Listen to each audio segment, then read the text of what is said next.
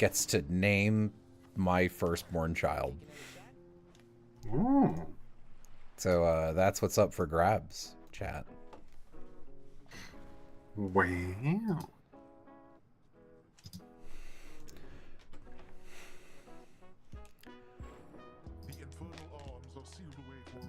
Her here. Oh, it's Shadow of Glass came over. Oh. Shadow of Glass was like, I'm tired of being referred to as Glass, or however you do it. Or whatever you do over there. I don't even know, but I'm upset about it. Well, name my child Digimon was the first one. All right, when I give birth to my first child, I'll name them Digimon, just for you. Oops, nose.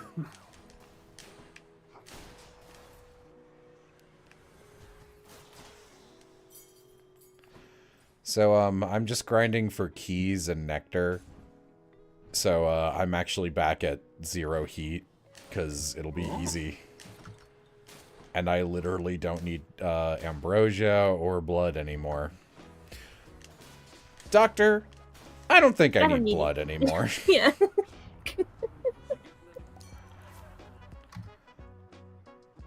Doctor. Dash causes hangover. Special inflicts hangover. These all suck. Just like a vampire eating. I was like, I don't think I need blood anymore. Anyone see that indie cross animation Gianni and Kovac were in? No.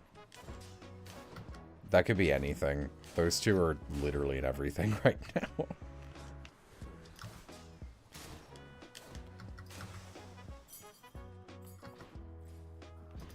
We are finally out of the gem mines, it's true. Why don't I... Am I nuts? No. Hang on. Maybe. Okay. I'm hitting give up again. I keep... It's like it's disabled all my mirror shit. Did I... Oh. Did it glitch out? I think you tried to, like... Right. Okay. Die. No,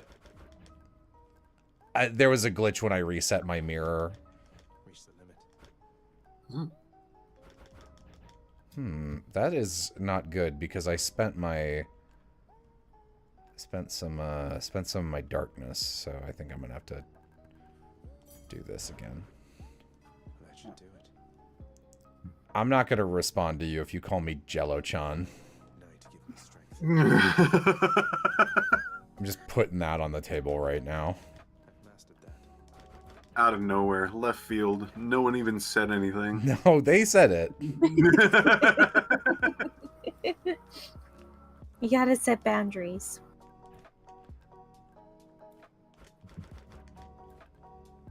Let's make sure that. Okay, I'll just use my cursor for this because this is really broken.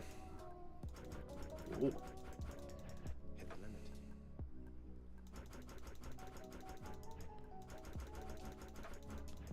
Okay. Which would be more useful? Whatever. Can't afford For that. my chat and Jello's chat, I'm still freaking chomping at the bit for any discussions about UFO 15. I think I've saw some people over on Jello's chat were just like, yeah, UFO 50, and I heard nothing else from them for the rest of the chat. Pifflons for the UFO 50 mines. I am still writing about my experience with the game. You're getting close to the end. You got so many. I am has specific notes about how far I am along. Just finished 35. I need to do 36 next. And that's, I guess, to me, closer to the end. I mean, it is definitely more than a third, so that's nice. Sorry, 2/3. Oh, I thought you were done with it. Well, I played through the Piff game. has played it. He's writing about his experiences with the game on Blue okay. Sky. What is your problem, controller? God, okay. This one. Daedalus power. Did I get all the achievements in UFO 50? Yes. More numbskulls. Will Jello play UFO 50 and Danganronpa 3? Are you the same? You just called me Jello-chan. You're an over 2 right here. You're the same person. Why would I go to Danganronpa 3? That is a good question. Okay. There has to be some sort of backed story. I might one day play UFO 50. I'm not gonna... I have no interest in Danganronpa 3. Come try me. I have enough interest in Danganronpa 2 in that I think I will be able to judge people more accurately based on the quality jump or lack thereof from one game to another.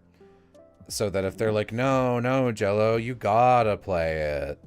I swear Danganronpa gets good and I play it and it's dog water, then I get to throw rocks at people forever. Ooh. And I get to be informed about it. But, like, I don't need to play 3. It's probably fair. Don't need that bullet point.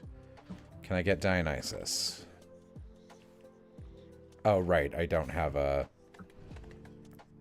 any heat, so I can't do Erebus anymore. Who's my favorite Twoey character? Karaya and Cat. She'll keep me going. Whatever, let's try it. The character whose street name is Cat, not the character who is literally a cat.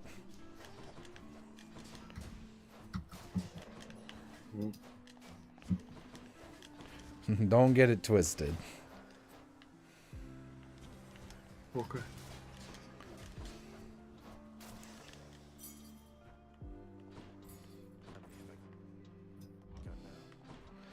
There's a game called Baldur's Gate 3 I could check out. Speaking of games that are 3, I bet I'd really like Baldur's Gate 3, but I don't know, man. I get really into video games when I start playing. I'm at like hour 200 of Hades. I kind of wring out games until they're dry, which is part of the reason I don't let myself play too many of them. It's not healthy. Here's the fee. Electric. Good night, That's Jello. fair. Bye, Shadow of Glass. I failed to hold your attention. Good night, Shadow of Glass. Good night. You and me speak. What is UFO 50? Excellent question. Uh-oh. Bare bones that I can give you, and this is not an elevator pitch.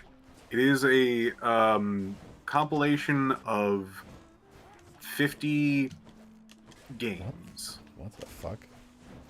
And they're around the like Nintendo and almost Super Nintendo era of games. It goes over tons of genres, and I think I also feel that some games are very long for those particular bits and very short. So it's hard to really describe if each individual game is worth it, or even if there is truly 50 games within it. But that's basically what it is.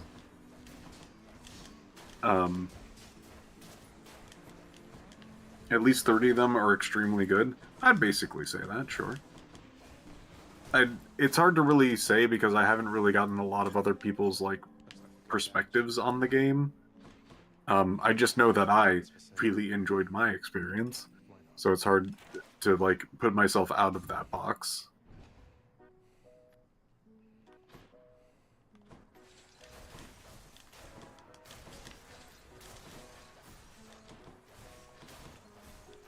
I can tell you that one game in particular is bad in UFO 15. Good enough to eat. The rest of them UFO are 39. Popped up. Don't worry, they put in an extra 51st game in there. It rounds out. I got one. Just wanted to say I like the thumbnail. Thanks, Triton's Lullaby. What?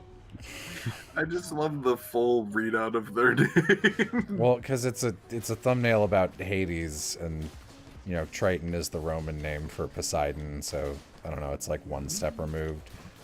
There's like almost a joke there, like you would be biased towards a Hades-related thumbnail, a reference to this musical about Greek mythology, but like I don't know.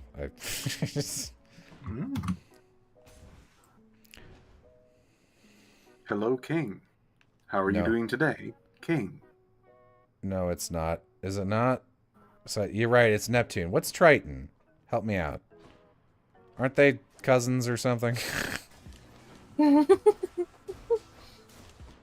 Man, am I really like, just think live together or something? I don't know. aren't they? Didn't they like make out all the time in my fan fiction? Didn't they like chase each other? That is a crazy way to describe that. Don't they like know each other's flesh, tongue-wise? You know. It's a song. Okay, all right. So let's. So what I'm hearing is I'm right in my wrongness. Oh. No, that's not what I was hearing, but sure. Here we go. Extra nectar. No, King. Dang. Okay, good. You're not hurt. But still, that sucks. Alright, best wishes for everybody over in Jello's chat. King got in a car accident yesterday. Oh. That's a problem. They're fine. They're not hurt. So, the question I was gonna ask, I was like, was it serious? But what I was gonna, the way I was gonna phrase that I stopped myself was it a good car accident? Now, from the wording, it seems like a general negative, but they seem to be unhurt.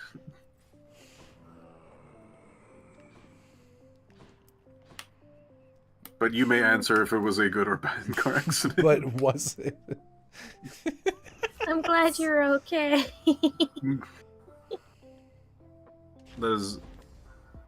I only like maybe 2 jokes from this show, and this is one of them. I love the Invader Zim joke of, you made the fires worse or better?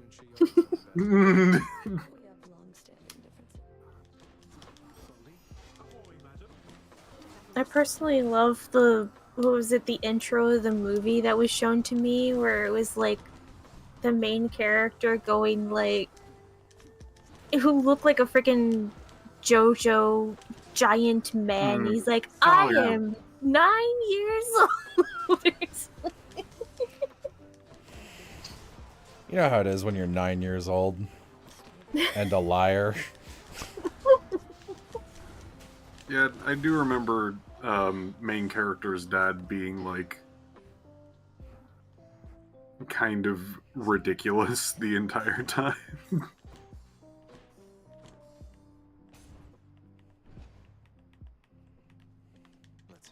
You know, I don't know what it is about like a certain era of kids' cartoons where if the kids had parents, like either the parents were dead or if the kids had parents, they were insane to the point of being so unhelpful usually.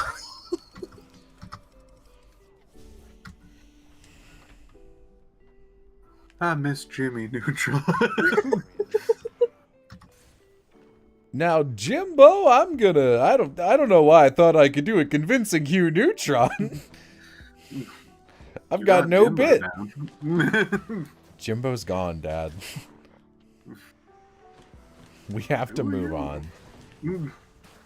Oh, you're my little duck statue.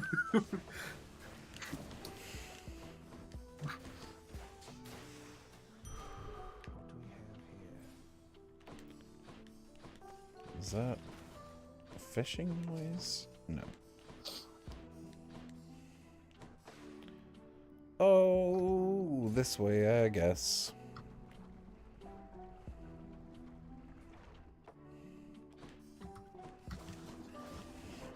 Why are there only 2 likes on this stream? Probably because it's a casual Hades stream with a unattractive thumbnail and a very unattractive name.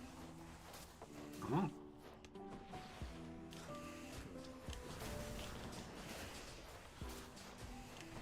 Huh. What even was Jimmy Neutron? Honestly, I could not tell you. I stayed far away from it. It was fine. I don't know why. I just there was a certain era of Nickelodeon shows that I just like didn't want to watch most of them. That's fair. I think I saw the movie weirdly once though, because it was on TV at a friend's house. Like the movie that had like Jimmy Neutron and the Fairly Odd Parents. Oh. Unfamiliar. The Jimmy Timmy Power Hour, of which I think there were 3.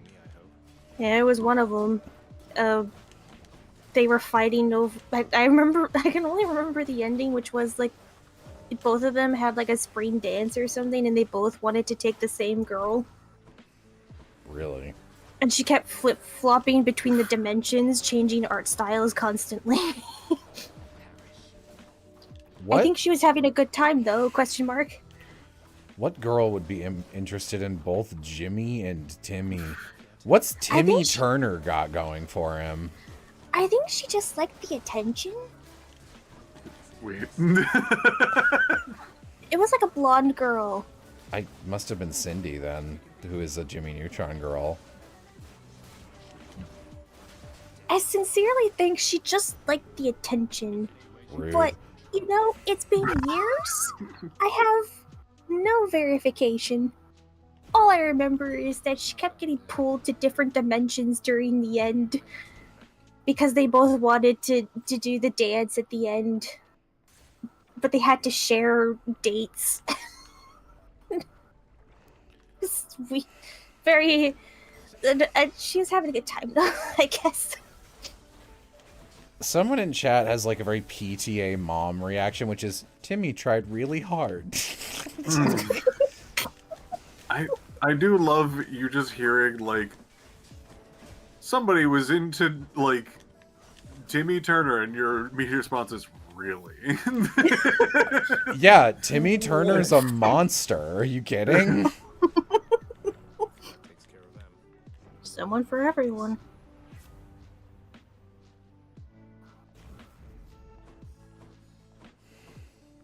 Yeah, jolted. Yeah, I'm behind, but that's fine.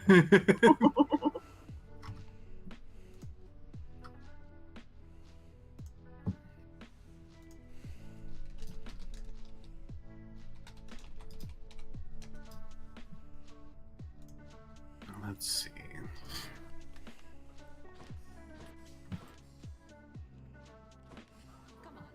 I think it would be easier for me to just grab a template. I forgot they made a live action movie. I never saw it, of course, but I forgot they did that. That's so... It must have been so strange for those watching. You would not trust me with godparents? Why? I'm moral. I'm normal. I'm literally normal.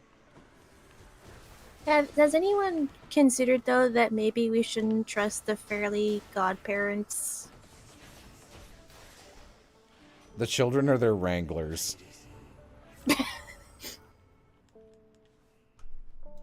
Maybe it's more that the fairies need to be chained to the children, so that way they do not cause complete doomsday. I wish Jello had fairy godparents. We'd notice immediately. Same with the Death Note. This sounds like a crazy question.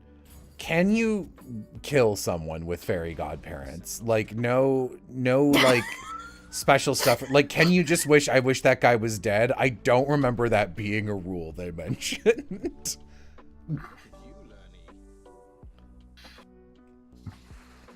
I know fairy godparents started World War II. They're not moral creatures.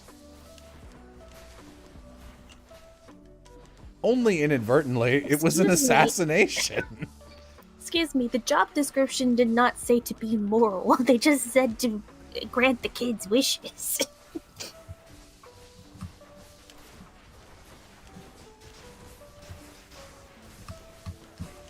That's true.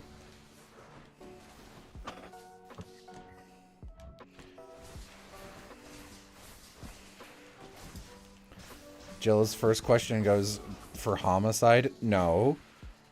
The person said, like having a death note, we'd notice immediately. The implication is that, like, political figures would start dying. So I'm asking, can fairy godparents kill people? Like, you'd think the answer would be no, but I don't remember that coming up. I remember there being, like, 3 rules that came up. It was like, you can't make someone fall in love with you. Or, like, if you can, it always goes bad. You can't tell people you have fairy godparents or they go away. And some other thing. Probably something about killing people or...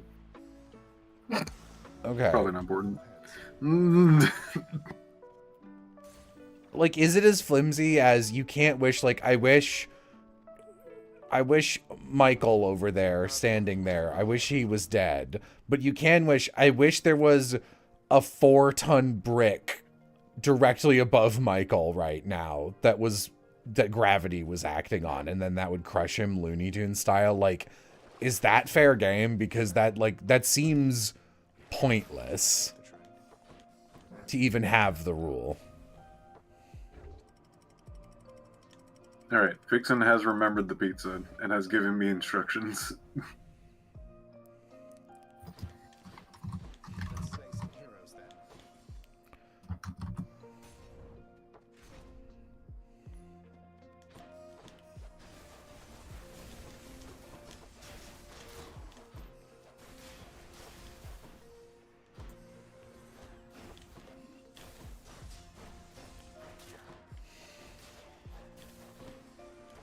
You know, thinking about it, I was trying to remember the rules of, like, the genie in Aladdin. And there is only a rule about, like, you can't bring people back from the dead. I don't think the genie ever mentioned that you can't just wish the genie to kill someone. Yeah. You probably could.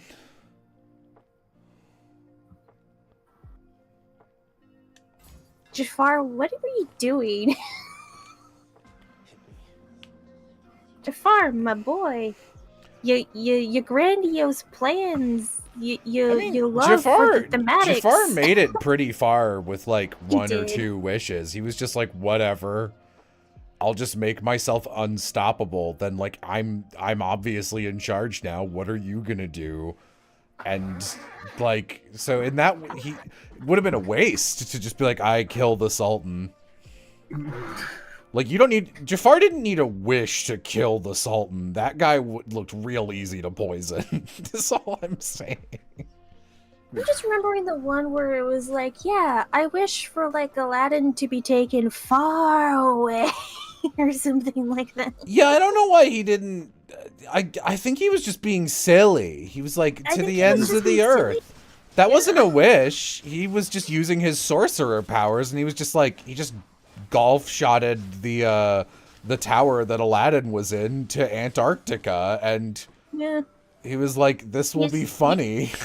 Yeah, he was just being a little dramatic little guy. And like, I don't know, I respect it. Like, I get it.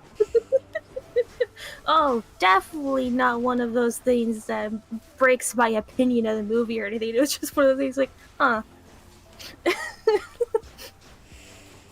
Jafar, you're just being a silly little guy. You're being so inefficient. I love it for you. But I mean, you got pretty far. I mean, he was on top of pretty much everything besides not reading between the lines of his last wish. Yeah. There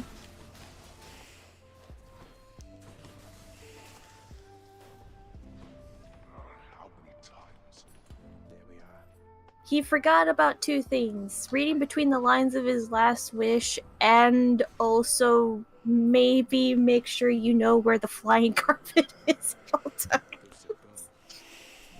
Thank you, mate. That flying carpet's a little shifty. Did he even like know about the flying carpet for the majority of that movie? I feel like I feel like he saw it at least once, because he, like... Oh man, it's been so long. Alright.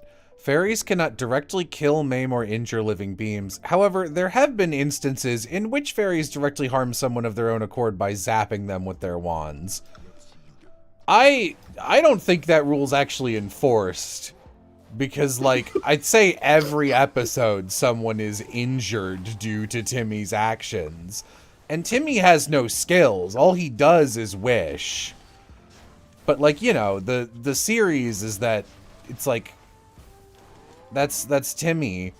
That he has to he's got all powers. He can do anything he wants. So it's like, well, how do we make a conflict? And it's like, I guess you have to make him the stupidest, most amoral character there is. Otherwise, he'd just solve everything. And there's even an episode where Chester, his friend, gets the fairies. And Chester, like, goes around trying to help people. And he's like, I wish... like, it weren't so cold in Antarctica so that people here wouldn't freeze, and the poor animals weren't so cold, because he's like a little kid, and it just melts the ice caps and dooms the world, and he's just going around doing shit. Like fairies are just horrible beings. Yeah. Glass Your fairy fan. Yeah. Unless you were a fairy, tell us about this. The fairy godparents are a different agency. At least most fairies have the decency to be like, haha, I tricked you. I'm antagonistic. And the fairy godparents are just like, we are sheer incompetence and we are ruining everyone's day because of it. That's worse. So truly, anything I ever hear about that show is that every single character is incompetent, and that's why anything happens in that show. It was like my favorite cartoon when I was like 6 or whenever it came out. But I don't think I could stomach an episode today. It sounds like every single character will inevitably do something really dumb.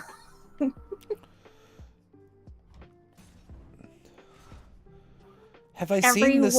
Everyone is chaotic. Have I seen the sequel series? Obviously no. I heard it was better because the main character isn't Timmy.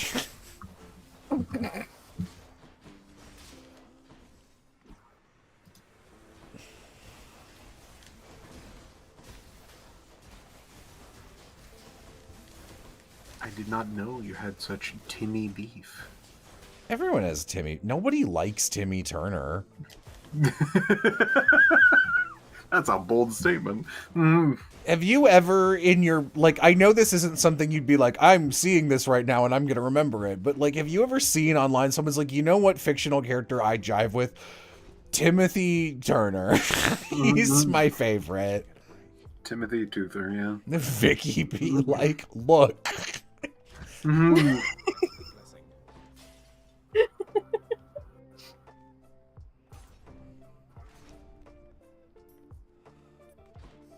All we're saying is maybe Vicky had a point in bullying that child. I mean, Vicky is also evil, but like, that's the other thing is it's like only the most miserable child in the world gets like an open pair of Fairly Odd Parents, and it's like, are you sure? Like, I know Vicky is unusually cruel. Do you really think Timmy Turner is the saddest child on earth? Nope.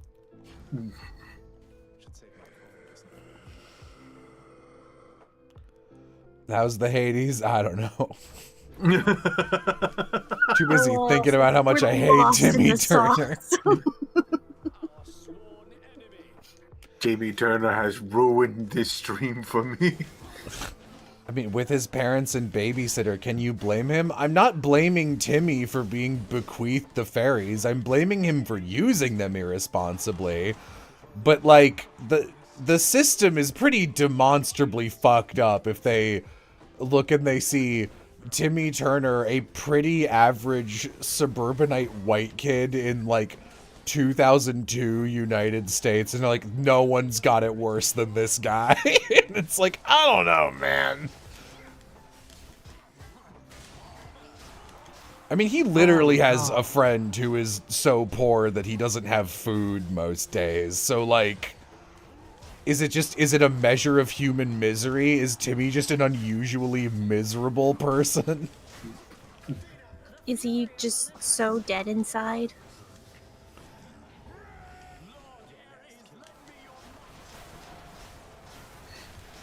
Imagine Timmy without his fairies. Okay. Yeah. There you go. What do you mean, there you go? I don't even know what point you're trying to make in jest.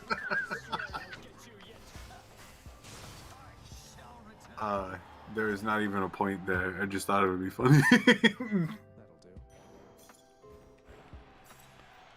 again, Shade, thanks to your support. Should be another such performance soon. Piff asking the big questions. He's been reading philosophy, don't you know? I have been reading philosophy. Yeah, that's true. Can't say it's not true, because it's true. Is true. Go on. Let's talk about something positive to do with Timmy Turner. No. Why? Why? Why are you both sidesing Timmy Turner? We don't need to. We don't need to find the silver lining of his horrible teeth.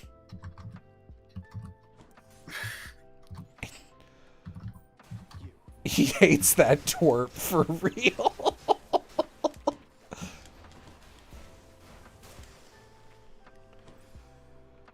You guys remember how I originally revealed Lorelei Blindeff's character design? Because I had just gotten it, and I saw a Tumblr post where someone just wrote older sister in a Disney TV, like live action TV show voice, walking up to me on my computer, shuts the computer down, log into the real world, dweeb. And I thought that was so funny that I just put a speech bubble of that coming out of her head, and I was like, yeah, this is how I'm deciding to reveal this character design. Nice.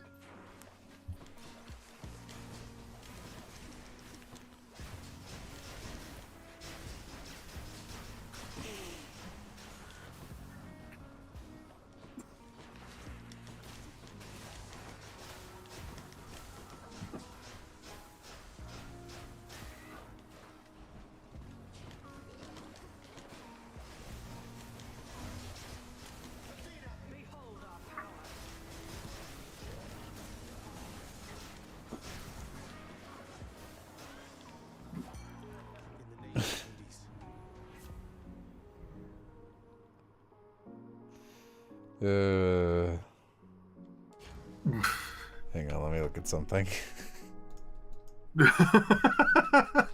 Zombie noises. Minecraft zombie noise.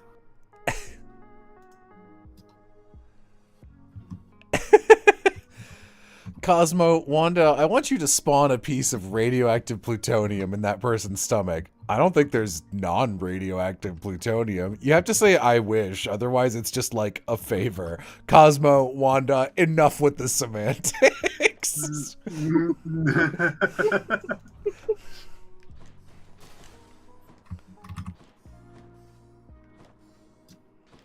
I've never heard of this before. Wow. You gotta give it to Timmy for not being in prison? You have a warped view of cause and effect. What do you mean I have to give it to an all-powerful asshole for staying out of prison? He can wish not to be in prison. He was kind of Phineas in and prison. Ferb stayed out of prison. Do you guys not remember the fun box? Isn't that the purple console that Nintendo made? No. That's the green console Microsoft made. Timmy is like 60. Yeah, he also canonically trap everyone in like an immortality time loop where he'd never get older because he was turning into Drake Bell and he didn't want to lose his fairies. Like, nothing about Timmy Turner is good. Hey, a Satyr sack already. Hey! Bless you. Yeah, yeah. Strength and beauty. Going back. Must be hungry, huh? You know what we're saying is Danny Phantom literally died and he didn't get any fairies.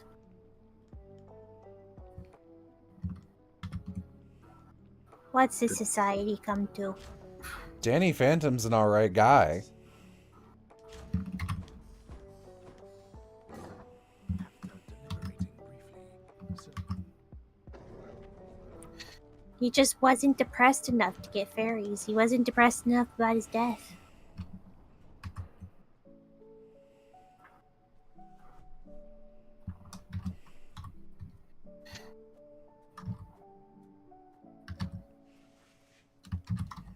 A fish. I shall be. Help me convince Jello to like Timmy Turner. Why? What do you get out of this? Are you Timmy Turner? You call me But you're not gonna Jello-chan. win. You call me Jello-chan. You try and get me to like Timmy Turner. Who are you? What else have you done? What are you hiding?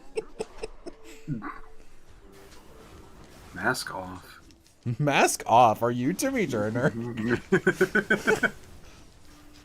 You're legally allowed.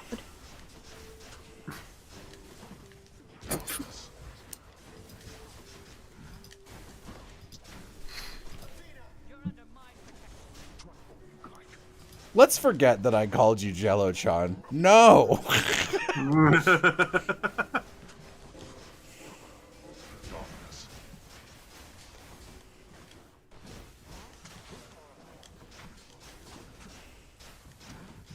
That was not 20 minutes ago.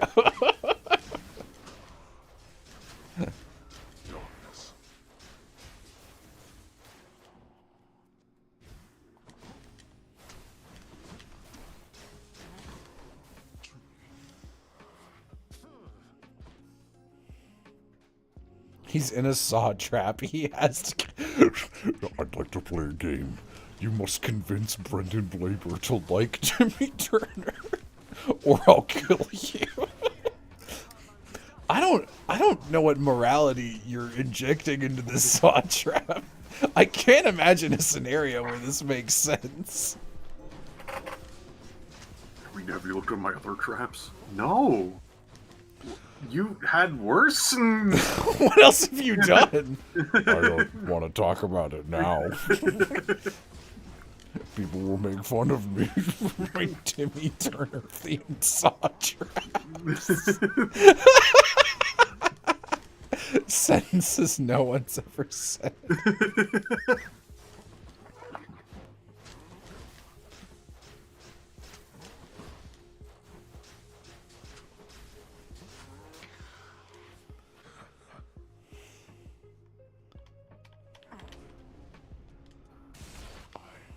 Cannot remain. Got you. I thought there would be more people on the side of Timmy Turner in chat. Well, you were wrong, I guess. Come on, give me a trout. I need trout. Hell yeah. Yeah, trout.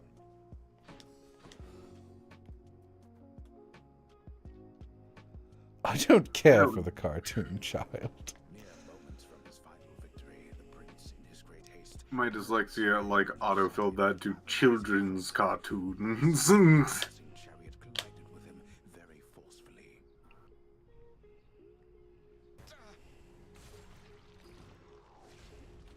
Chat, help me out. I keep trying to recommend things that I'm like, I think Jello would like this, and it's always something that's French. Used to that. Help. You are consorting with the severed Gorgon head, my child. She's my friend, Nix. Look, I love you very much. You know I do, except... Piff, are you French? I do. No. Very well. But understand. She'll be fine. No one works harder than Deucer. Here's what I caught. I guess that's the end of that question. Sorry, what was the question? There was a new conversation, which is kind of rare in this game, so I was... They're asking me if I was French. No. I don't even think you could call it, like, you could call it a dead running gag, I guess. So I don't like French storytelling in cartoons, in animated media. For a long time, I had never seen something I liked. Like Totally Spies, Code Lyoko. Like, I mean, I like Totally Spies, but like it's objectively not good, you know. Sure. But like Totally Spies, Code Lyoko, Miraculous Ladybug. I don't like any French animated film I've seen. I haven't seen Wakfu. And yeah, it's just been a thing. And for a long time I was like, man, can French people doing animated shows get it together? And there was like a string period of time where Piff and Glass were watching a lot of animated movies, and you guys happened to watch like two French ones. You were like, these are pretty good. And I was like, I'll never watch them because what if I like them and I'm wrong? And Piff, for the first time in quite a while, was like, hey, I've got a movie to recommend to you. And you sent it to me, and I Google it, and it immediately goes like French animated movie. And I was like, Piff. And you were like, oh, is it French? I didn't know. I didn't know. Beware the adamant rail.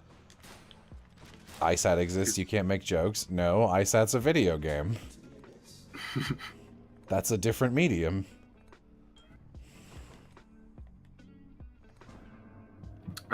I found a movie named, let's find this boyo, Sirocco and the Kingdom of Winds, and it freaking looks rad as hell.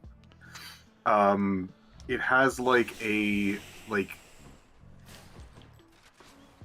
best way I could put it is a cleaner Ghibli. I'm not sure if that's where it should land for a description. Hang on. Okay, first of all, Lovey, you can't say I will become an MLB hater for the monster it's become. I know you mean Miraculous Ladybug. MLB means Major League Baseball. You can't just keep abbreviating things. Then, yeah, okay, Mask, what do you mean when you say Totally Spy's a good LGBT tester? What does that mean? Explain yourself.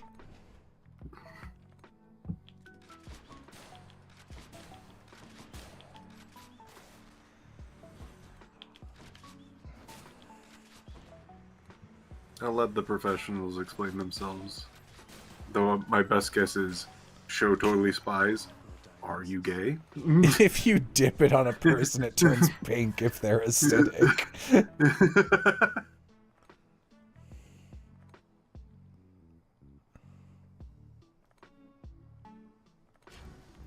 Good evening. I implore the fates. I don't need gems anymore. Give me this.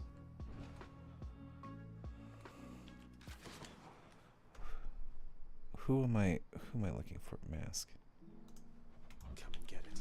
This is the reason my audience, like, we keep losing subscribers, and my audience never grows. And even though we've got like an average chat of like 200 or 300, it's got a really low, like, chat per minute rate. Because I will actively look over and go, what are you talking about? And then people go, oh no, and skitter into the darkness.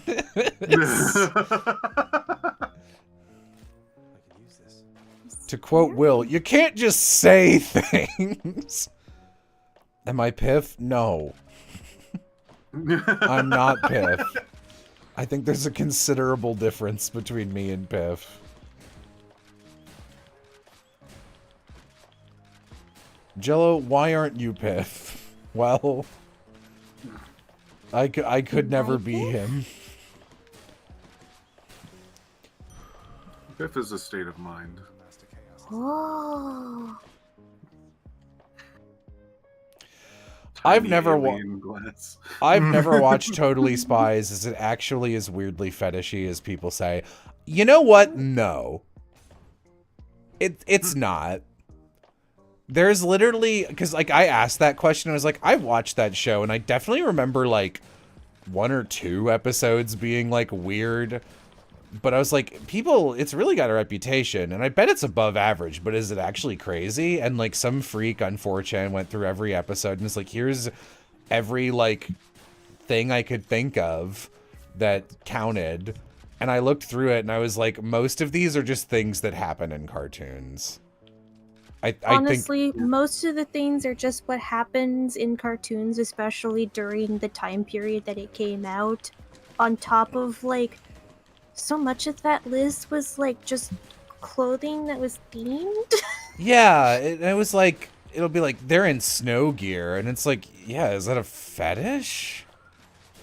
One of them was like, oh, they're in, like, 70s themed spy outfits. And I'm like, is that in a spy show? Is that like not? Yeah, like if yeah, no, it like I acknowledge I think you do have to acknowledge that at a certain point, like if it were the same show but it was like bro spies or whatever, and instead of like, you know, make like lipstick lasers and shit, I don't know, they had like skateboard lasers or whatever the boy, you know, girly girls, whatever the boily boy equivalents are. If it were that and it was the exact same show, truly I don't think it would have the rep that it does. Now, to be fair, there are some weird episodes. Don't get me. It's just, look, it's just overblown. Is it? It's just overblown. Like that one As episode. someone who watched it growing up and has watched it as an adult, it's a bit overblown.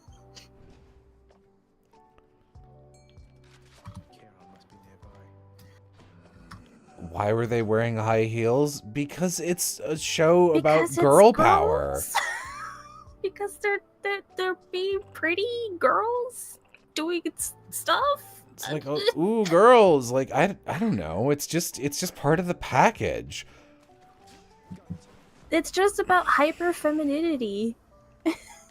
And heels are a part of that. Do girls, if a girl wears a shoe, that's a fetish, right? Like, why would they give a woman a shoe?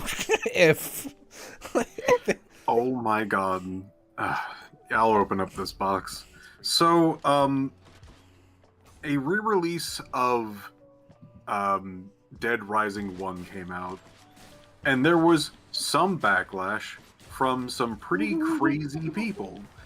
Yeah. And so I had to sit there and look through people's opinions about, how do I put this? Them not understanding basic things. Mm-hmm. Like, let's just say a character's design looks really bad. Okay. And one of the main design things is fishnet stockings. That is the bad part. They removed that and still gave them, I believe, stockings or just bare legs. And people were like, no, that's not right. They're trying to censor our game. Okay. She's more naked. It's woke. Yeah, Kind of, yeah, that's what they were going for somehow. Yeah. And I had to go down some really shitty rabbit holes to figure out even what the argument was. Yeah. It's just, can we really keep the personal and the professional completely separate like this, Meg? And I have to say, Emotions in check. they're wrong. Because they, I think, were trying to imply that the lady was implied to be a sex worker because she had fishnet stockings. You can wear that was fishnet it. stocking. It's not that unusual. I believe in that Dead Rising remake, I think the guy they got to play the new version of Frank West is Jas Patrick, who voices Particio in my favorite character in Octopath Traveler 2. And those are his two big roles, and I thought he did really good in Octopath 2. I don't know how he did as Frank West, but... I don't. Nice seeing you. But I just think that it is very funny how people connect so many dots that they make up their own reality. Mm-hmm.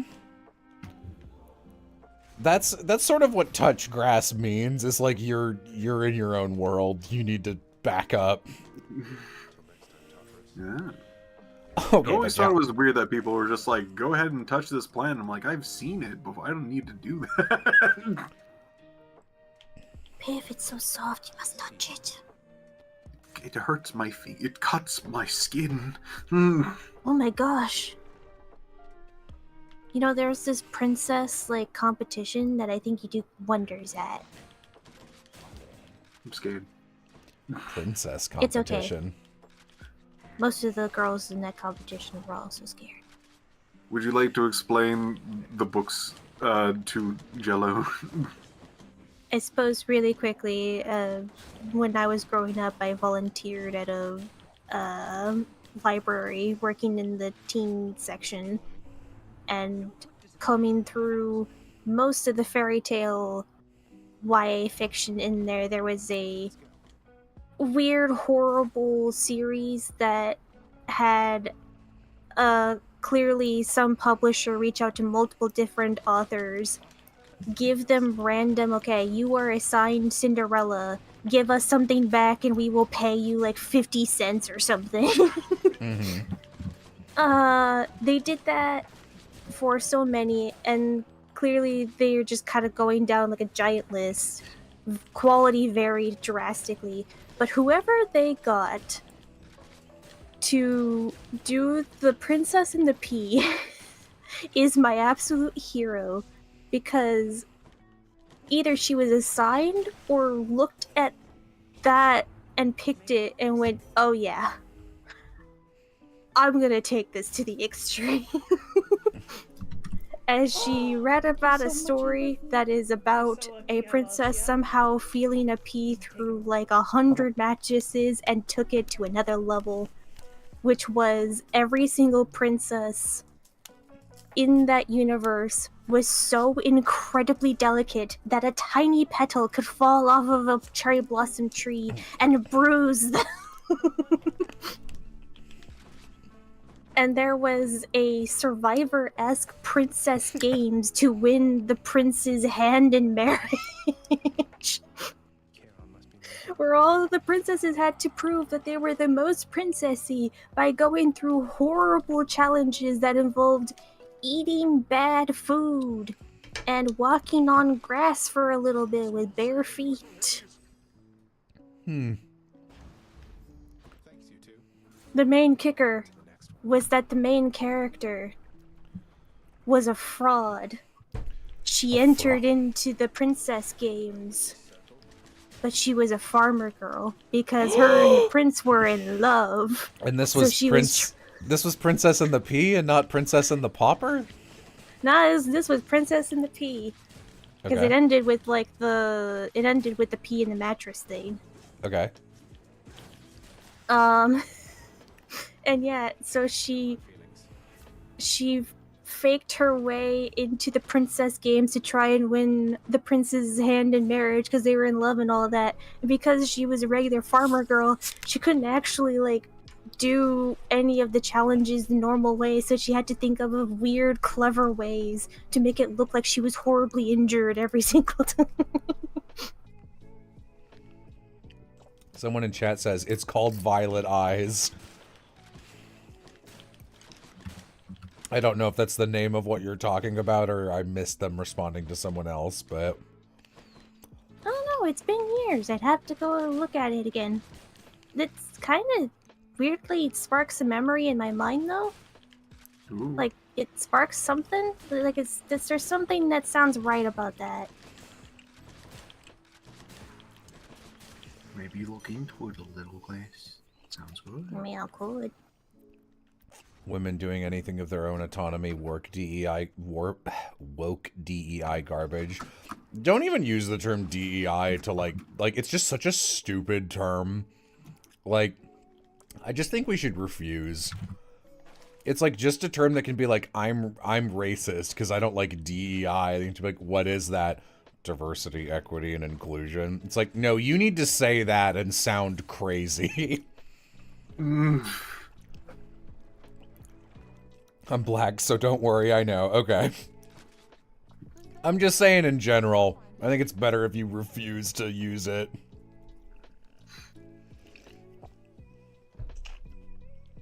Well, Violet Eyes is some book series. Can I ask Jello something? I don't know, Ryujin 2. You're like over 4. Are you sure? Are you sure you want to go for it? Can I convince my favorite streamers to not play Danganronpa 2? Probably not. I can't convince my favorite streamer, me, to not play Danganronpa.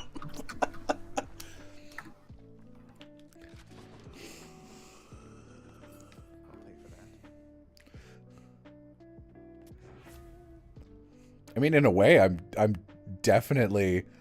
Oh god, not wolf maxing.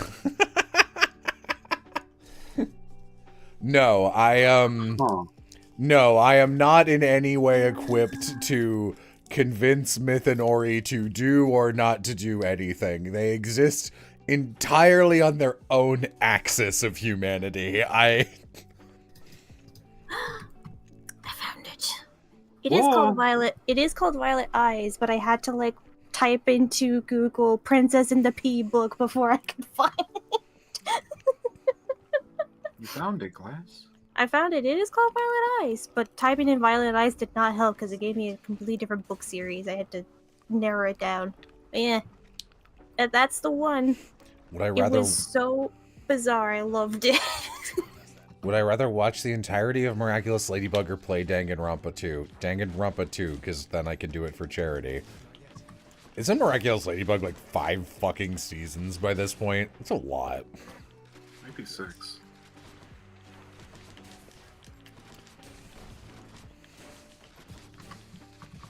It is 6. You're correct. Hooray! So you're wrong, Joe. It's pretty short. Okay. It's not 5, it's 6. Oh, I didn't want to do 5 seasons, but if it's only 6, then...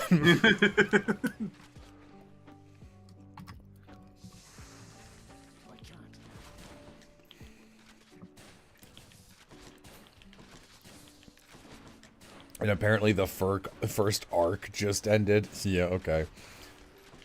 You cannot look me in the eye and convince me with any amount of money that the Miraculous Ladybug people had a plan. I watched that first season.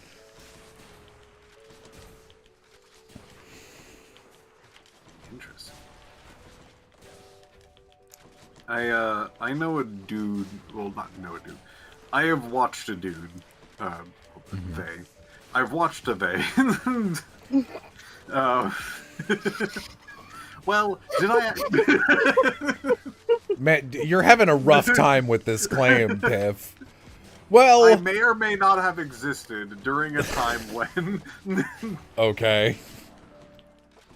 I think their name is CJ the X or something like that. Okay. Very well spoken, like. Gets their point across, unlike myself, pretty well. And they are like big into promoting this show, like a lot. And I think their biz is like, yeah, there's like the first season, and then season 2 starts like ramping up, which is like not a good pitch for a show. Wash away my bones. Get me out of here. Knows how to tickle the brain with funny words. I mean, it's good for me because I like hit them immediately when I was going into like my like, oh, I'm gonna look into philosophy a little bit, and then immediately was just like, what if I hit you with like several philosophy points? I'm like, oh, neat. So it was a really good time to look into their stuff. But yeah, I just wanted to point out that they're just like really into this show. Almost unprompted in almost any of their videos will just be like, and I want you to watch this show. Look, which is very funny to me. I did not have what I would call a bad time watching the first season. I watched it in a binge session with Keen like 6 years ago, and I was like, man, that was not good, but I didn't have a bad time. And then I like looked at some stuff about the production, and I was like, this is doomed. And it's one of those shows where I just every couple of years hear people, I'm like, do people still watch Miraculous? And people either do that Danganronpa thing where they're like, yeah, Miraculous fans hate Miraculous Ladybug, or, oh yeah, I thought it was bad and kept watching it and it kept getting worse, so I stopped. And that's it. Maybe I'll have to look at the other side of this stuff, because honestly, I have not gotten much exposure to the people's reaction of that show. I wish I did.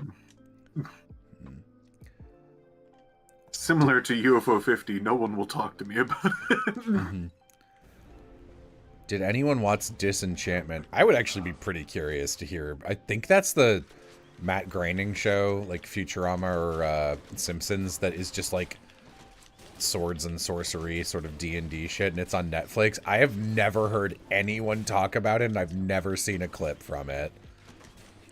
Ooh. It's ... fine. It was alright? Okay. Oh, I probably should have been trying to kill those guys faster, but I was looking at chat. There we go.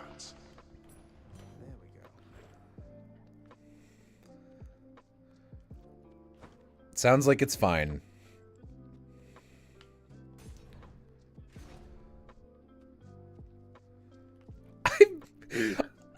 I've seen quirked up gay fan art of it, so in my eyes, it's doomed to fail. On it, actually, I've lived your life. I understand what that means.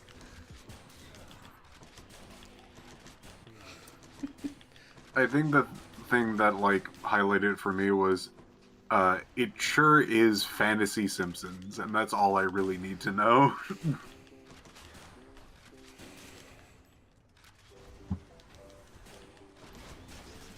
I'm assuming when somebody puts down Simpsons, they mean modern Simpsons, which is probably perfectly fine, but yeah, it is not their like golden era. Yeah, I've seen some clips that are from more recent Simpsons, and it's like a different style, but like it, you know, it's okay. It seems fine. In the name of Hades. I don't like this sounds. I think this sounds pretentious, but like I don't like spending my time on stuff that I think is just fine. Like I don't mind trying something, especially with friends, and being like, that was fine. But I don't like going out of my way. Sorry. I don't like going out of my way and then being like, well, that was fine.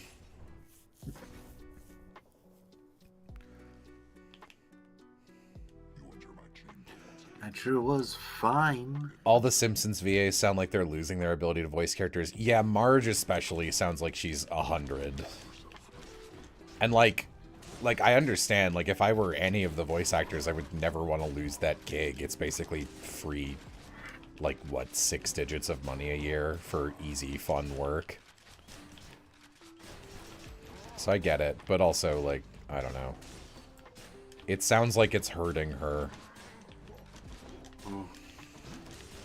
I guess to spruce this up, a question from chat on my end for all 3 of us in call. If you were made into a scented candle, what scent and color would you be? Like, what would I want to be, or what do I think I would be, like, personality-wise? What's my candle sona? I think the second one. It's if you were Okay. made into a candle-scented candle. Okay, so if I didn't get to pick, I think I would be some kind of, like...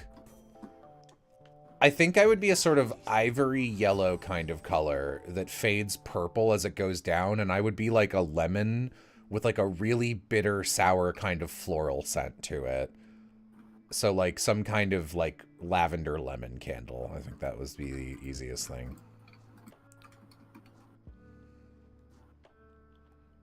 Sure, whatever. Somebody immediately, like, basically while you were saying that, I saw the sentence pop Yeah, I up. see. Someone got your number. Like, it's also kind of my brand, but, you know, I think I give off an abrasive energy, and, like, lemon citrus is sort of that, so. Yeah.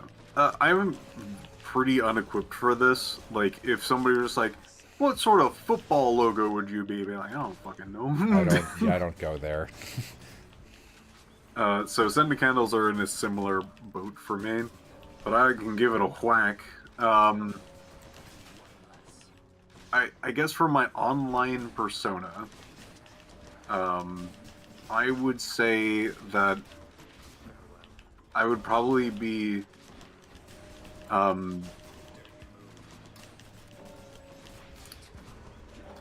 maybe a bit on the herbal side, but more just like mint. Yeah, I could see you as mint.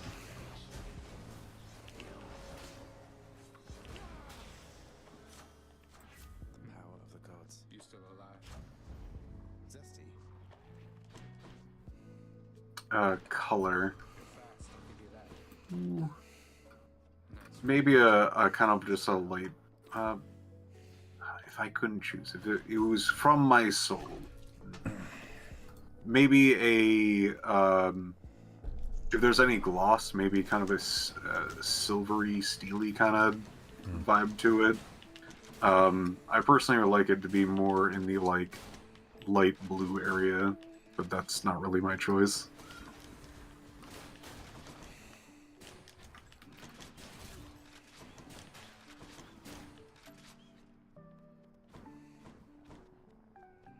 Do you know scented candles super well, Glass? I kind of do. I get them fairly often. Oh. Glass Reeds is a very springy scent to me. I really like floral scents. Those are the ones that I get the most often.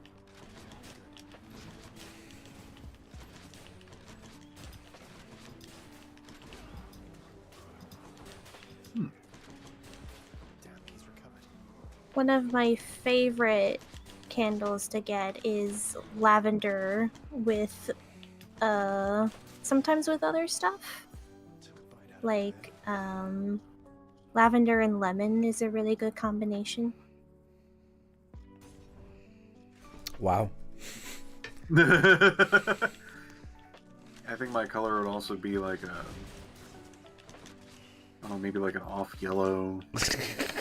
And I think it would like fade to like a sort of purple at the bottom. I had to just guess. Can't believe my candle's being infringed on. I'd copyright it right afterwards. If I could pick any scent, I would pick a really... I would love a hyacinth candle. I have a hyacinth next to me, but it's dying, so... You shall pay for that. Begging your pardon?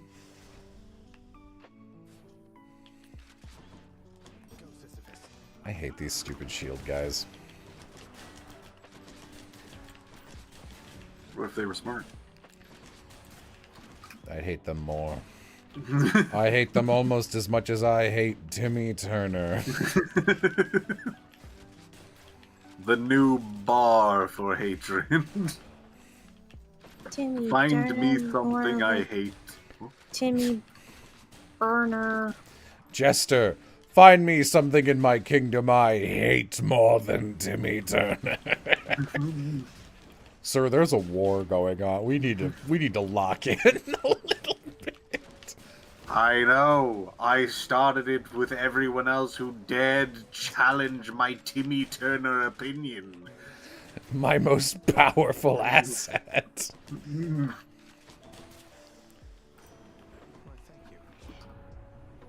My liege, can we, like, wrap this up? The way you said my liege there was so my liege. Are you fucking looking at this?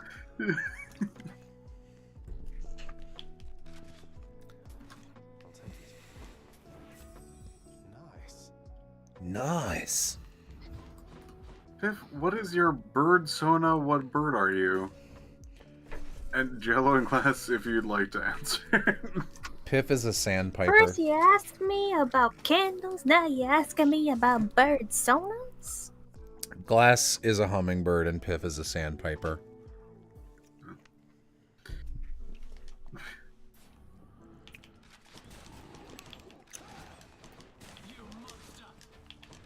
Here's a question for us. If you would have to describe yourself as a game cartridge disc, which one would you be? Game Boy Advance.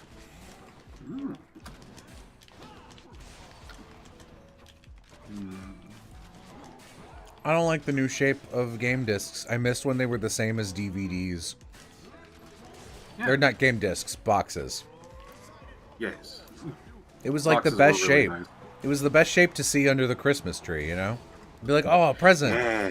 It's a movie or a video game. Hell yeah. Both of those are good. And you see a big box, you're like, Donkey Kong Bongo Beat. That's what I say every time I see a box larger than a DVD game. I'm like, that better be Donkey Kong Jungle Beat, otherwise you better be returning it. I open it up, it's a life-size Timmy Turner doll. It's a Funko Pop of Timmy Turner. A life-size Funko Pop of Timmy Turner might be one of the most undesirable items I can imagine. Like, it's made of plutonia. I'm reminded of the fact that one guy my sister dated for a while, he didn't know anything about me, but he was invited to like our Christmases to celebrate. So I guess he felt like he needed to also give me a gift. But he didn't know what I liked, so he would just give me whatever was like the most popular video game Funko Pop. Oh. I have a small... Hang on, someone edit me. What is this? It was book. Oh! Love you, Joafini. I love it. I have this, I have a really big extended family, I believe. I have something like 38 uncles and aunts and, like, upwards of 50 cousins. It's fucking absurd. And...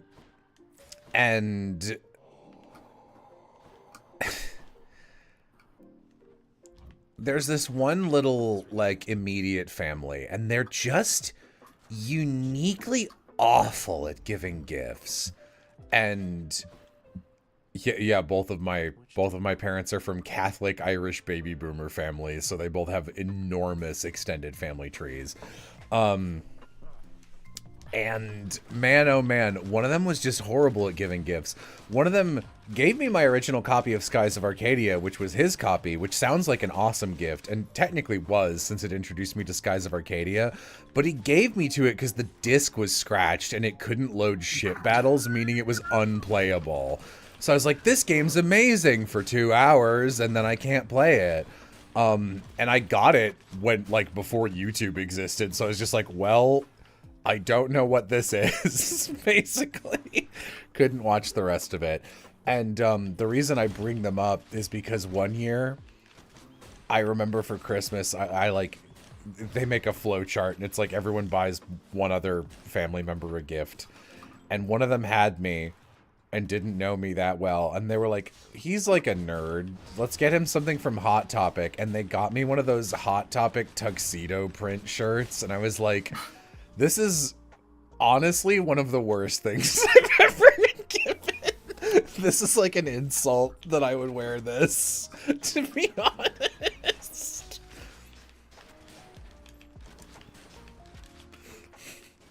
Okay, good. I was like, am I the only one who perceives those as like extremely like gross? But no, clearly that's the vibe in chat. No, that's terrible. Okay, good. And I was like, No, damn. terrible. That's as many as 4 10s.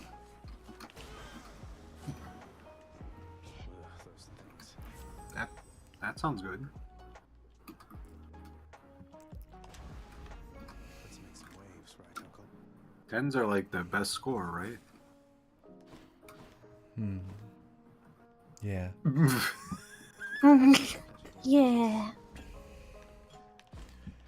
Piff and I dying in a World War I trench. 10s are like the best score, right? Yeah. Getting 4 of them means like the best, but like 4.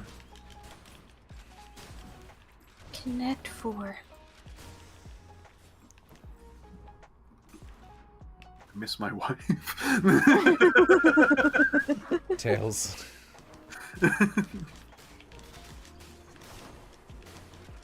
Piff, at which point in the day is it Piff time?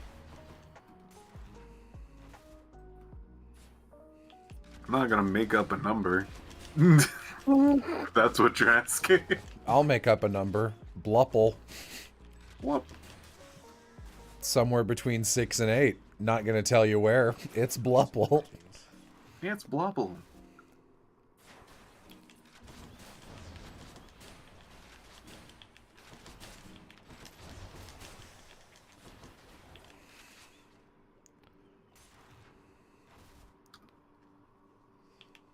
The tiny vermin.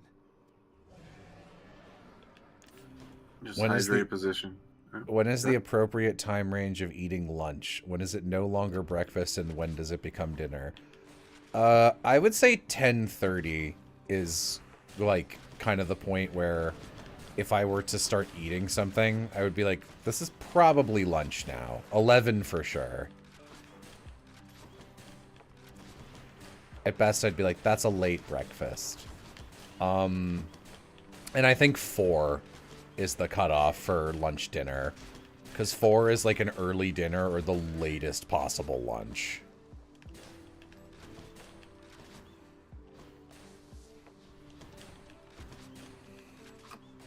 I would say, for me, from what I'm seeing from other people, I think it really pivots on like what a person's sleep schedule is. But if you're going from like a like diner or like when does things stop serving blank at what times for like food places, then I would absolutely agree with Jello. And there's also like sometimes we're just like, well, it is a weird time in the day. Let's go 3 p.m. I am going to still have eggs, bacon, toast. Would that still be not considered breakfast or whatever? Like, is the meal itself considered breakfast? If you're eating eggs, bacon, toast at any time of the day, that's just breakfast for whatever meal you're having. Like, you can consciously choose to have breakfast for dinner, but it's dinner. You're just eating it in the style of breakfast. Styled meal. Like when I think breakfast, you think like breakfast is the most it's the most standardized because like every breakfast place has the same stuff. It's got like eggs, a protein. It's less common that it's like white meat or chicken, or like white meat chicken or fish. It's usually like eggs or some kind of sausage, bacon. It's usually a red meat. Ham. Toast, pancakes, those are all breakfast things. It's like breakfast and all-night diner food. That's breakfast. I think of lunch as like sandwiches and middle-sized meals. And then I think of dinner as a big entree. Where would chicken and waffles fall under? The garbage can.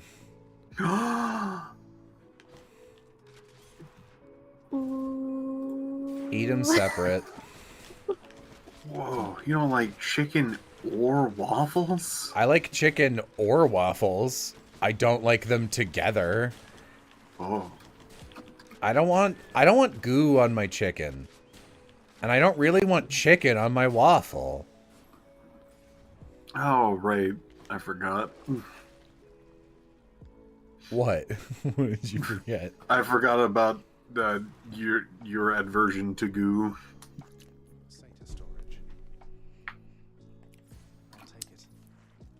Like, syrup especially is a really unpleasant texture to get on your fingers if you're eating.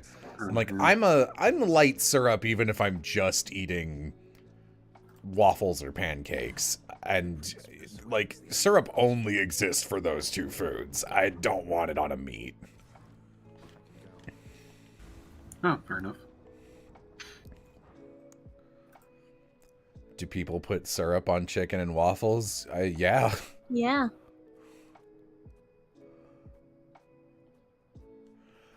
As a filthy English person, can someone please explain what the appeal of chicken and waffles is? I don't think there is one. I don't understand why it exists. People like sweet and savory. I will say the adjacent goo dish that I like, or would probably like more if I had any access to it, would be biscuits and gravy.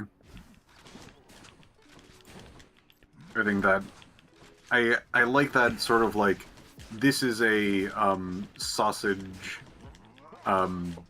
like gravy with biscuits. I love both of those things. So just to be clear, I am a goo hater. I don't like any kind of gravy, and I don't like any kind of soup. I wish I did like soup, but I don't. I do think stuff like biscuits and gravy, I'm like, that's a real food. Chicken and waffles, I look at, I'm like, this is something I don't like, and I think it's stupid, culinarily. Because, like, I understand wanting to, like, have a kind of protein with, like, a sweet and savory mix to it. I just think syrup, and syrup can be used in, like, a marinade, but to actually just do a syrup, I think is disgusting.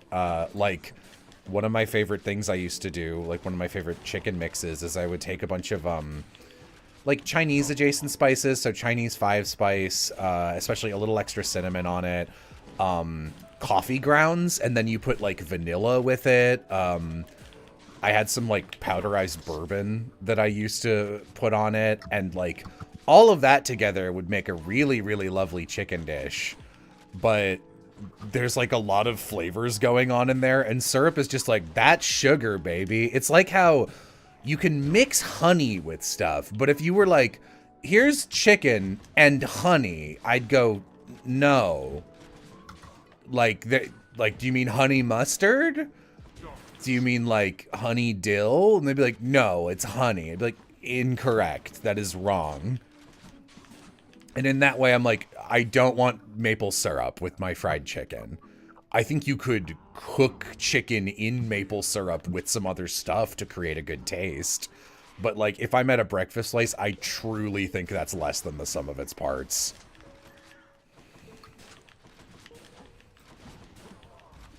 Fellow soup hater. I wish I wasn't a soup hater. Not liking soup sucks.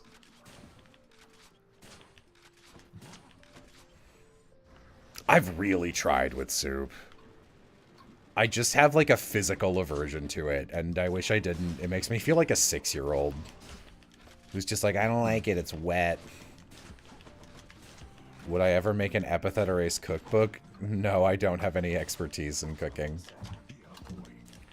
Also, I feel like that'd be better suited for like pastries and desserts, and I can cook, I cannot bake. I have literally no baking ability. Like, you could hand me a recipe and ingredients and I could do something, but I don't have experience cooking, really. Or baking, shit.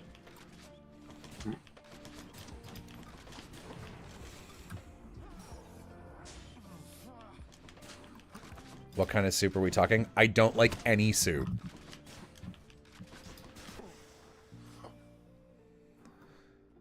I think Kenzie is similar.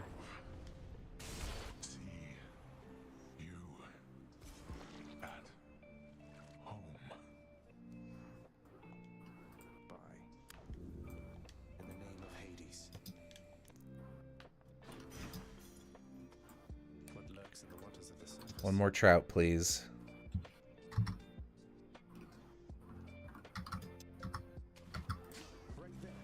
Oh. He sounded annoyed. I caught a bass? Ugh. Okay, I need one more trout. I've literally never caught the rarest fish in the chaos. Me neither. It's so annoying. Good night, Lovey. Good night. He shall eventually have no more ideas. The prince, as often is the case. I like Jello, okay. I like Jello in the little cups. Jello's not a liquid or goo. It's like its own thing. I mean, it's gelatin.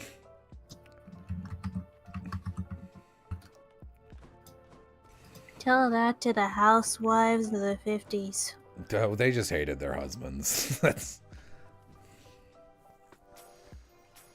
They decided Jello could be anything. Wow. Sure, why not? Give me a diamond.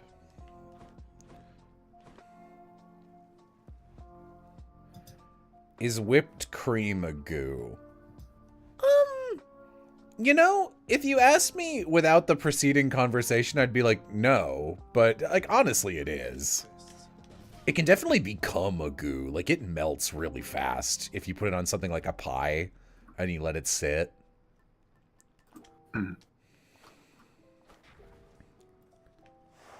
When is it soup and when is it tea? None of that. None of that, like, is cereal soup shit. None of that shit. It would be an interesting conversation if it wasn't had 100 times. It stopped being that since the answer has been had between every single person in this chat multiple times. Mm-hmm.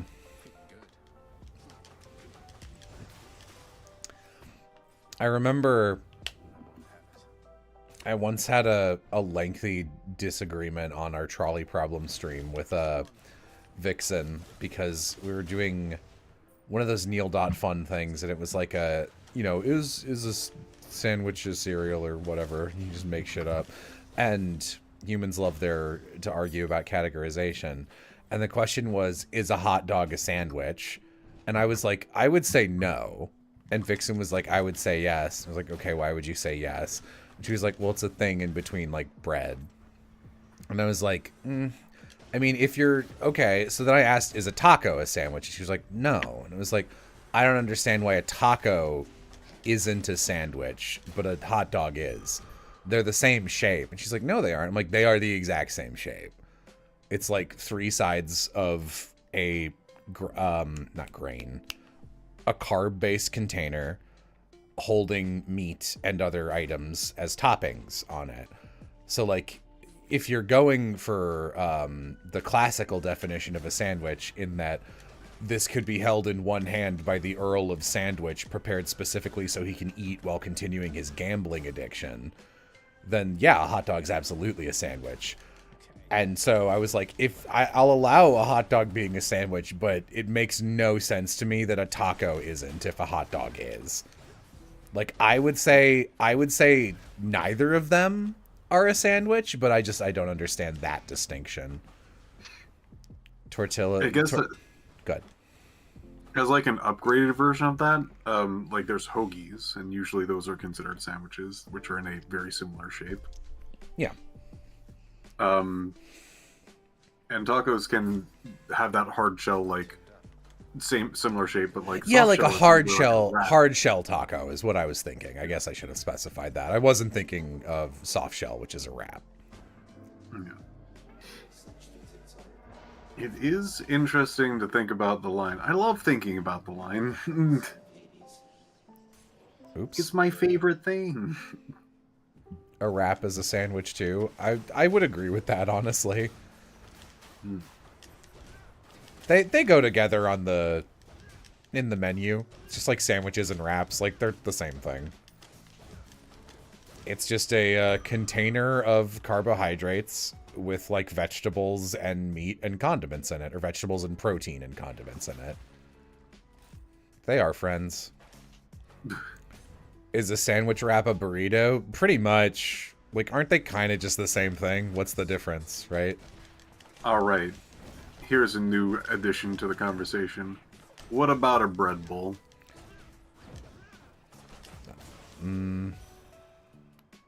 I don't think you would be easily able to hold a bread bowl horizontally and bite into it without consequence. So I don't think I'd call that a sandwich.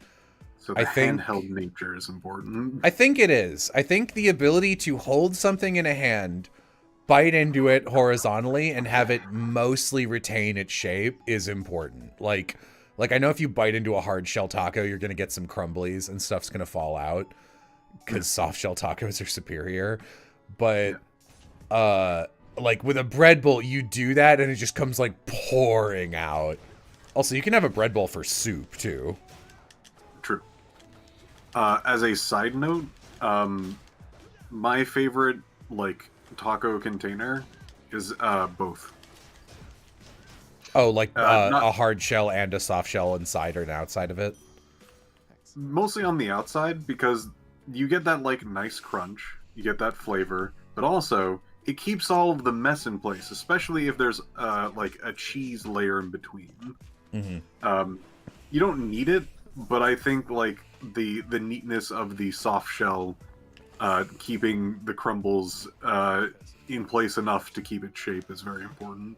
Our Choco Taco sandwiches. See, that was the other thing, is that was Vixen's defense when I was like, why is a taco not a sandwich to you, but a hot dog is? And she was like, because one's bread. And I was like, but what about an ice cream sandwich? It's literally a sandwich. Like, it's called a sandwich, and it's like shitty chocolatey carb that's mostly sugar, but it is still carb, with ice cream sandwiched in the middle. And she was like, well, that doesn't count. It was like, it's called a sandwich, though. Like, as long as you have your own rule where you're like, here's my line, and you've got a consistent definition, I'm like, all right, at least in your brain, it tracks. But that one, I remember being like, no, we need to move on because you're wrong and you don't understand why. Delicious. Huh. Is a crepe a sandwich? No. It's like how an omelet's not a sandwich. Like, you can do a fold-over style omelet, and just because it's like a container, like, you don't pick up an omelet with your hands and bite into it. Crepes, sometimes you can, but you can also just get crepes where you, like, have to knife and fork it. Personally, like I understand a lot of different like ways of looking at it, and the what is and isn't a thing is fascinating to me. Personally, I think I'm actually way more on the like hard line of things, like way harder than other people are. Where like if there is a different name to accurately say what it is, then that's what it is.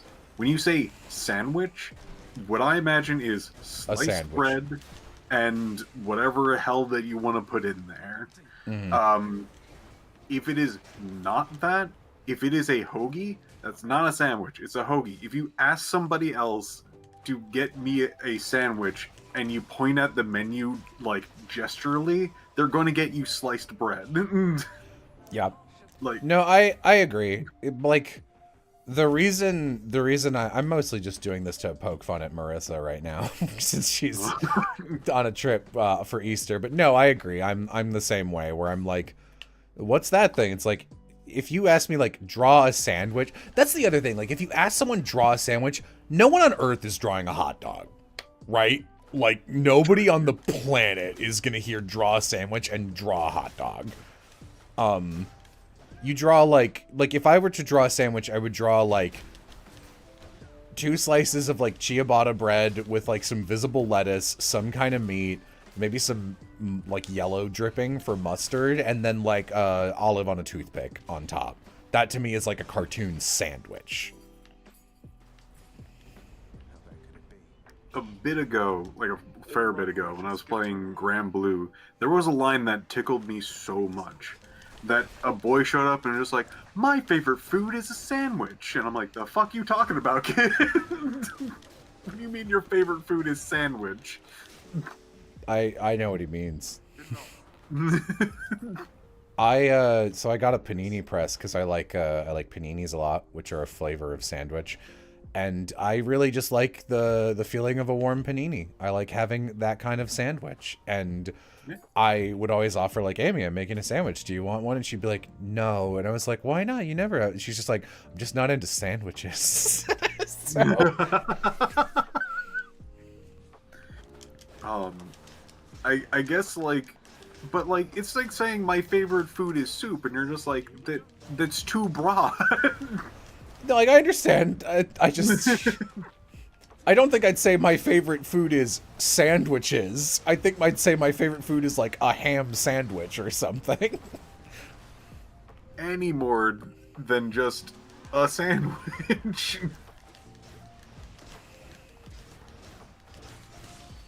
It depends on my definition from, like, do you consider a burger a sandwich then? Because, again, if you're trying to communicate to somebody, you would never call a burger a sandwich. Yeah, again, if no one would draw a hamburger as their first thought for a sandwich. But if you, that one I allow because it functionally is a sandwich. Yeah. But, like, you know, if you want to be like, I need to make sure I get the right order in, you're just going to say, I want a burger. Like, there's a reason words exist. Yeah. I will say that I feel like definitionally there is a lot of things that can be a sandwich. I think in any form of communication, I would almost never call any of these a sandwich. Like, if somebody's like, what's your favorite sandwich? I'd probably say cheesesteak. Philly cheesesteak? Yeah. But, like, if somebody goes up to me like, what would you like to order? I'm not gonna be like, the cheesesteak sandwich, please. It's not how that works.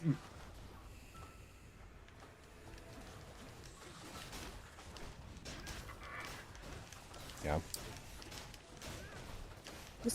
Looks at someone making, like, delicious little hand pie things. Oh, bro, cool sandwiches. Sick bow, dude.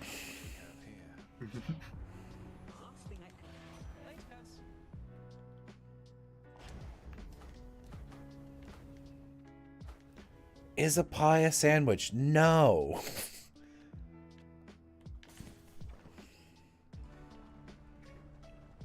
Ooh. Here's some. Is a Hot Pocket a sandwich? No, it's a wrap. Alright, cool. Is a wrap a sandwich? Yes. Figure it out.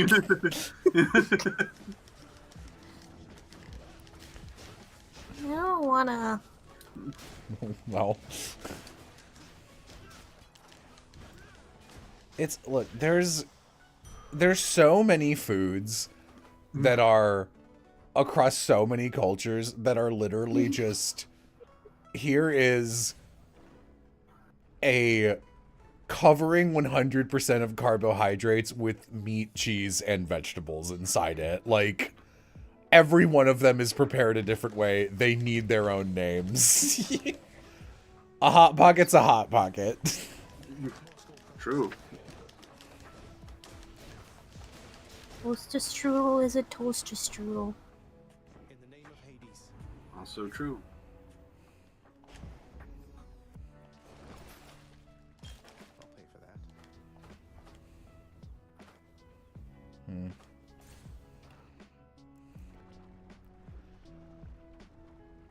Does ramen fall into soup hate category? Yeah, I don't love ramen. Because it's partially ramen is noodles, and then at the end it's soup. Because, you know, you do your best to eat the noodles, and they're like a third of ramen, and then you got like the broth left, and it's like, well, I don't like this part, so I guess I have to throw it away. So yeah, it's like, ramen is like half siblings with soup. So I'm assuming the farther away from soup it is, the more you like. So sauces might be problems sometimes. I mean, sauces are a condiment. Sure. Unless, yeah, if it's like, what, you mean like a curry where something's like mostly a sauce? I mean, like spaghetti and meatballs. You got some like tomato sauce on there, or like there might be like macaroni and cheese. Like, you know, sauces. Yeah, I mean, the more goo something is, the less I like it. Though I think anyone would be a little displeased to order macaroni and cheese and get soup consistency worth of cheese with a couple noodles floating in it. I don't think that's really what anyone's looking for in that department. The noodles are there to... It's more of like a... They're there to garnish? enhance the experience. This is our deconstructed mac and cheese. That's how my sister made it? Ew, gross. In my mind, deconstructed mac and cheese is uncooked pasta with a block of cheese next to it. God, that's funny. Stand down. Can I speak up? What? Why? Turn your volume up. Am I that much quieter than Pip and Glass? May? I don't know. No. Are you going to eat your entire cheese block, honey? What's wrong? You haven't touched your block. You haven't touched your mac or cheese. Skyrim dinners be like. Honey, where does all the wedges go? Where have all the wedges gone? Long time passing. It is never a full wheel. There's always a wedge missing. What happened to the wedge? I believe in Skyrim there's one type of cheese that always has a wedge out of it, and then there's Ader cheese, which never has a wedge, and it's like a different kind. It's like lighter with dots on it. Idiot. Was that the Kingston Trio? A lot of people have sung that song, but probably. That sounds like a band that my dad would listen to.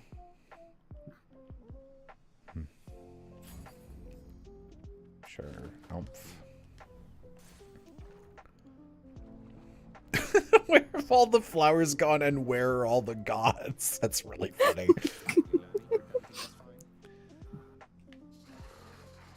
I've eaten a decently sized wedge of Parmesan straight up, some walnuts on the side.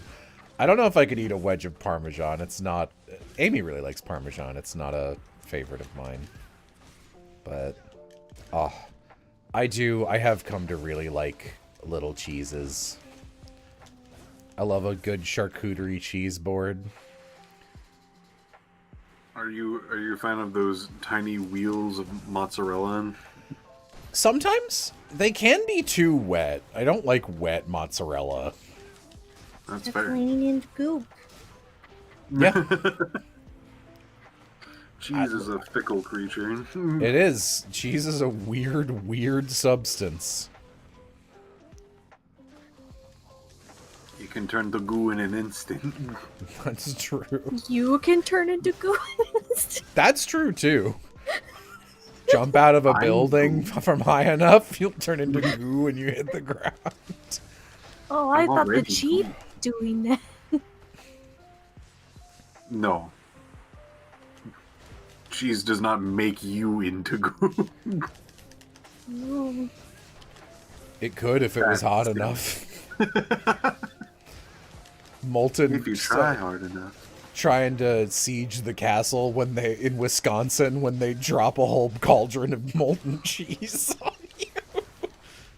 Ah.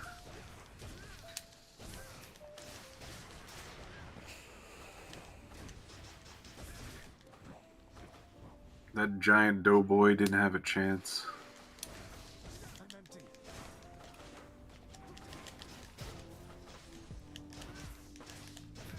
I couldn't think of a gingerbread equivalent of just like normal bread boy. Ah. I have not watched Kid Cosmic. So I'm just answering. Someone asked in the chat. Oh, okay. I thought that was unprompted. Is that the newer Craig McCracken show?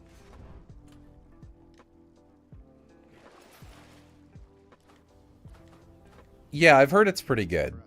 I have not watched it. What cheese are you? We can't be giving ourselves sonas about everything.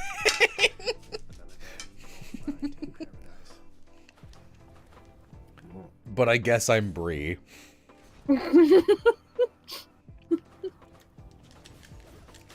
But since we're on the topic. Oh boy. Cream cheese. Ooh.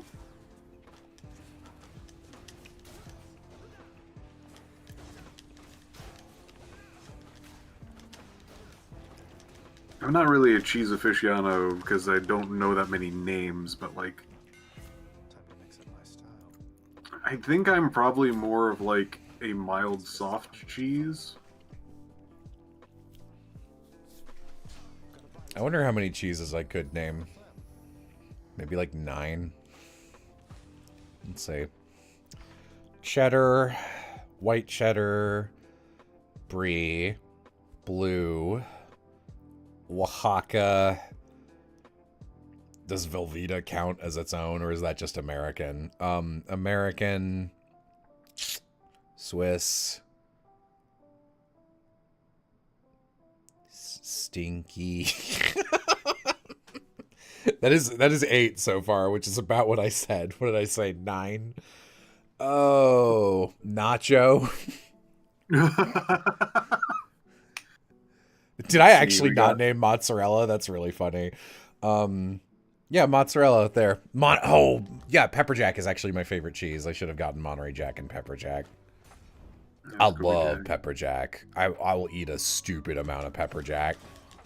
Monster Swiss, yeah. Cheddar, smoked cheddar, yellow cheddar, orange cheddar, white cheddar. Gouda, Munster, yeah. Sharp cheddar, extra sharp cheddar. Mild cheddar. Mild cheddar.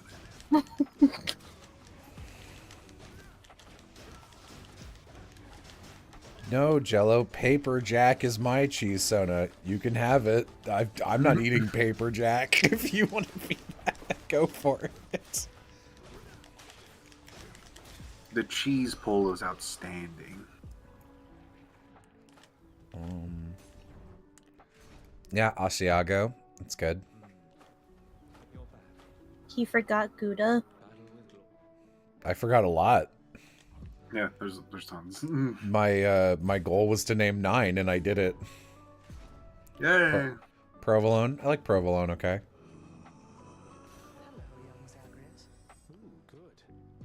Ooh, good. I'll take this one. Pimento Jello, it's the best one.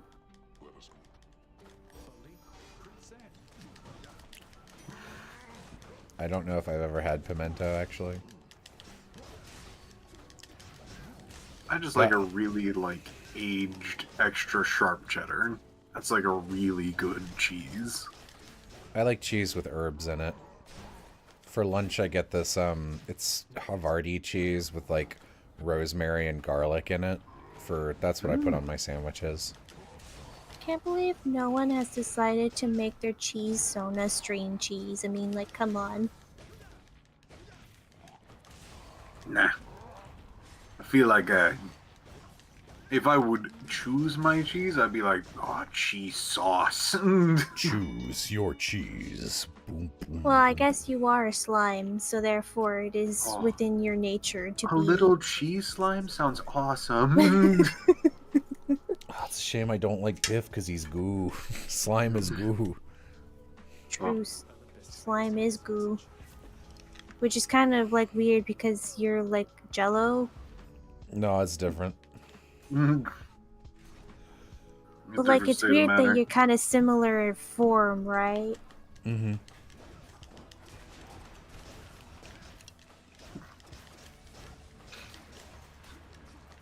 Look, there's like slime that's like gelatinous cube. That's like Jello because it's semi-solid. It's gelatinous. And then I don't know. I think of when I think of the slimes Piff likes, I think of little like Genshin slimes and the Dragon Quest slime, like a little dollop, little wet guy who you can like put your hand on it. It goes whoa, whoa, whoa, whoa, whoa, whoa, whoa, if you shake it back and forth. Yeah. It would not be like stick your hand on it and then just like mucus comes off of it. That's a terrible slime. No, ew. That's a terrible slime. You've made a terrible slime. The power of the gods. I would hate to disappoint you with my slime making. You made a terrible slime. I don't even know what it is. I didn't even. That wasn't even me. I can't believe you've done this. You made up a hypothetical slime of mucus and then attributed it to me for some reason. Didn't you just say you would hate my slime? No. What?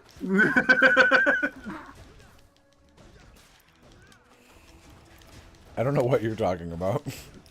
This is the first time I've spoken on this stream.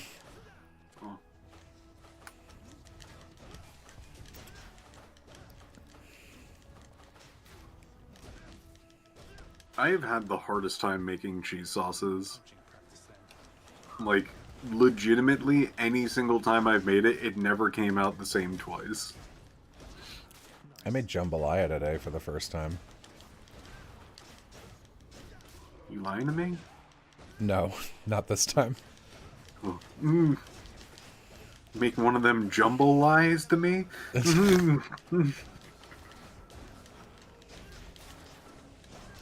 It was okay. It was from like a store package. And I like seasoned the meat myself separately, and I'm glad I did because it didn't taste as much as I was hoping it would. I did not use sausage. I used quartered chunks of just like beef.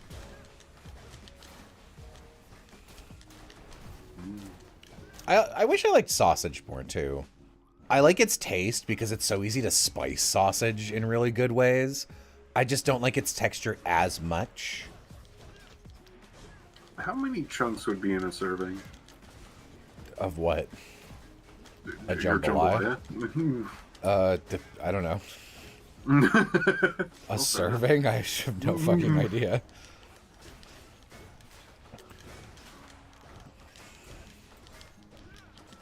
My slime Sona is American. I don't know. What does that entail? Do they mean cheese? You mean like American cheese? I don't know. I just saw it's American. It's like, okay. My slime Sona is American. The America slime. We all know it.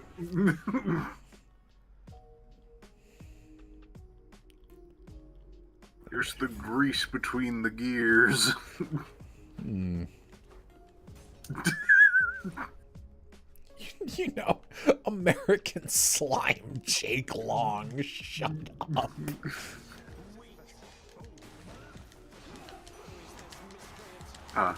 Mistype. We apologize. I apologize. I don't know about everyone else. We apologize. We here at Stream apologize. We invented streaming.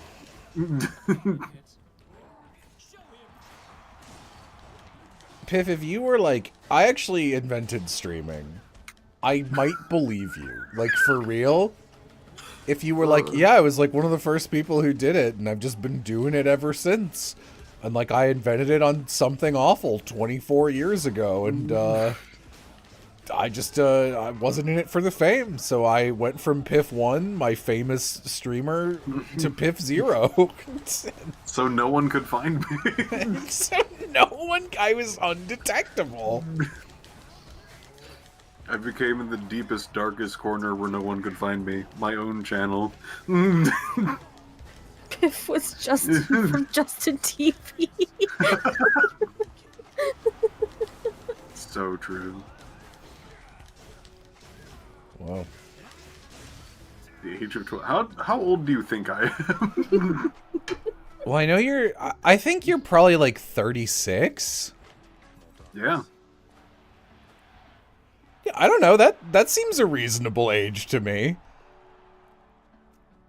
Could have started streaming at like 20 something years ago. Would have been like 15 or 16. I don't know. I think that checks out. I do remember that it was fairly new for at least like popular stream stuff. But even quote unquote popular. Like when things first was taking off from Justin TV. And for not streaming services but streaming. That was like during my college years. I was not 12 when that happened. When 12 happened, I think the internet was still trying to figure out what the internet was. When 12 happened. When 12 happened. I like that Jello is that young. I'm 30. What do you mean? That's a weird sentence. Oh, I like that you're that young. That's good. keep it up. Make sure you stay young. I Yikes. don't know about this. What do you mean, yikes? I'm just reading chat.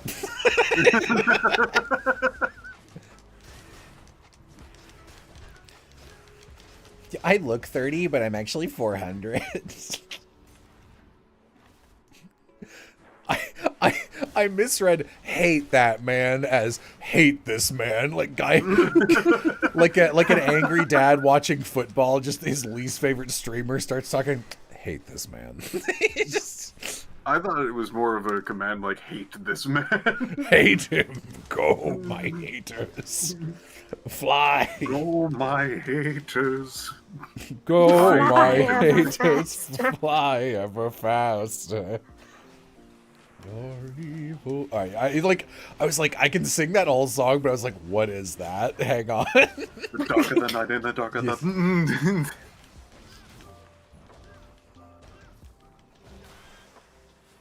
Just checking, was that the chatter who called Jello Jello Chan? Just asking. Yes.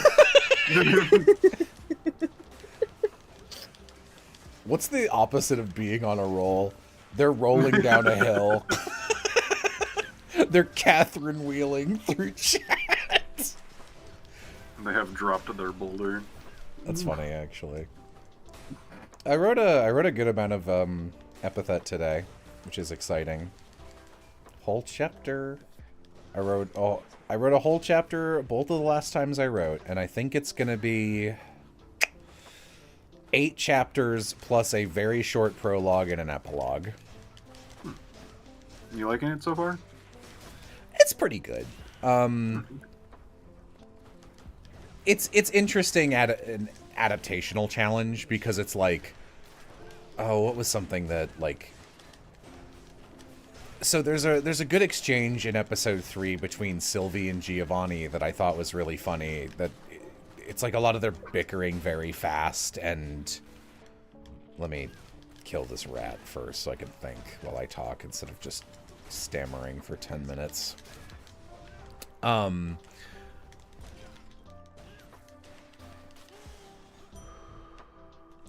might still have it up. No, I don't. But they're like, oh, like, what are we supposed to do? Just walk over and hit that lady with a bat? And Giovanni goes like, it's actually my Soul Slugger Doom bat. And Sylvie goes, with your toy. Giovanni says, like, you're one to talk like Mr. Yo-Yo, because he's been using a hypnosis yo-yo. And then instead he's like, instead of being like, it's, hey, don't make fun of my stupid yo-yo, he just goes, I'm Dr. Yo-Yo, not Mr. Yo-Yo. And they continue on, and I hit that point. I was like, oh, in this version, I haven't mentioned that Sylvie has a little hypno yo-yo. That hasn't come up. So I can't do that. So instead I had to like, and there was no reason to, there's some stuff that like works better in a visual medium where it's like, oh, I was able to set this up because like Sylvie just uses this weapon. It's just in his hand. You don't need to describe it. But there's no reason in text to be like, he held a yo-yo out like this to use his power, which he doesn't need to do, when I can just be like, he used his power. So instead, I ended up doing a like slightly weaker version of that same joke that I imported a joke from a Halloween stream we did a while ago that was like, Sylvie, instead of having a cell phone because he wants to appear mature, he has a full old rotary landline on his belt beneath, like, just a whole fucking rotary phone, like the Powerpuff Girl hotline phone. And he's like, yeah, I just carry this in an extension cord around. It's mature. And Giovanni's like, okay, that's fucking stupid. Ooh. That's canon now? Yeah, it was a good joke, so I'm just stealing it from myself and backporting it to canon.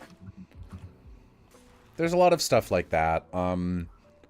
Sylvie and Mara are getting a lot more internal world in this one.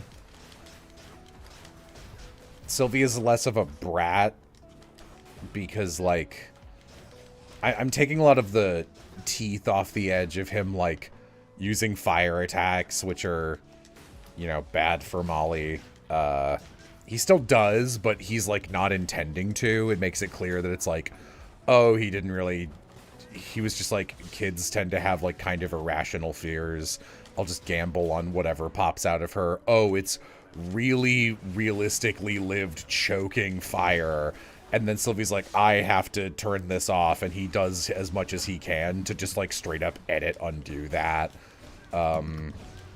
He's a little more concerned about Giovanni or Molly's well-being openly. He's less of a fucking punk. I also added a line that I was kind of surprised I didn't do in the original, where they're sitting in the lobby talking about their powers and what they're gonna do. And I was like, wait, they're in the lobby and the door is broken open. Why wouldn't Sylvie go, hey, you should go home, child? So he does that.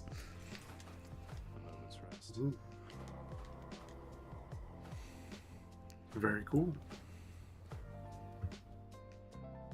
Is this a book of the museum heist? Yeah, I'm novelizing the first four chapters. The first 4 episodes as one book.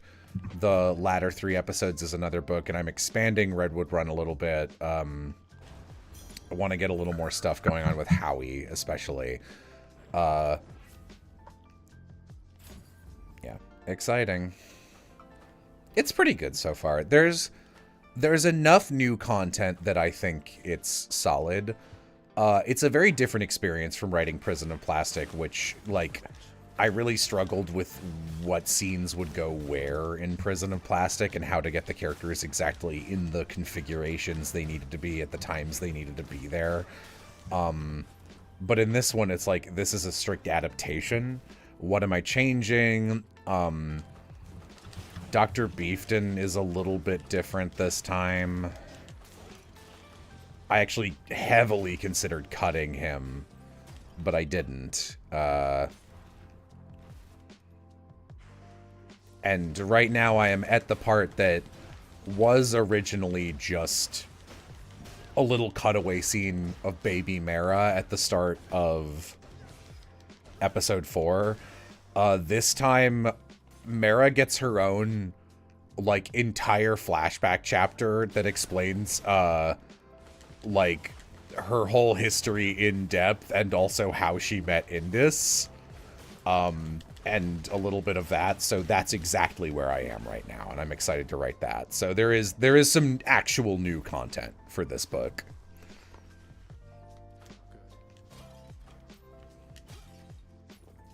Oh, what's in this stuff?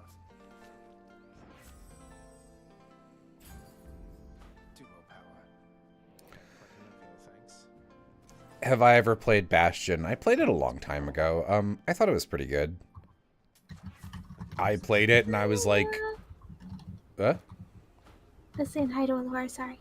oh, okay.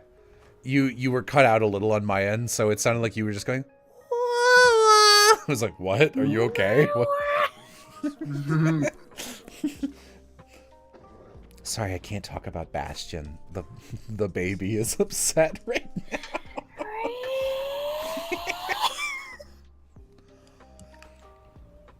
Is there going to be an audiobook? Yeah. I'm going to direct the recording, but I'm going to see if I can outsource the actual editing of the audiobook for the novelization of season 1 to the Sound Booth Theater guys. I must admit, this is...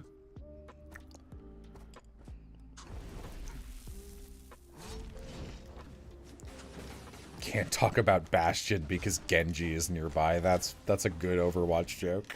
Actually. Not a sentence I say very often. Bastion is the first game by the Supergiant studio that did this thing that I'm playing. I like it. It's got sort of Western vibes. I really love the songs because they're Western coded, and also I like in like child choir and music classes we did a lot of, what would you call this? I don't know why. What? Up where they run. Why are you singing that? Sorry, you quietly just said, what do you call them? Oh, okay. Feet. I thought you said thieves, and I was like, what?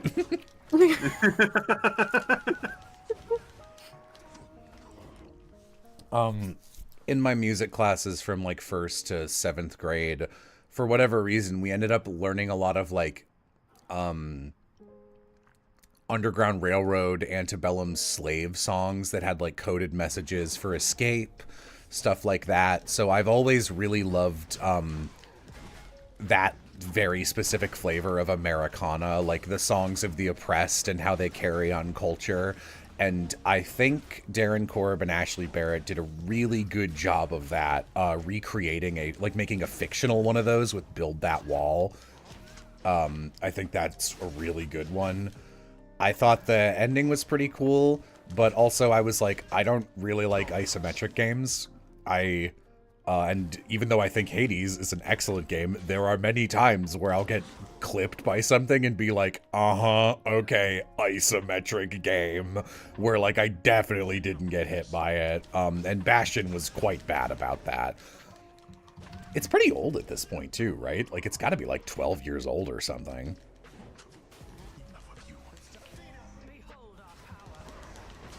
Probably. At least 9 years old for sure. It's pretty old. But yeah, it's good. It was fine. I finished it and felt no need to ever play it again, and it was like, don't you want to do all these challenges? And I was like, no. I used the weapons I liked, and I didn't like the ones that weren't that one, so I will use that now.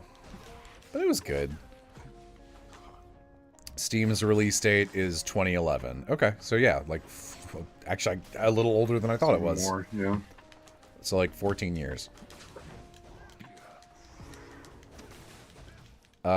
Transistor, I have heard, is kind of a clunk fest, but it's got cool aesthetics, and I love its soundtrack. I never played it, because at the time, 2 friends who I trusted were like, it's bad, and then one friend whose opinions I didn't trust was like, it's great, so I was like, okay, I'm not playing it, you know?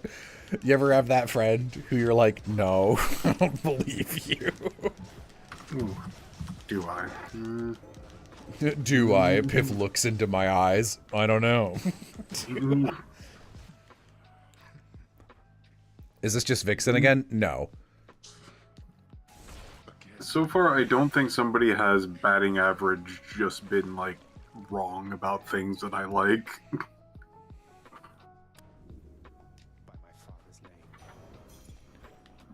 Well, I don't want a 3D movable camera with something like Hades. It's just that when, with isometric, there's a lot of, little weirdness that can appear. And actually, to be completely honest, I'm surprised how often things end up clipping onto the wrong layer in Hades. Actually, earlier on this stream, I got pushed out of balance by the backstab guy. I don't know if any of you guys clocked that when that happened. I did go, what the fuck, but someone was talking, so I didn't want to point it out. Instead of isometric, I would just prefer top-down, like a sort of Binding of Isaac or Vampire Survivors type thing, where just the pixels that can hit you are where they are. It was all a dream. A rather deadly nightmare, actually. No. Top-down is so uggo. I don't think that's a fair thing to say. Like, a lot of games are top-down and they look fine. I'm home.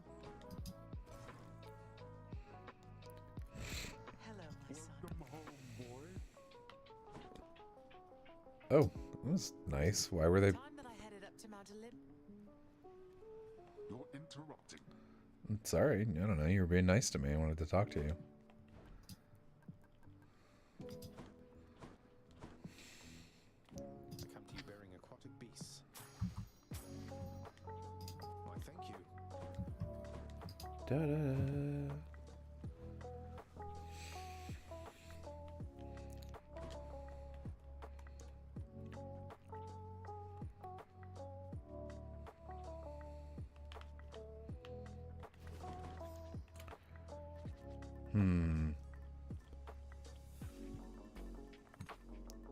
Piff, what do you think? Should I... So, I'm grinding for 2 things and hoping RNG for one other thing. I am grinding for 200 keys and 100 nectar. Or maybe it's the vice versa of that, but I think it's 200 keys. Which there is no way to make those things appear more except Dionysus boon, which gets you 1 extra nectar and makes them more valuable.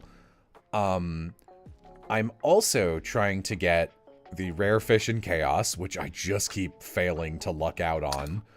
I don't know why. Which technically you can get lucky early on and get the catch boon from Poseidon. But it's definitely less common. Who do you think, whose boon should I start with? Poseidon or Dionysus? Oh, interesting. Honestly, I feel that the fishing one, you have to roll legendary on that, don't you? You have to roll legendary, and Poseidon has a couple legendaries, and he's got a lot of duos. So, and then the real issue is that, like, you have to roll it early enough that it helps you out. And the trick is, if you get a fishing hole in a certain room, it knocks out the possibility of a fishing hole for the next, I think it's 2 chambers. So in a way it can be a problem, but like... Personally, You know. I feel like if you're going for the fishing hole, I would actually specifically do the egg, so you have more chances at just going to the location than it would be to. Does it? I don't think it ups the chance of chaos It's appearing. been a I think. while. I mean, I'm but looking. I remember. Enter chaos gates without losing health. Blessings from chaos have a 40% chance to be rare or better, but that's it. So the other ones say that you have a.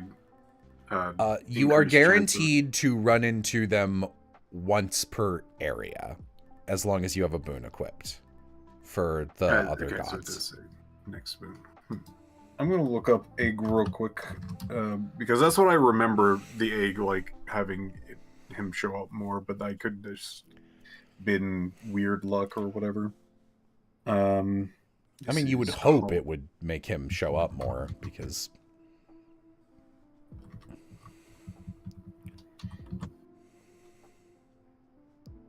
The chaos egg.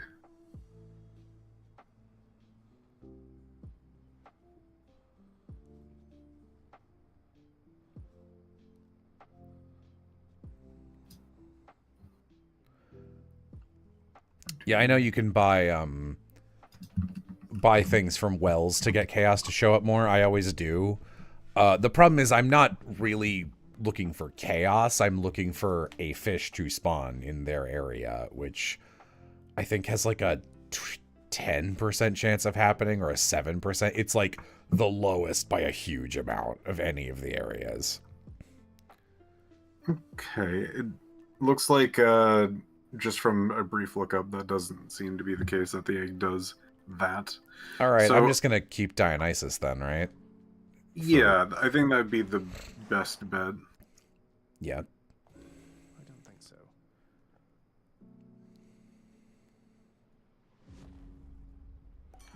Poseidon's huge catch boon removes the room limit on fishing, apparently. Does it? I actually didn't know that.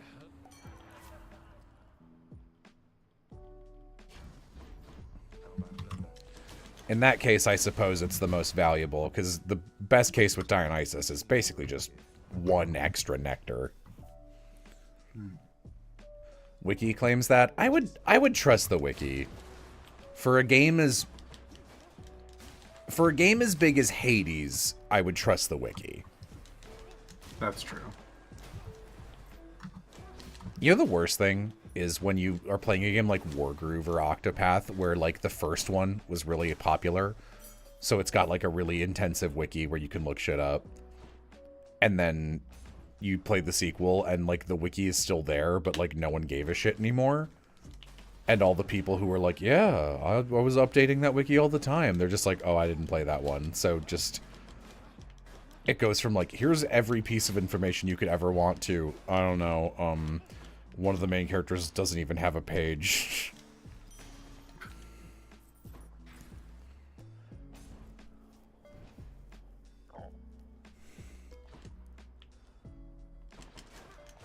Yeah.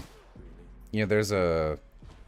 You guys know about fandom wikis versus independent ones. Epithet Erase has an independent wiki. I have an extension on Firefox that searches for alternate wikis. So, say you look up, like, Fire Emblem.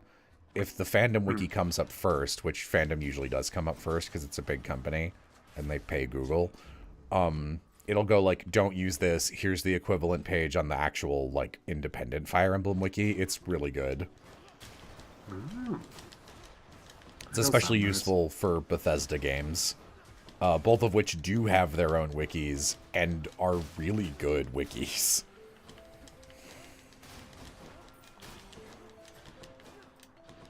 What's the extension called? Let me look. Indie Wiki Buddy.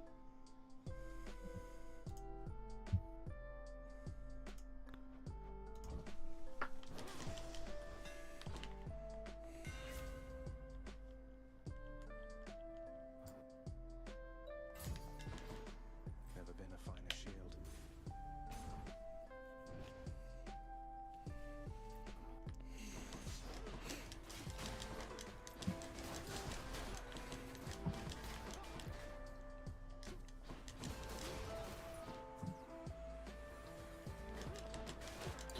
Yeah, I guess any increase towards the fish thing might be better than none in comparison. You can also definitely get like lower bits of stuff to then like basically buy the drinks. Nice. Like keys or I think just gems. It's keys. It's just keys, and I need keys too right now. Okay. Because I know you can also like buy keys, but I can't remember what Gems buy keys. The Hades economy is really stupid, to be honest. It's one of the things I hope they rework the most in... It's like also one of the first things I was like, hey, I actually don't think I like this aspect of Hades. It's like, why is it so much harder to get a diamond than it is to get blood or ambrosia? Stop him, Regis. Wait, why am I doing this? I don't need that. Oh, kinda. Yeah, I guess I can buy keys with it. I'm not used to thinking. I've never done it before. This is my book. Why my book? How to be dumb. I know so many people need help with that. Oh? It just sounded like the beginning of a book or movie. Oh. I was hoping it would have the catch. Dang. Here's the catch. I like to name the Pokemon, but here's the catch. Naming them all kinda seems far-fetched. Let me ask you a question. Don't be crabby or blue. Oh god, it's 4 a.m. already? Where do you live, Purple? The Purple Mines?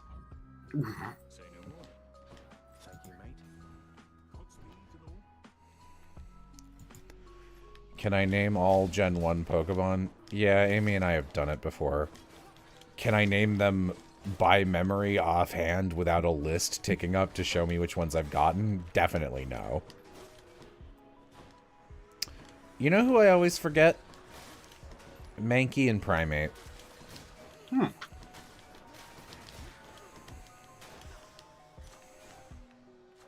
God's grant me strength. Sharpen my senses. Let's see.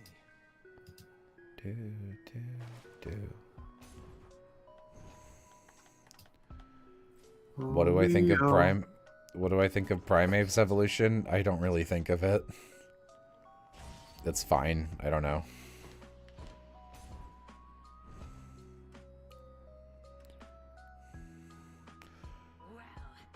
Can you name them all in German? Mask, you never explained what you meant by the LGBT thing about Totally Spies. I was waiting for a response, and if there was one, I didn't get it.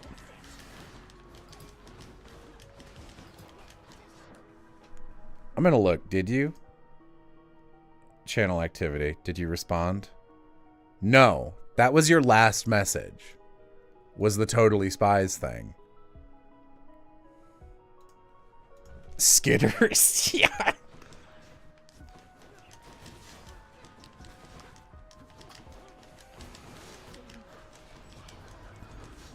Look, I'm just saying. I treat chat as though it's interactive on these casual streams. So if you say weird shit, I want to know what you mean. She's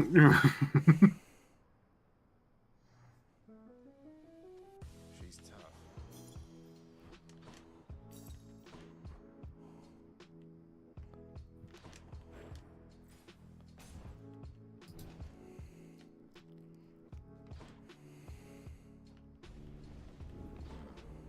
Already needed up Tartarus. Fishing point spawn, better than nothing. So much for Tartarus. Their lawyer has advised them to remain. Like, it'd be one thing if they were like, I don't want to elaborate, but the fact that, like, they just don't respond for hours. That's for them. Hmm.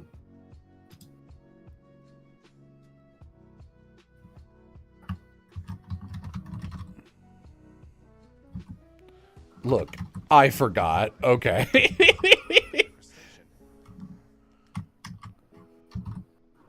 Why is the baseball icon next to Jello Catch like nuclear yellow green?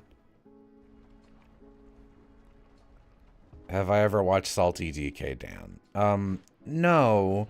He did I didn't know who he was, but he did he auditioned for my So This Is Basically JoJo video. He's the voice of the crocodile teeth guy.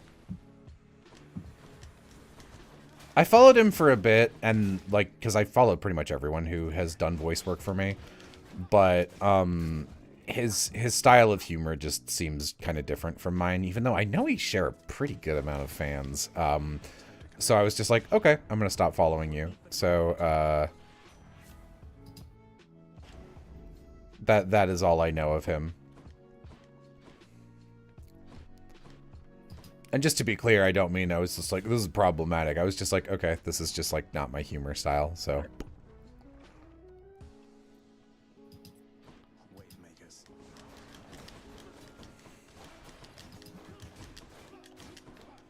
Follow the drinking goal.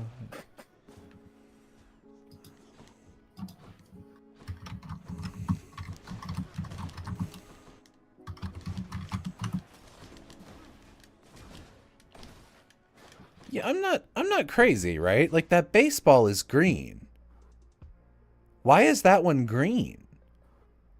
Baseball and softballs? Are softballs nuclear green? Green is a softball. I don't think of softballs as green. I think of them as, like, more worn down white ivory kind of color. I don't think of them as green.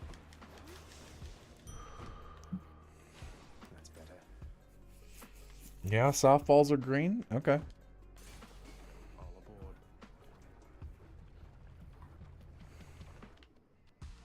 Huh.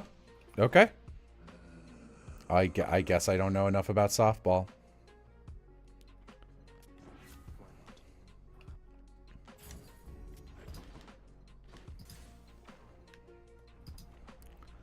What sport are softballs used in? Guess.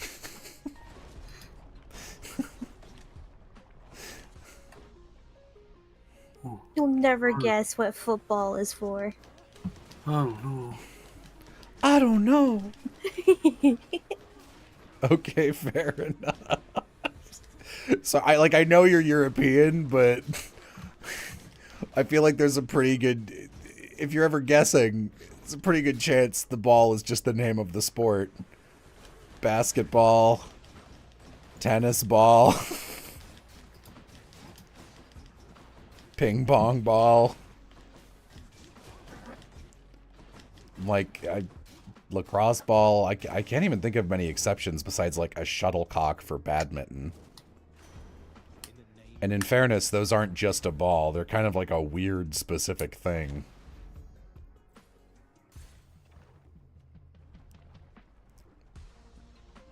What sport are hockey pucks used in? Puck. You know pinball for the game pin? Oh my god. Amy and I were playing this video game quiz thing, and one of its sections was like, can you recognize the box art for the back of the box? And one of them was fucking Odama, and I was like, I know this. Piff gave this to me. It's that insane pinball game for the GameCube controlled by like the microphone or whatever, but I don't remember its name, and I was so upset. I would have had that in a heartbeat. But yeah, that was the name.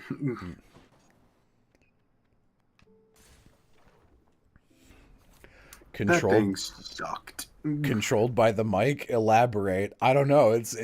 Whatever you imagine is probably correct. Okay. Controlled by me?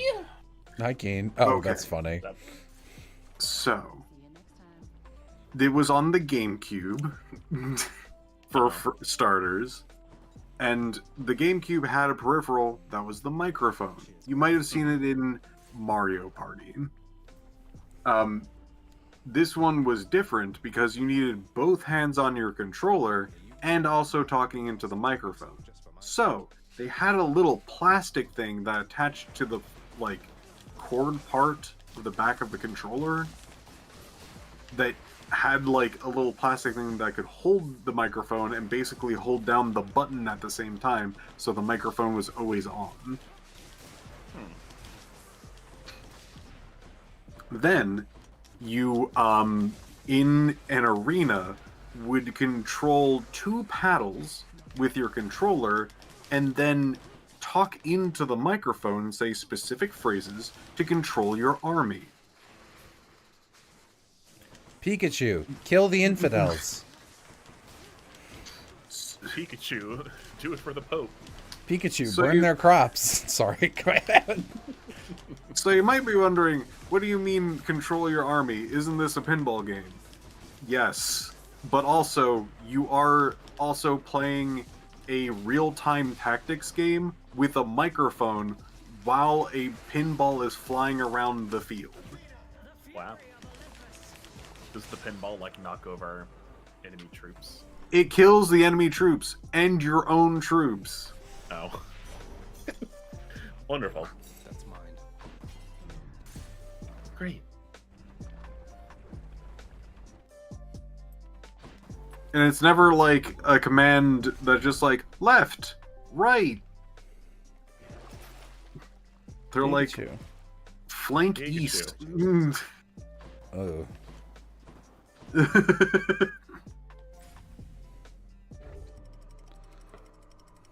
God, that reminds me when Nintendogs first came out for the DS, and you could like talk to your pets. You could like, And call you had their to send name. them to war. Yeah, you had to send them to war. But before that, you had to get them ready for war. So so if you like called their name enough, they would like learn it, and then they would like come to you. And it's like, oh, how cute. But my little brother, had that, and he named his dog Lucky, and he would not let up until it like showed up. So he was just like, Lucky, Lucky, Lucky, like over and over again. And I was like, shut up! Like we were in the car. I just like lost it. My mom was like, oh, don't get mad at him like that. I was like, he won't stop. This is ridiculous. I can't take it. Too much. Don't control a game with a microphone. Yeah. I can lead a That's the nation lesson. with a microphone, but not Pikachu. He won't listen to me. Because he don't Lifeline have was enough beautiful. Viv. True. We experienced that together. Why is that an emoji? It's probably a love hotel, right? Since it's a hotel with a heart on it. Unless it's like a... Oh, what's that Wes Anderson movie? My brain is saying Hotel Rwanda. That's definitely wrong. Grand Budapest. something? Yeah, Grand Budapest Hotel. Hotel Rwanda is a really sad non-fictional documentary. Well, Welcome to the Hotel Rwanda. I don't think It's a I wanna- place. I don't like this song. It's a place. We're gonna teach you about apartheid. I think that's what it's about. It's been a long time since I watched it in like freshman year of high school. Damn, you killed that guy. I'm watching the Hades stream. Oh, I thought you were watching mine. Damn, you killed this. It is about Digimon apartheid. pizza. Okay.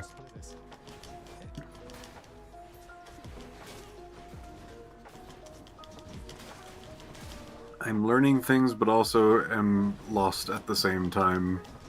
Aren't we all, brother Smokes? Shield guys, I hate them so much.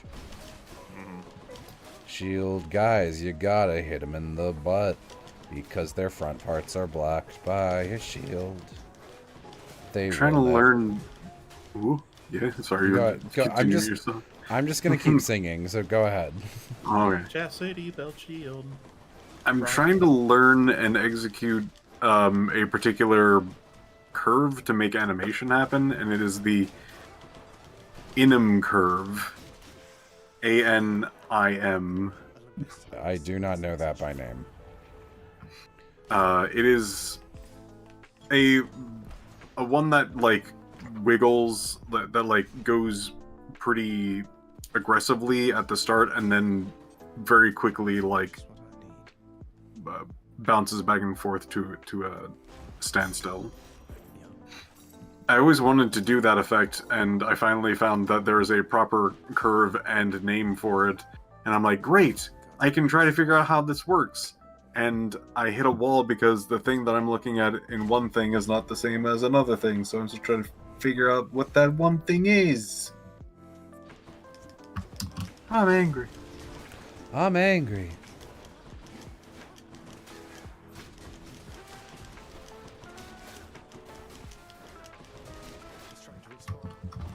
Trying to respawn, not if I kill him.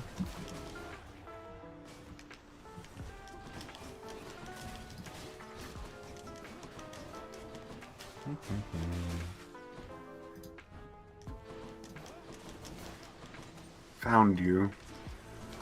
You Faker. can't hide forever. Faker? I think you're the fake whatever the fuck curve around here. You're trying to animate yourself to look like me? Huh! You're not even good enough to be my I'll make you eat those words. Dang it. He's so good at that.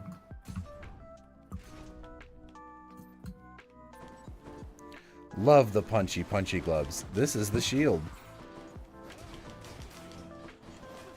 Maybe you're just saying that independent of the shield being here.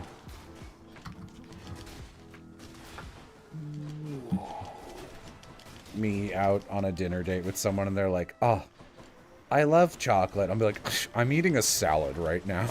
Keep it on topic.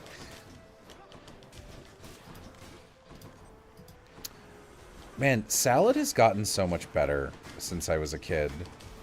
When I was a kid, salad was like a fucking, like, lettuce and then, like, cherry tomatoes and, like, the world's worst croutons.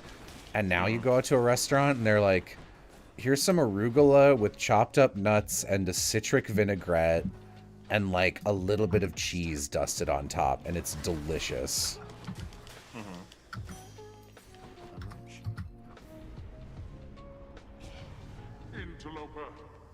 Oh, oops. I don't need to do this. Who cares? Oops, I gotta run.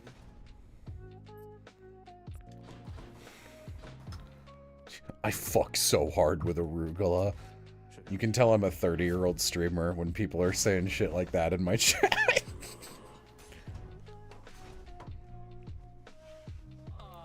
last. I always shall. Sisyphus, holding an intruder. Ready. I'm so used to beating up Asterius the bull, I forgot that you're kind of supposed to focus on Old King Cole here when you're not doing the upgraded mode. Like, it doesn't matter, you can do them on either order, but he's way more problematic.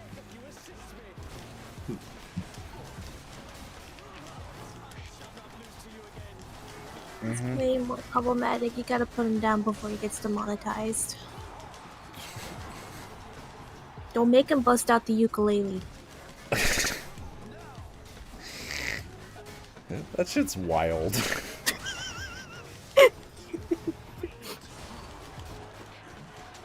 Kill. It's a little crazy to have played this game for so long at like 15 plus heat and just be going back to normal heat, and it's like, I can't fathom losing at Hades on a regular run.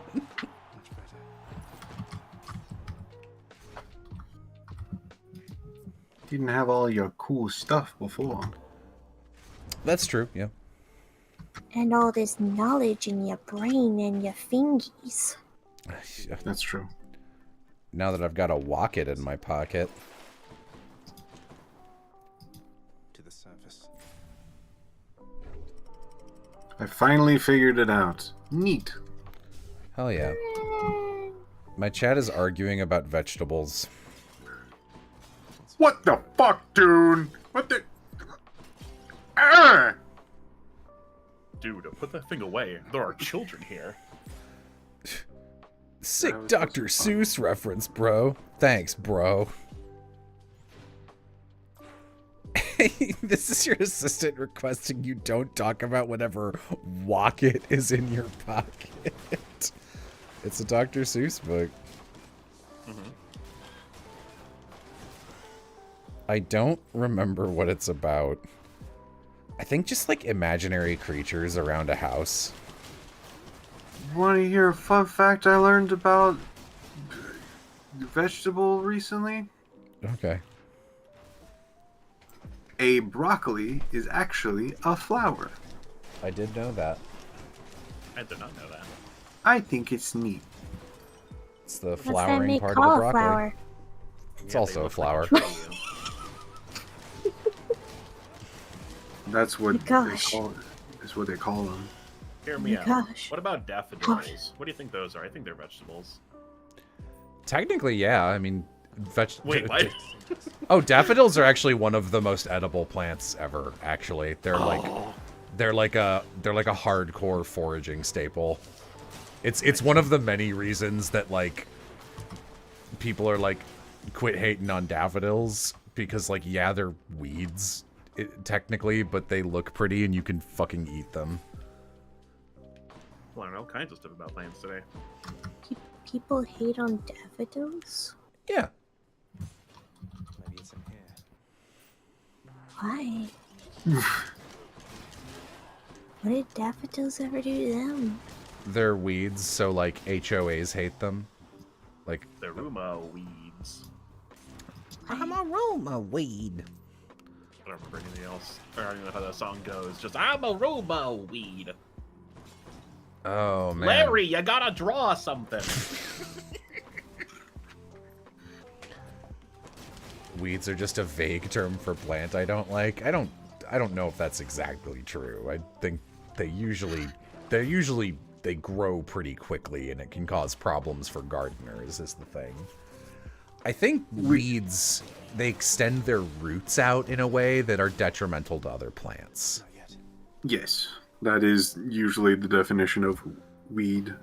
Other one Daffodils? is Daffodils are toxic. You're thinking of dandelions. Was I saying daffodil that entire time? yes. Yeah. Oh, sorry. I did mean dandelions. I meant the puffy little guys that You know, Last year just everything- going like, oh no, that's poisonous. Oh no. I was so confused. I was like, but Jello seems so certain, and like, I don't know. I feel like I'm just gonna let him have this.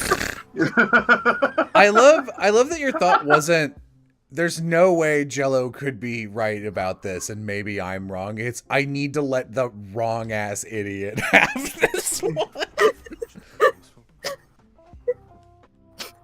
I was so confused. Good enough to eat.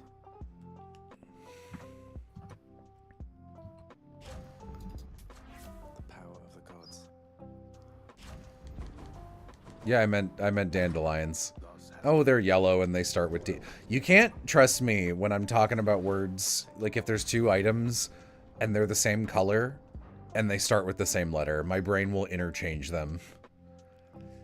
I used to be impossible to play Overwatch with because when I was trying to call out heroes, I'd be like Think I'll ever get Symmetra and it would be fucking Pharah because they both wear blue.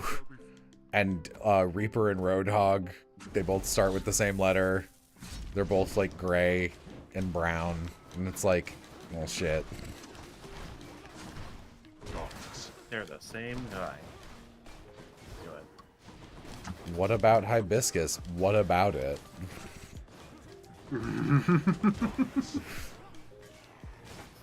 Squints, what about it? Well, just like, what do you mean? What? What You about spruces? Yeah, did you think about that? It's just, I don't know. It's like something of, what do you want me to say? It's kind of just like wasn't really relevant to the conversation. It's like leaning forward and being like, but what about how do toothpicks play into this? It's like, well, they What don't. about lilacs? I demand answers. I think they're asking about their edibility. I don't know that. Hmm. I don't know the edibility of most flowers. I only know that dandelions, which I like to call daffodils as a funny prank, are very edible. Sitting here wiggling, just like this. Not why? I don't know. It's okay, Glass. Hush. It's over now. Go to sleep. Putting a Go to pillow sleep. over my face. While you're still just standing there. It's not pressing it in so you can't breathe, just putting a pillow in front of you. Is this comfortable, Glass? Do you prefer this? Oh, yeah, that's right.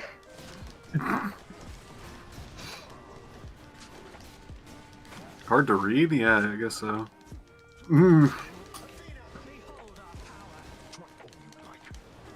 Hard to read? I hope so. What is that, like... Oh, that's what it is, like, something works? Yeah, oh, that's right. Road Road work. work ahead. Road work ahead. I sure hope it does. Sure Yeah. hope it does. Sure hope it does. It's still like the joke of, street signs are just so weird. Watch for kids? That's a good trade.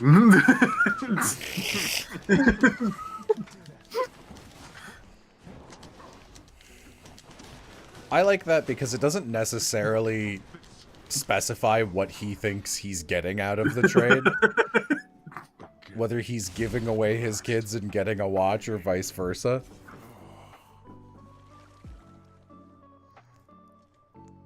Checking the Minecraft villager trades. Woo. Yes, I have fought Extreme Measures Hades. I've done pretty much everything in this game. Except It's catch... a pretty- I need a trout. Give me a trout. God damn it, it's always a bass. The way fishing works is there's two strata. You either get a catch or a perfect catch, and there's 3 tiers of fish. So if you get a perfect catch, you have, like, according to this, a 50-50 shot at the rare fish and the not rare fish, which bullshit, by the way. And then on the non-perfect cast, you have a 50-50 at the middle tier and the low tier. So I'm like trying to get the low tier and I've only caught 2 ever because it's just like, here's a bass every time. Moaning and groaning. Alright. Cooking's one way to pass the time. We're settled up. How many keys can I buy? I could use that. A pretty good amount of keys. Oh, you got a Nectar. What? As your bottom boy. Here Oh, it yeah. is. I'll take it. Trade you these gemstones. That's a pretty good amount of keys. Square. That's a pretty good amount of keys. Could always use more keys. That's not true. They're the least valuable item in the entire game. But you can swap them for a nectar. 5 keys unlocks a nectar. 5 keys for a nectar is crazy. Just what I was looking for. Yeah, it is a little bit. But That's- then 10 gets you a diamond. What's up? It's a lot of, It's a lot. Here are the gems. Yeah.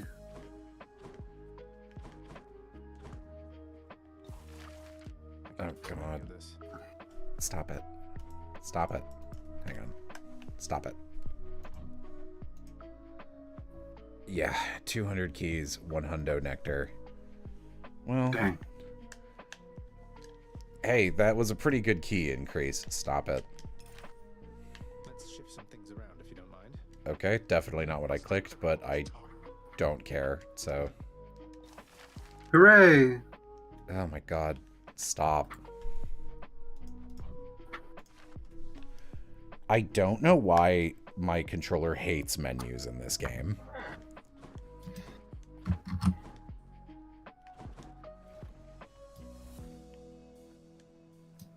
I don't know. I think I had a similar problem.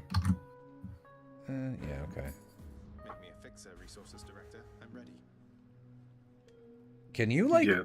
look at these somewhere to see how many there are? There's a lot. That's kind of like the big sinkhole from what I recall. I think that Nyx has some concern. Let's see. Hades ranks. It's definitely me. There's all these things she said I need to work on. Calmness, not making so many lists, putting things into perspective. Holy shit. That's not a good sign. In total, for this, you'll need 100 keys, 50 nectars, 10 diamonds, 10 larger drink. Is there just like a place I can look at them somewhere, like in my menu or something, or no? It should be like, oh, that thing. It shows up on the side of your health. My I think. health.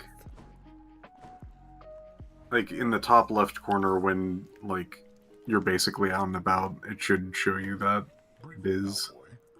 Our resources do. Thank you. So yeah, 10 large drink, 10 blood, and a whopping 325,000 darkness. Okay. Probably not gonna do that, but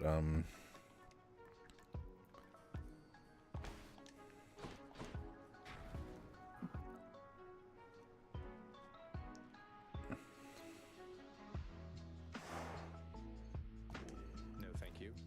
no thank you. Keep to yourself then. Our house is not so great in size, thus boundaries must be set. I shall refrain from entering your chambers, as you shall never again try to 50 ranks. Still figuring our boundaries out, I guess. Too many, Clanky.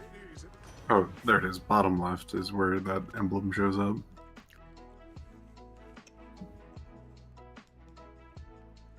What weapon am I using right now? Oh, the bow. Might of the sea. Hear me on my authority.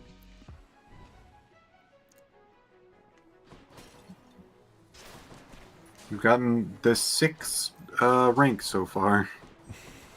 Don't tell me that.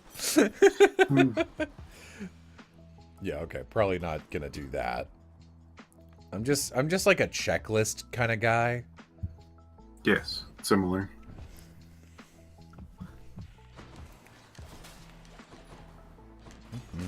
Hey, Chaos. I'd like to catch a fish. Hey, Chaos. Why is the RNG this?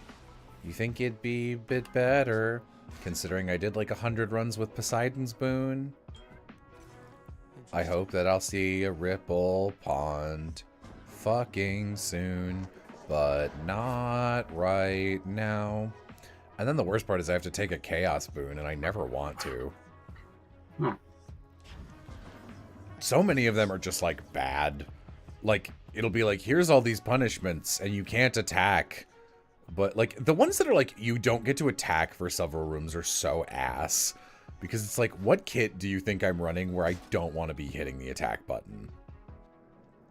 Special and magic, I guess. I know, but, like, what weapon? Like, all of them use the attack as part of the chain at least a little bit. Especially when you've just started and you have no kit. I feel like probably sword might be one of the better ones. Sword is the Fist best one, bad. yeah. Sword and fist are okay, but if you're running, like, the gun, and it's, like, no attacking, it's like, well...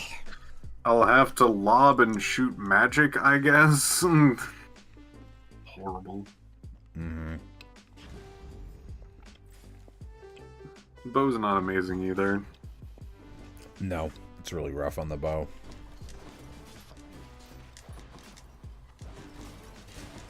What's the spear special? Throw the spear and then it comes back to you. Huh, okay, that's not bad.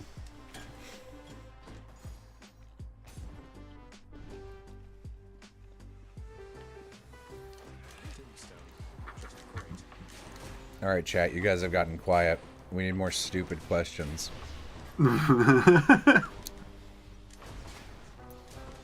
Don't worry. I won't make fun of you. I promise. Not this time. That's a lie and you know it.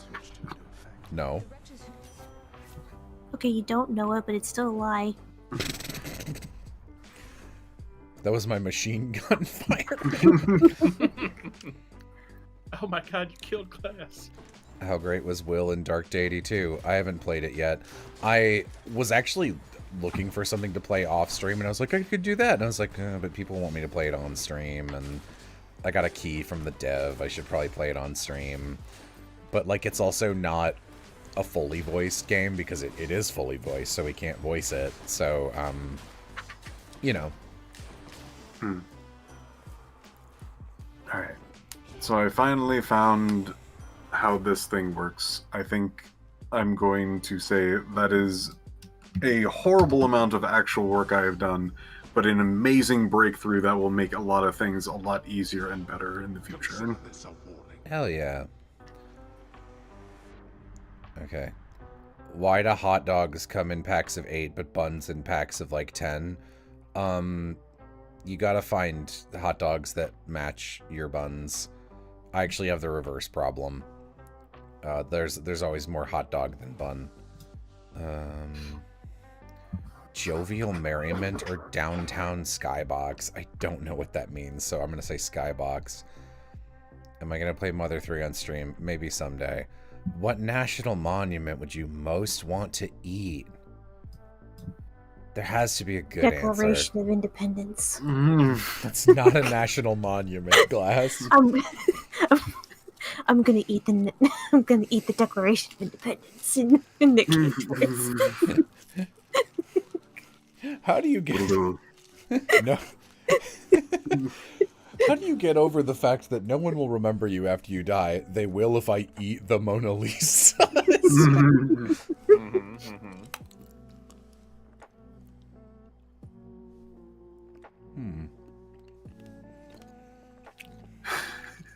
My immediate answer to that is just like, why would you care? You know how many people don't know you right now? It's a lot. I think and start screaming about it. Dude, I thought there were like 10,000 people, and like I had a pretty good amount of them watching my stream, so you telling me I don't?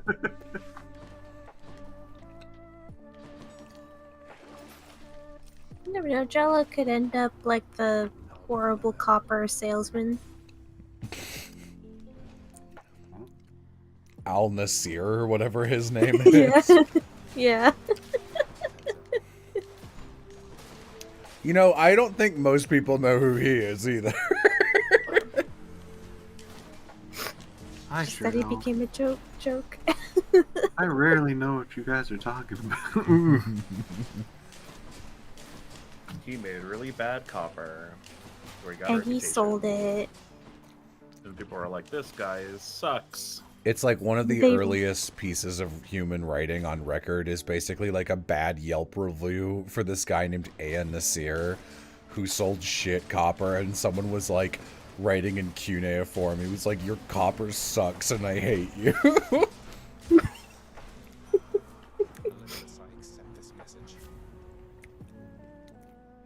The first YouTube comment. This guy sucks. What's the most evil color? Green. There's no flattering way you can use green in lighting. Green is like a villain exclusive color. Even purple and red have complementary shades. Green is just like uggo to the human vision. Looks like grass. Oh shit. That's not lighting. Grass doesn't cast light, Biff. How do you know that you can't see grass without light? Bong water noise. I'd say something, but then I might be mocked for it in another 2 hours again. Look, man, you didn't respond for 2 hours. That's on you.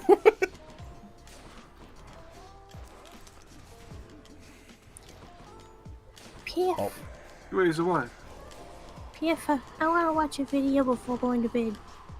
That's a good point. I'm done with my stream side, so yeah, this will be a good time to jump off. It's been a delight. Thank you very much. Bye. Bye-bye. Mama?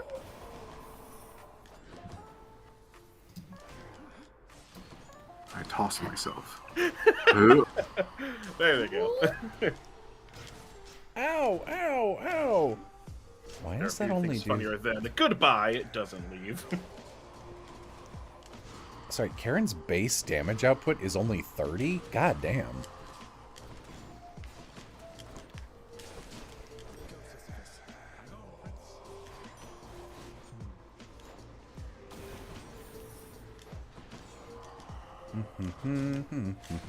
Oh, I never unlocked Sisyphus's thing. Let's see what it does. Sorry, my controller fucking shitted. Shit isn't farted.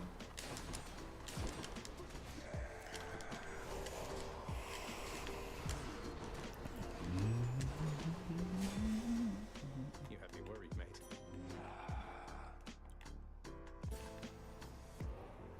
Oh, well, hey, I'm... Okay. Delicious. Whatever, I guess. Power. Please be Meg. Guess I was wrong. Red blood. You might Blondie, have to help. can't handle me yourself, huh?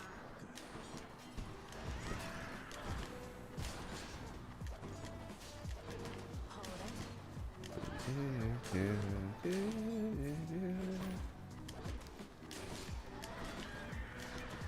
Really? I'm buying copper from a Nasir. When the dog bites. When the dog bites. When that dog bites Jello, he just hates them for his whole life. Been People what? don't train their dogs. It's true. Been watching your Path of Radiance streams, and it's making me want to get into Fire Emblem, but hearing that the Radiance duology are the only good ones with good writing makes me hesitant to get into FE. Yes. Unfortunately, that's valid. Awakening's story isn't good, but its characters are okay. And Shadows of Valentia has fairly charming writing. Getting warmer. Even though it's based on a Fire Emblem game from the 80s, I think it's pretty good. If you are like me and you're a story gamer, then I don't think I could recommend more Fire Emblem than that. Come, wretches. Oh boy, I hope I run into a hammer soon so I don't have to keep charging this bow swing. Sacred Stones is pretty alright. I don't agree. Sacred Stones doesn't really have a core plot. The core plot is something bad is happening. Both of the siblings go around the world in different ways and then meet your, like, sad childhood friend who's been taken over by a demon. And they're like, oh, it's so sad, but it's like you don't get to see any of their childhood with this kid. And then when you meet him, he's just like, I'm crazy. So it feels extremely meaningless. I think it speaks a lot that the best character in Sacred Stones is the fucking crazy evil Draco Knight guy, and like he's just the best character because he's just like, I'm a villain and we're not pretending I'm anything more than that.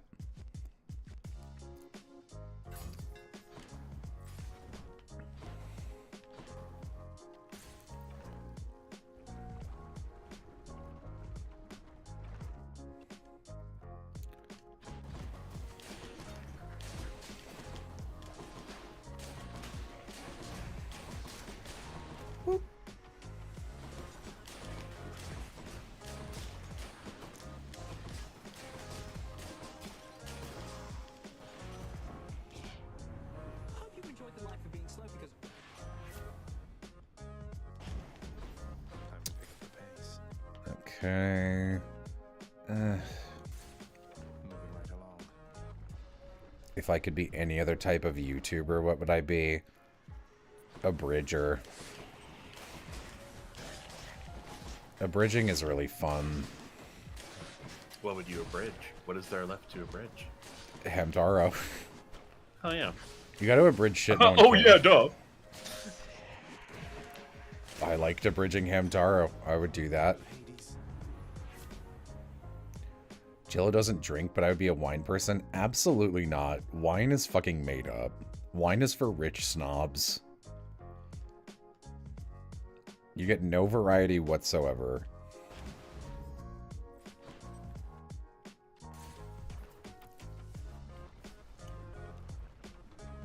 Obviously, Dragon Ball. The power move of knowing Team 4-Star and having recorded with them in person and going, anyway, I'm gonna start abridging Dragon Ball is so funny, honestly. I could do that better. That's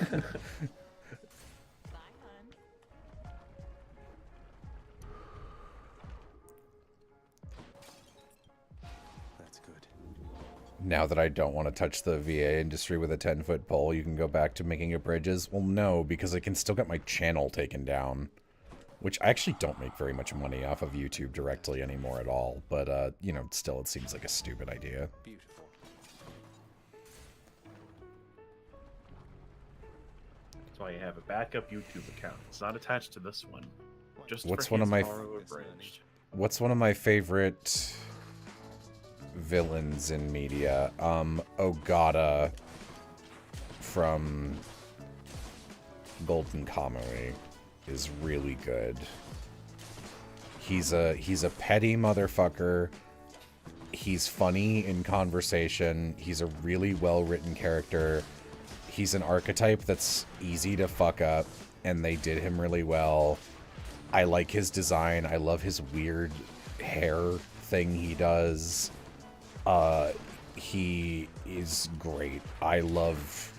What's his first name? Ryunosuke? Something Yunosuke.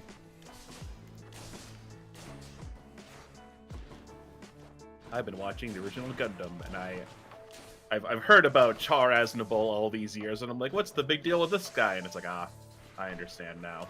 I love him. This guy sucks. But in a very good way. Char Aznable and all his other... I swear to God he shows Aliases. up... Yeah. It's like Quattro Vagina or something. Yeah. Yeah, and Char isn't even his original name. I don't fucking remember what it is. I'm stop keeping track. But every time he's on screen, I'm like, yay, it's Char Aznable. Look, this stupid, evil, blonde guy. We all know him. Yep. Yeah. I think this Char Aznable guy is pretty swell, says I. Quattro... whatever the fuck. I'm not at that part in Gun. I'm still the original show, so I'm not at that part yet. But I know some stuff already, just through, like, internet osmosis. Is discussion of Hades 2 kosher, or is that spoilers? I'd rather you didn't. I'd like to go into it blind. Waiting for it to be done, like it did with the first Hades. Like, once it's done, boot it up, give it a shot.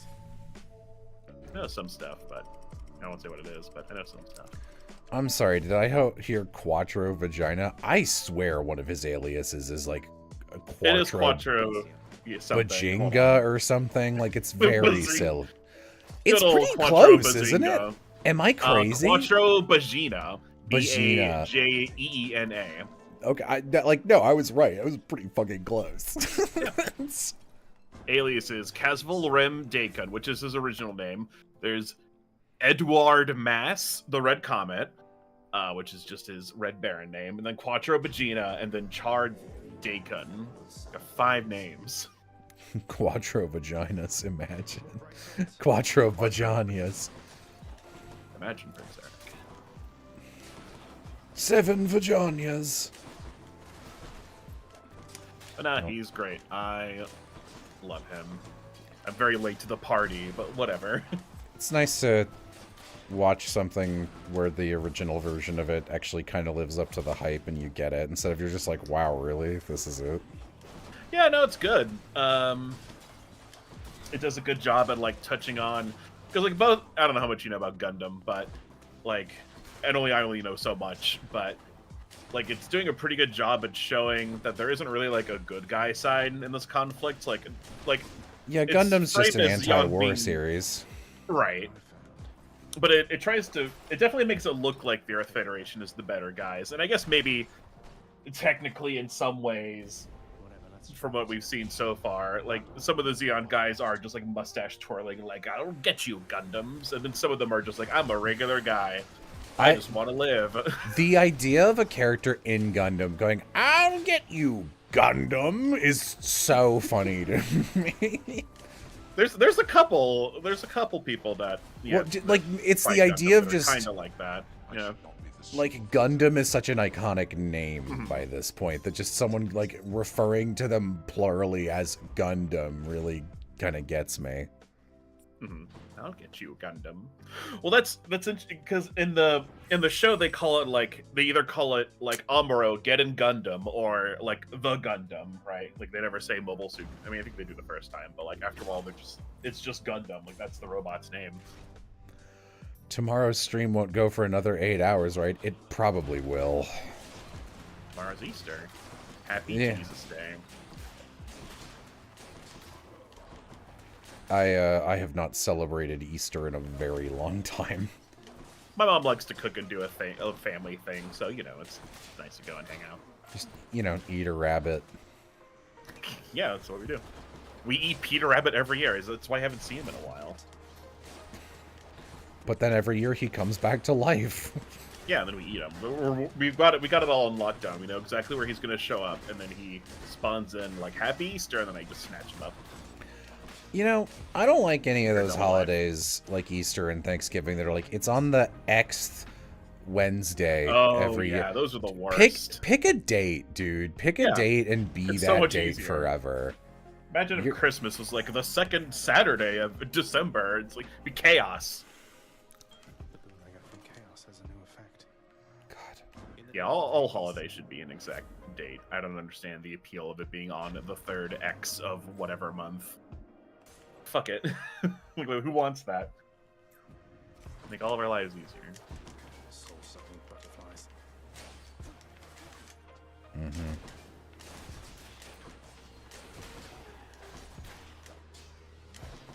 Quattro Bajinga.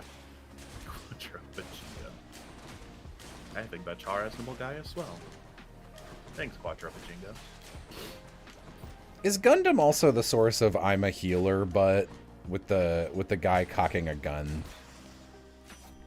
I don't know. Like, I don't think it's the first Gundam, but that seems No. right to me.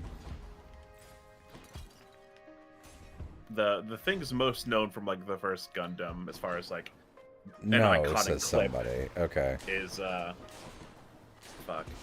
I mean, anytime Char Aznable does something, probably. But when there's like the scene where he floats in front of a spaceship and he has like a laser bazooka and he like blows a lady's head off, and it's very like gruesomely animated for like the time, and it's like wolf.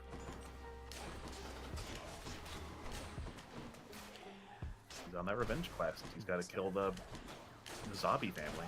They killed his dad. Boop. Boop. Uh-oh. Boop. And then he goes, I never betrayed anyone in my life. Like, bro, that's all you do. That's your whole. You're literally the betrayer guy. That's like your whole brand. Yep. You're You also wanna Revolver get Gundam. Ocelot. Yep.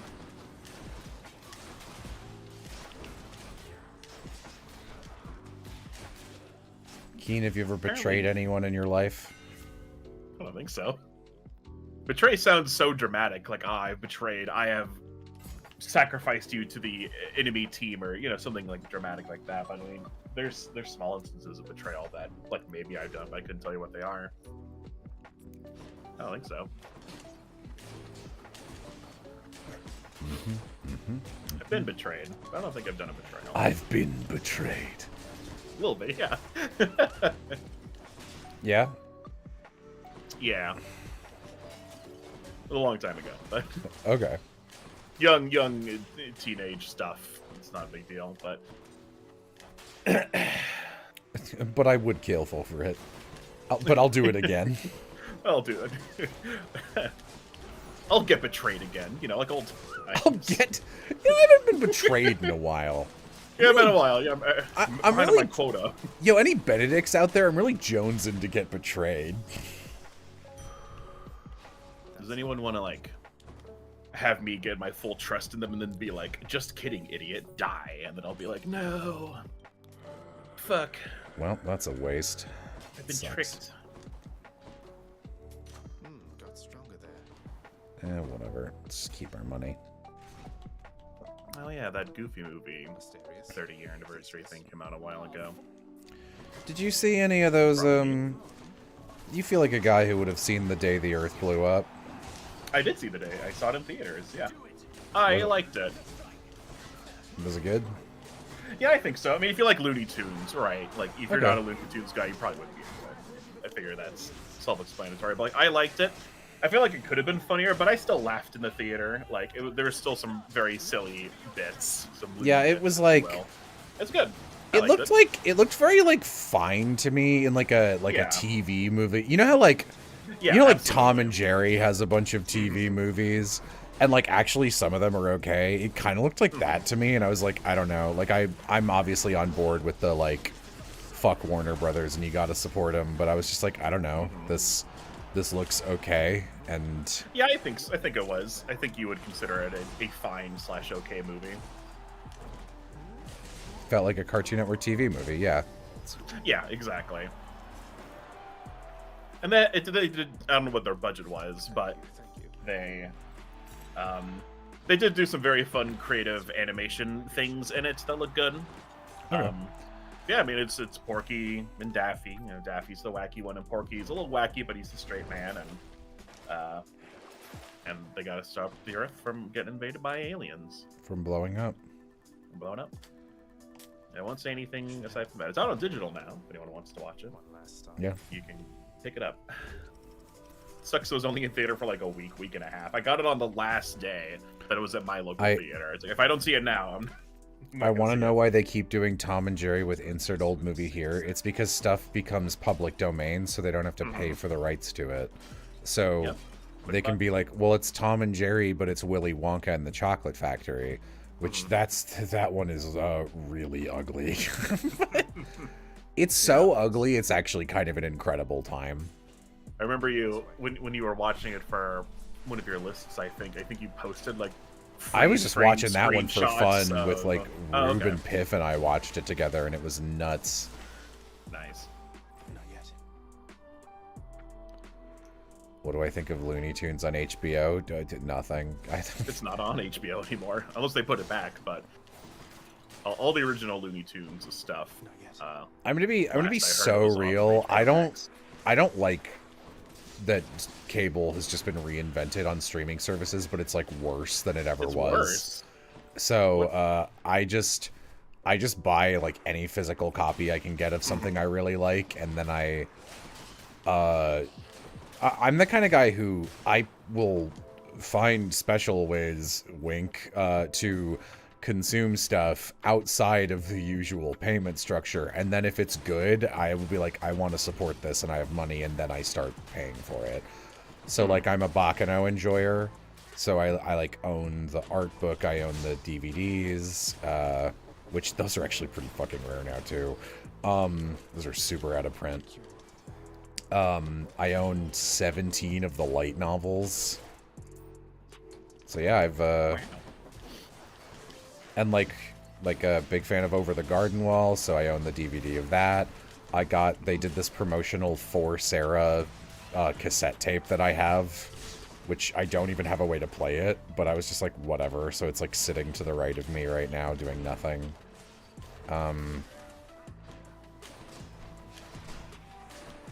I buy manga now. Almost all, because Viz has a fucking monopoly, so it's easy to get most of what you want. I mean, should I buy this? What's the point? I'll take this one. This one, I guess. Yeah, I have a couple cassette tapes that I cannot play on anything, but eventually I'm sure I'll find some sort of whatever to play them on. Some sort of Quattro Brazinga to play them on. Yeah, the Quattro Bazinga. Made by Sony. Sony Quattro. How do I get an autographed thing from Jello? You would have to encounter me on the extremely rare once every 2-year occasion when I am at a convention or something. Because I don't get invited to cons, and I don't like traveling. And also, I don't like selling stuff to people, so, like, one of the reasons people do cons is because they can make money off of it, and I'm just not about that life, so I will just go to cons and sign everything for free, and I don't care.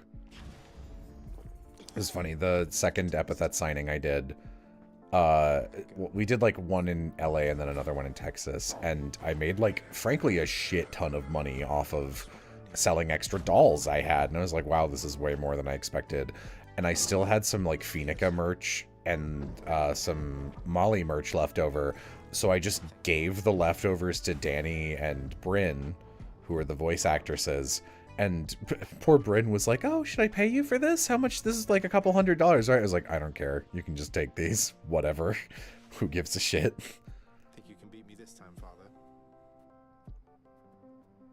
I was just thinking on when last I vanquished you.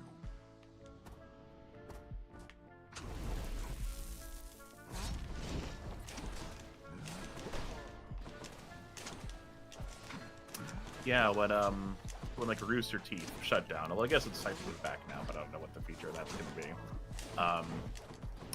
There is a mad dash to try to get any sort of, I mean, if you're into, like, you know, Ruby or Red versus Blue or whatever, but to get that on the physical media while you could before they just stopped selling it because they didn't exist as a company anymore. And I do have all the seasons of Red versus Blue on some sort of physical home media, except for season 15, which is just impossible to find without spending literal thousands of dollars because no one is selling it. I don't know what the deal is. It's weird. I have it all. On my That computer sucks. Anyway, It would be so it's fine. Would it But- not be pretty easy to just, like, burn your own DVD of a couple YouTube videos? Or, like, is that Yeah. not really the point? Yeah, I mean, I just for collectors stuff because No, like, I get it. Like, it sucks to be missing one of the little things in your shelf. Yeah. Like I did find someone did put like all of the Rooster Teeth digital content in like a Google Drive, and I got like what I wanted from that. So I technically have it, but it would be cool to have it on like nice, good quality Blu-ray or whatever, because it's season 15, and also season 0, which is the really bad one, and that one's very cheap on Amazon because it's so bad. But I don't know if I want to spend any money on it. It's like That's the fair. season that almost killed the series, and then they had to do like a movie to kind of be like, that was not canon, by the way. Ignore it. Here's the real ending to Red versus Blue. Seasons. Why would season 0 be? Was that not like a prequel, or what was it? No, it was. I don't know why they called it.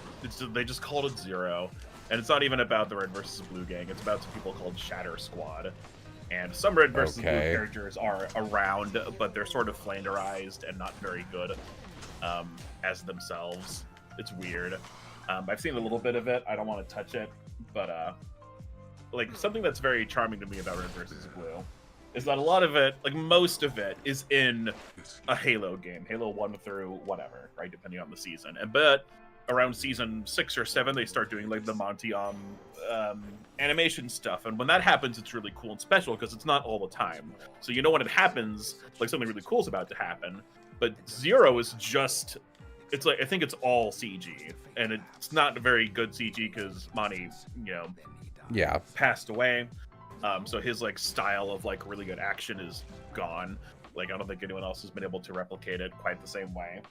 And it just doesn't look good, and it doesn't. None of it appeals to me. I have it on digital. I am doing a rewatch of all of Red versus Blue right now. I did season 1 the other day. So each season is like an hour or like a couple hours depending. It's just like a movie basically. So you know what? I might get to 0 and like watch it. I guess I shouldn't pass judgment until I watch it, but I don't know anyone who likes it. So, I don't know. I think I have enough keys to do this, which is cool. Could always use more keys. Did not realize how cheap these were. Trade you these. Yeah, I should have just enough. I think I'll take it. Hell yeah. Never watched Red vs. Blue. Is it any good? Yeah, I think so. So it started in 2003. So expect some like not great language early on. It kind of has like the early Adult Swim problem where it's like you can't say those words anymore. That's uncool, actually. I assume there's a lot of. I assume Yeah. there's a lot of R word throwing Oh around. yeah, yeah. That's the big one. I don't remember exactly when they stopped doing that or where the cutoff is, but definitely like the first 5 seasons have it. So yeah, like overall it's good. It is well written. The comedy, you know, that's all subjective, but I think a lot of it is still funny even to this day. They just keep that in mind if you go looking for it. So you're gonna hear some stuff and be like, oh geez, 2000s internet for you. Yep. Yeah, I truly think there is no decade quite so difficult to go back to in media as the early aughts, because it's like, yeah. it's like recent enough that you're like, it should be way better than this, and the early aughts are like so edgy on purpose that like, it's rough. A lot of rape humor.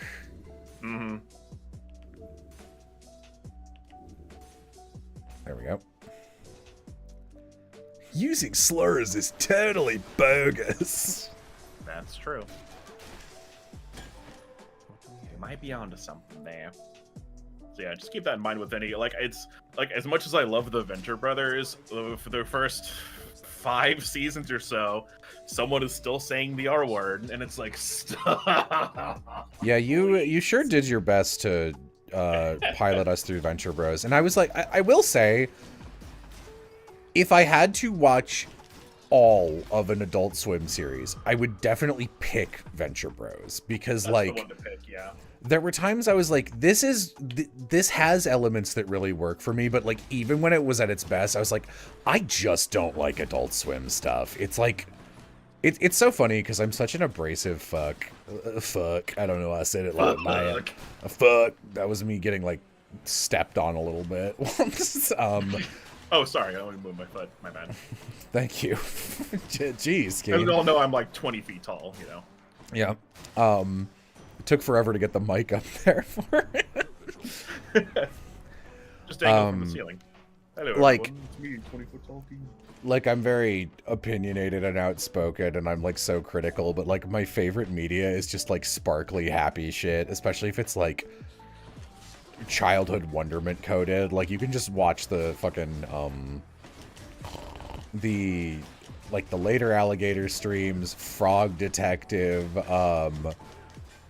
what's that other alligator game that I love so much? Feeling tough. Let me have it. Is it? Oh, fuck, I have it. Is it a Little Gator game? Little Gator Sorry, Game. you said that right. Little Gator Game is like that still. legit, I think, one of the best video games I've ever played. I like it so much. That's something I need to do on stream. I need to fucking I need to get Savvy, Bo, and Spayer back together because that game has DLC. Yep, it's not out yet, but it's on the way, it looks like. I just looked it up. Little Gator game in the dark. Ooh. Mm-hmm. That'll be fun. I adore Little Gator Game. It makes me so happy. And like Adult Swim is just kind of it's the reason I never watched Has Been, is I looked at it and I was like, this is like an adult cartoon in the way that Adult Swim is adult cartoons. It's like raunchy and Crass mean, and- and yeah. I just hate that. Yeah, it's hard to, because like the only other person I know who's super into Venture Brothers is Spayer, and we'll talk about it sometimes. But it's like, not because like I hate being, because when people recommend like, oh, this show is good, but like the first couple seasons are rough. You just gotta get through those seasons to get to the good stuff later. And Venture Brothers is kind of like that, even if I think the early stuff is good in its own way. But it sure does just get better. Like I think my favorite episode is from season 6 or 7, because they do like it's so like artistically well done, and like the drama is really good, and it's like man, things are happening, which you expect in a show. But like there's some really good stuff in there. But yeah, it does suffer more so early on than later on, although it's always there. There's always a little bit of that, Adult Swim, like something that's just part of the deal. Second. Someone saying that they like Savvy showing up. I'm just gonna DM this to Savvy. Oh, chat says common side effects is good. So I watched that with Spare and Bo, and they have some very strong opinions on common side effects. Not very good ones. Overall I enjoyed common side effects, but you mean they don't like it? Yeah, they don't like it. Okay, just the way you phrase it, they have some opinions, not very good ones. No, I'm sorry. I meant like not. You know what I meant. They have some opinions. Their opinions that are good, suck. but they're not nice opinions about the show. These fucking idiots. No.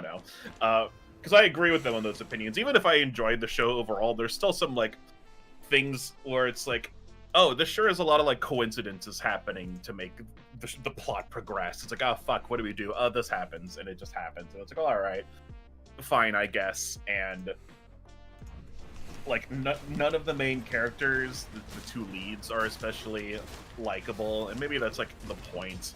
Ugh. And they'll grow in the second season. But there's like some stuff. Yeah, that's it's hard to talk about without just spoiling the whole thing. But like, there's stuff I like about it. But then like when they fuck up and it's like, oh, you should feel bad. The character feels bad now. Now you as the audience member should feel bad. They feel bad. It's like, I don't feel bad for them. They did X, Y, and Z. That sounds like something that would piss me off. I find I've never actually watched any. I don't know Spare too well, but I find that my takes and Bo's takes are often pretty in line with each other. Yeah, no, I hate shows where the main cast aren't friends. It makes me like upset. Honestly, as much as I think Scooby-Doo Mystery Incorporated is the best Scooby-Doo thing that's ever been made, because it is. I mean, the best series. There's actually some movies that are better, but like, I do hate how mean-spirited that universe is. I just don't like it. But yeah, it's also one of the reasons I dropped Archer, because like everyone hates each other. I forgot to get back to that. You don't need to. That's okay. Yeah, I left off when he went in the coma. This is the last thing I saw happen. Yeah, and like, so. I have such mixed opinions on that. So for people who don't know, Archer is a show about spies. It's like a workplace dark comedy about like James Bond if he were way more of an asshole. Like, imagine being James Bond's coworker who works at HR or whatever, and like also the agency's owner is James Bond's mom, so you can't even complain to anybody. And it's got a lot of good jokes and really good dialogue, but like the cast hate each other like so deeply. And they did this really interesting thing where the main character at the end of season 6, I think, goes into a coma, and so they're like, we're just gonna try some weird shit. So season 7 is an AU starring all the characters in different roles from normal in a 1950s LA noir style storyline. And it's like, that's really interesting. And they're like, also, it's kind of not a comedy anymore. Like, we're just doing drama. And I thought the first season worked. And then in the other seasons, it was just like, now they did it a couple times. They're like, this is a space AU, which is a way worse vibe, in my opinion. And there's also a like sort of Indiana Jones 1920s pulp fiction island jungle aviator adventure. And that was the point where I was like, I think this show has fully lost its magic. Not because I don't like this idea, but because in the original universe, the shows have the characters have years and years and years of working with each other, and it makes total sense that they hate each other.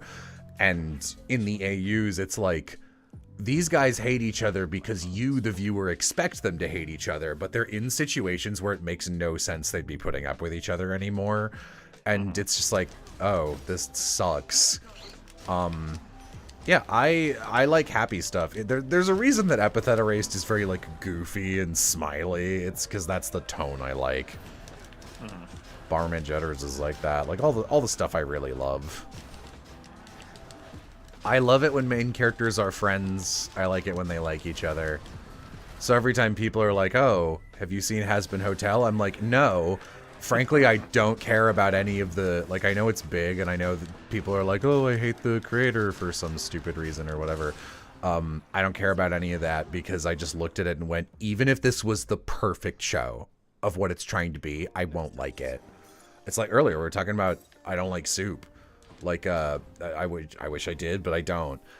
Even if the best chef in the world had a baller idea for soup and made like a new soup that took the world by storm and it was objectively the best soup, I'd still try it and be like, I don't like soup. So it's just pointless. Yeah, some stuff you just don't like, and that's fine.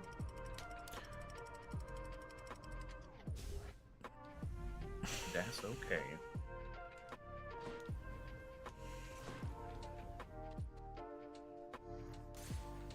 Wait, just like soup in general? I don't like liquid or gooey food.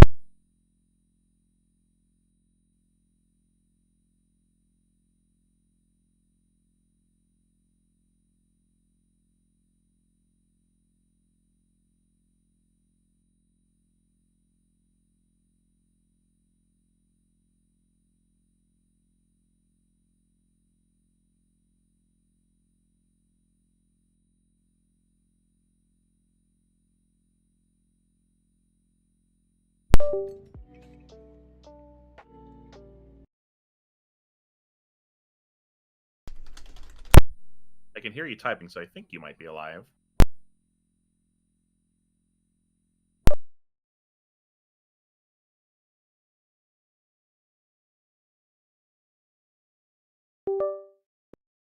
Jack is like if you're plugging in like a guitar to a Okay.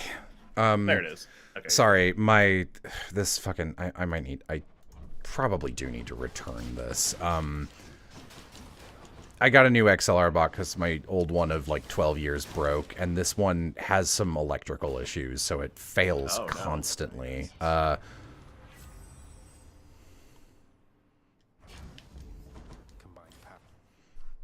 And when that happens, obviously, chat can't hear anything. I don't know if they could hear Keen, but I believe they usually can't hear music, and they can't hear me anymore. And while that's happening, I also can't hear Keen, and I can't talk. We heard nothing, yeah. So you guys hear what I hear, which is nothing. Oops. I mean, I'm proud. We're good now. I mean, nothing was missed, so it's all good. Wasn't the creator of Has Been Hotel rumored to be a zoophile? Speaking as someone who has a bunch of completely bullshit rumors about them, I literally never believe anything I hear about anyone who has over 1 million followers unless there's like really, really, really good accessible evidence for it. Otherwise, I'm just like, someone probably made that up because they hate them. It'll be my pleasure. Ooh, that's good. I was talking mad crap about Joe. I was saying he probably wouldn't like BoJack Horseman, which is true. Even though it's a very good show overall, it is not your tone. It's definitely it's like the least happy. No, it's like the opposite of empathetic race. I've heard multiple times that people are like, it's an incredible show that you need to be in an extremely specific mood to watch. Yep. Because it's such a fucking bummer. And I was like, I bet it's really good.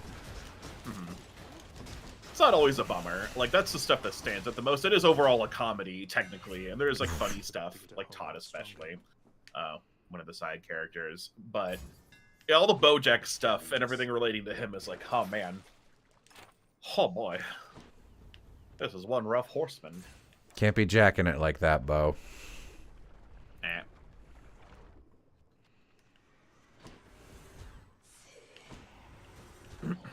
Oh, yeah, it did stop my music, though. That's why I noticed it. My music died, and I was like, uh-oh, is my XLR box dead? Yep.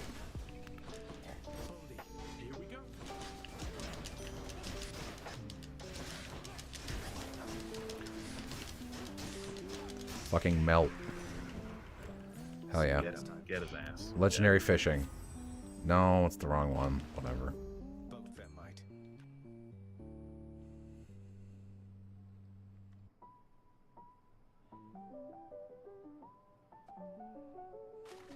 Fish. Slavog, go figure.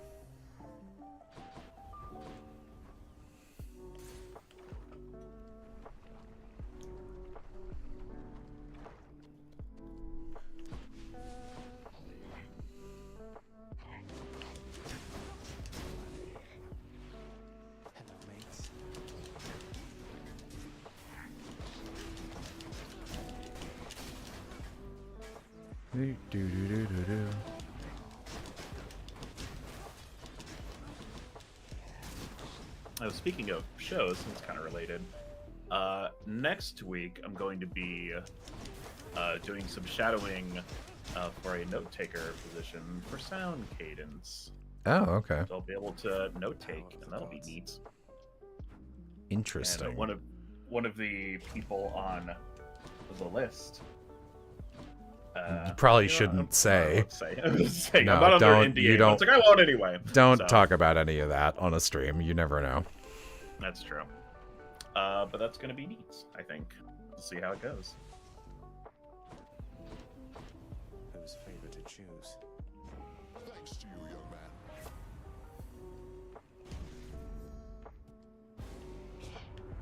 And here I was beginning to think that we So had yeah, something that'll be special. neat. We'll see how it goes. Lady Aphrodite, I'm sorry.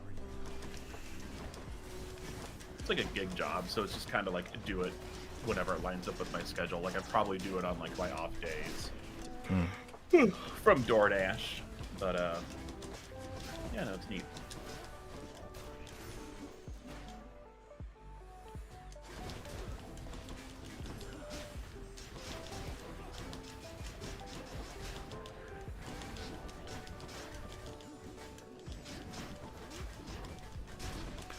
A lot of guys.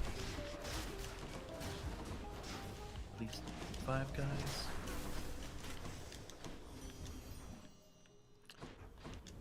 Wink. There is no common sense with I just downloaded DoorDash and I feel like such a Chad. Not gonna lie. Why do you feel like such a Chad for downloading an app? Dude, it's not just an app. It's the app. I gotta say, so since I work a lot and I work in like big bursts, big very ADHD bursts, where sometimes I will go for like 2 weeks and just not work at all, and then like some weeks I'll have like 4 12 or 13 hour days in a row. And when that happens, obviously I want access to food and I don't want to have to make it. So I spent like, my one vice was I would spend a lot of money on Grubhub. And I gotta say, Grubhub and Skip the Dishes, which is arguably the Canadian equivalent. The Grubhub doesn't operate north of the border. And Skip the Dishes sucks. Their app is so bad. Oh no. I need to kill you once again. I miss them a lot. Damn. Like, it's objectively not very environmentally friendly, and it's, like, obviously a waste of money, but look. Sometimes you don't want to get up and get a thing. Yeah. If there weren't delivery drivers, why the world would fall apart. There are a lot of places near where I live now where I can, like, pick up, I can, like, go and pick up sushi or a pizza. There's actually a place, they don't have this deal anymore, but they had it for, like, 2 months, where you could walk in, and if you were willing to sit down and wait 20 minutes, it was 2 medium-sized pizzas for $20, which is $20 Canadian, which is, like, $14 US, which is like just insane, like a way too good price. You are correct. $14.45. You win the gold Cupid doll. Oh, that was a stim line for me for a long time. Congratulations, you just won the solid gold Cupid doll. Chat, name that anime, and by anime I mean animated movie. Don't look it up. Don't cheat. Well, no, if you do, we'll get you. it shall be my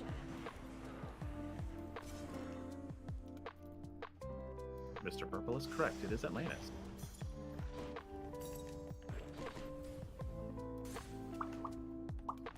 That's pizza for a week. Oh, not for me. No, unless I get a large, I'm eating a whole pizza in one sitting. I am a very big dude. I used to do that, but I'm trying to get into like the habit of spacing it out a little bit so I can have pizza later. But pizza, like, it depends on the pizza place, because like cold pizza is good, but like it depends on what pizza it is and like where you That's get it. one of the things I Microwave miss. is another thing entirely. I was like just saying this on some other stream. One of the things I seriously miss about Texas is they had like a good bad pizza place and a good pizza place that I liked for like big multi-day meals. So when I wanted just like kind of a mid-ass, but like, you know, there's good bad pizza and bad pizza, where it's just like I want some good bad pizza. Like There was Marco's, like Marco's. It was Marco's, Yeah. literally. Yeah. Marco's has good bad pizza, and especially if you go pick it up, it's a pretty good price. So I would get like pepperoni and tomatoes from Marco's, and like that was it, and I really liked it. And they had this little like they had like crumbs or dust or something you could order on the edge of the pizza that I really liked too. And then in Dallas, there's this other chain that's a little more high end called I Fratelli, where they're more flatbready, but they give you these giant fucking rectangular pizzas, and the delivery guys all come in a uniform. And man, oh man, the I Fratelli pizza would be like 90% topping. It was like more bruschetta than pizza. So what I do is I would order, and I don't like chicken on like pizza, but like, I Fratelli, like I said, more flatbready. So I would get, grilled chicken, basil, jalapeno, and pepperoni sometimes. And by putting jalapeno on it and making it spicy, there would be consequences to me eating too much of it, because I can handle spice going into my body, but not coming out of it. So you gotta limit your intake, and that was how I tricked myself into having like multiple days of pizza, and it worked. That's a good way to do it. Yeah. Did you see someone posted it in chat a while ago? But like the triple Magnifico pepperoni or whatever they're doing right now at Marco's. This is absurd. Oh yeah. It looks a little gross. I got it once, because like pepperoni's my base pizza topping, and it's not better than normal pepperoni. So yeah, I did I think they had like a regular pepperoni Magnifico, which like I'm all for like pepperoni and extra pepperoni. Like that's fine. And it was pretty all right, but you know it's Marco, so it's greasy and miserable at the same time. But it's like good. I gotta be in the mood for it. How would I make a magical girl anime in the same vein as Epithet Erased? I don't know how to answer that. I don't have enough, I would not say I have enough experience in the magical girl genre to be a person you'd want to ask. I've only seen maybe like 5 magical girl shows, and like very few of them in full. I've watched like Madoka and Princess Tutu all the way, and that's it. At least we get Princess Tutu counts as one. But I haven't seen any of them. I've seen all of Princess Tutu, so. I like Princess Tutu a lot. Yeah. Technically, it's not Magical Girl because she's a duck. It's Magical Duck in the anime. Come, Quack, heroes quack, of Elysium, little duck. and vanquish the Thanks for intruder. convincing me to get a Dropout subscription. It rocks. Dropout's fucking great. They're very funny. Funny guys. They're also very transparent and ethical and good, and I like them. So, like, I only watch like a 1/5 of their shows, but I really like the ones they have. I feel like a streaming service having like 2 or 3 shows you really like is a good amount, you know?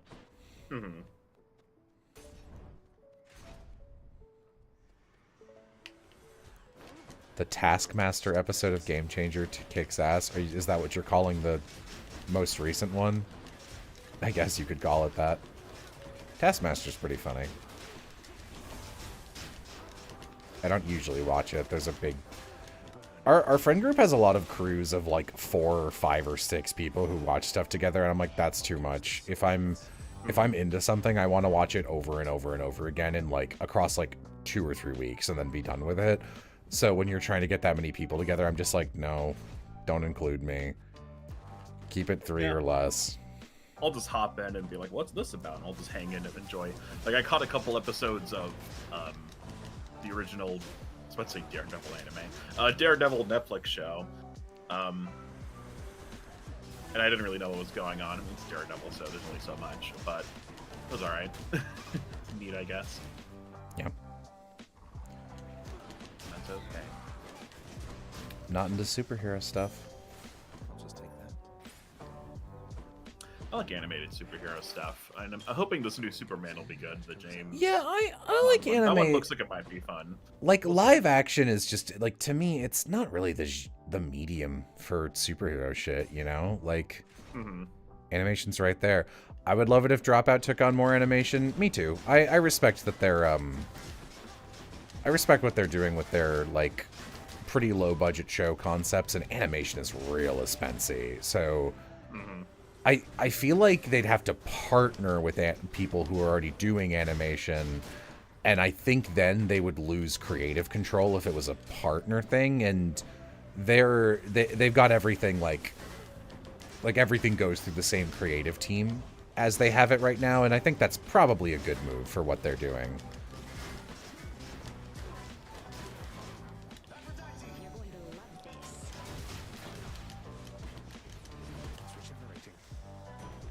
I watched My Adventures with Superman. I liked it. Not really your typical Superman show, but that's like fine because there's like a million Superman shows that are Superman shows, and it still is, but it's different enough.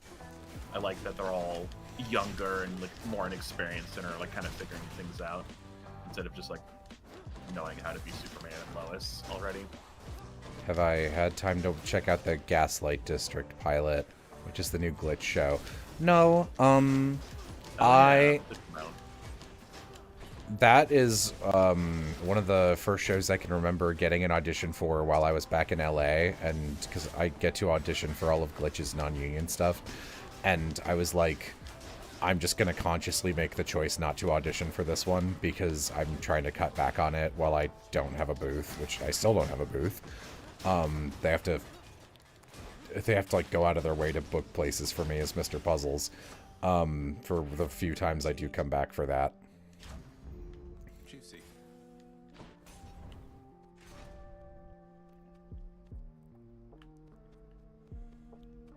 Well, look at you. Jesus, come on.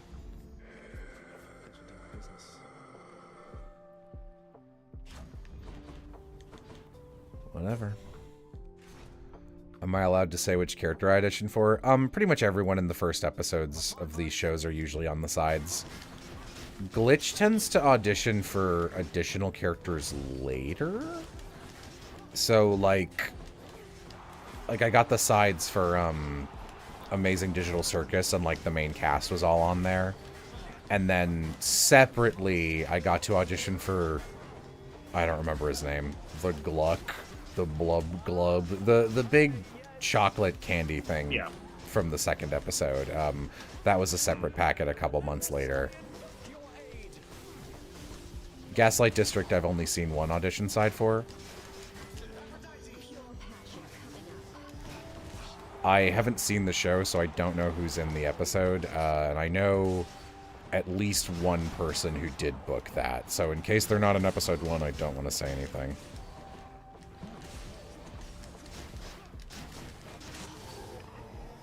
It was me. I play every character all along. That's all for today's show.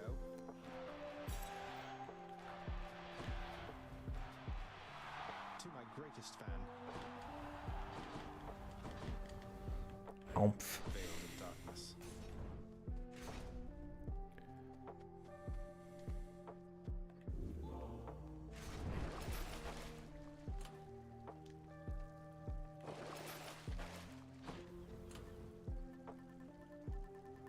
Let's see.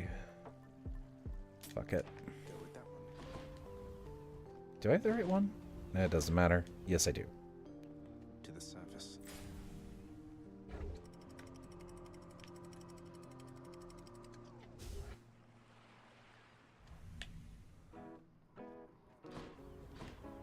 It's nicer outside than it is in here.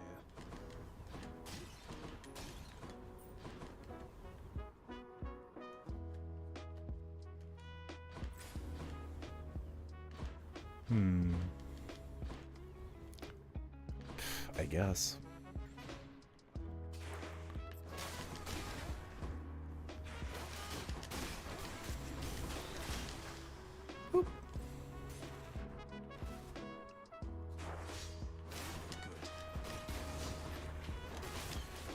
I guess I'll just remind anyone, if anyone new came in,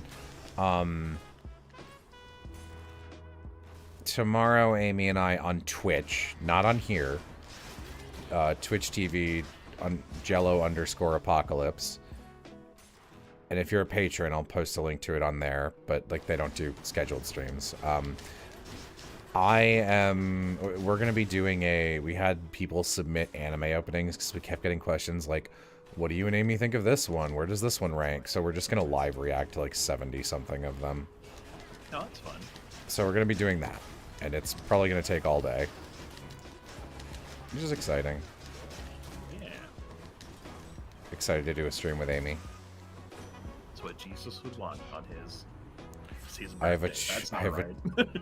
I have a Twitch channel now. I had one before, and then they fucking banned me for fraud for 6 months, so I decided never to do stuff with them again. Because we were like, why did you ban me for fraud? And they were like, I am a robot, please insert query. And we're like, why did you ban me for fraud? And they said, we don't understand. You can ask again in 6 months. And then in 6 months, I was like, why did you ban me for fraud? And some dude was like, oh, fuck, that was a mistake, sorry. And it's like, hey, guys, what if that had been, like, my primary source of income? That's an unacceptable level of customer support, and you fucked me over for no reason. So, no more for Twitch. And you make more money off of YouTube than Twitch, which is good. Did I commit fraud? No.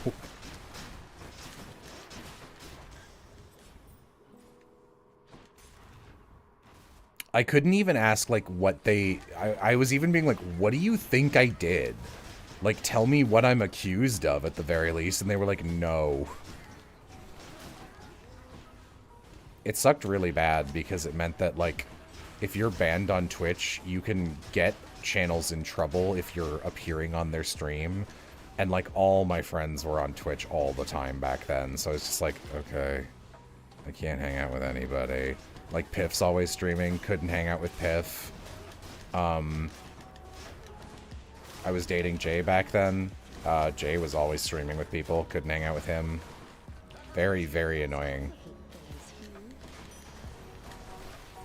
Vast riches. Coming back.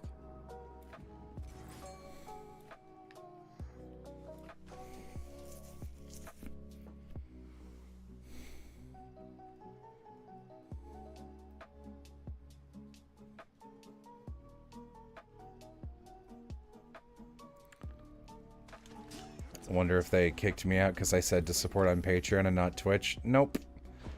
It was just... They just fucked up. Let's see here. They literally were like, oh, sorry. There was a flag that was broken. And then no human checked your account, despite multiple insistences from you that you do. Sorry. Yeah, that sucks. That's the worst instance of customer service I think I've ever heard. And I did it for 13 years.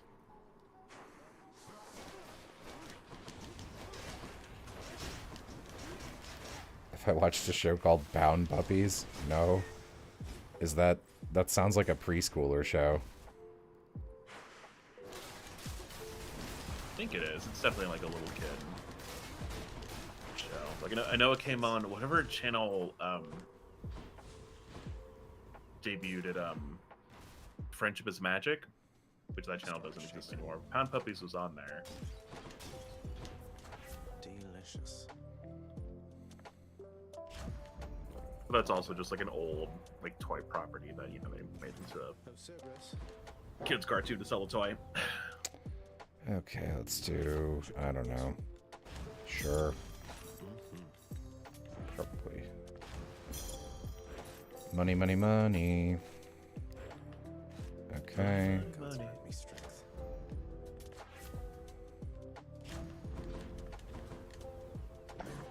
The prince has...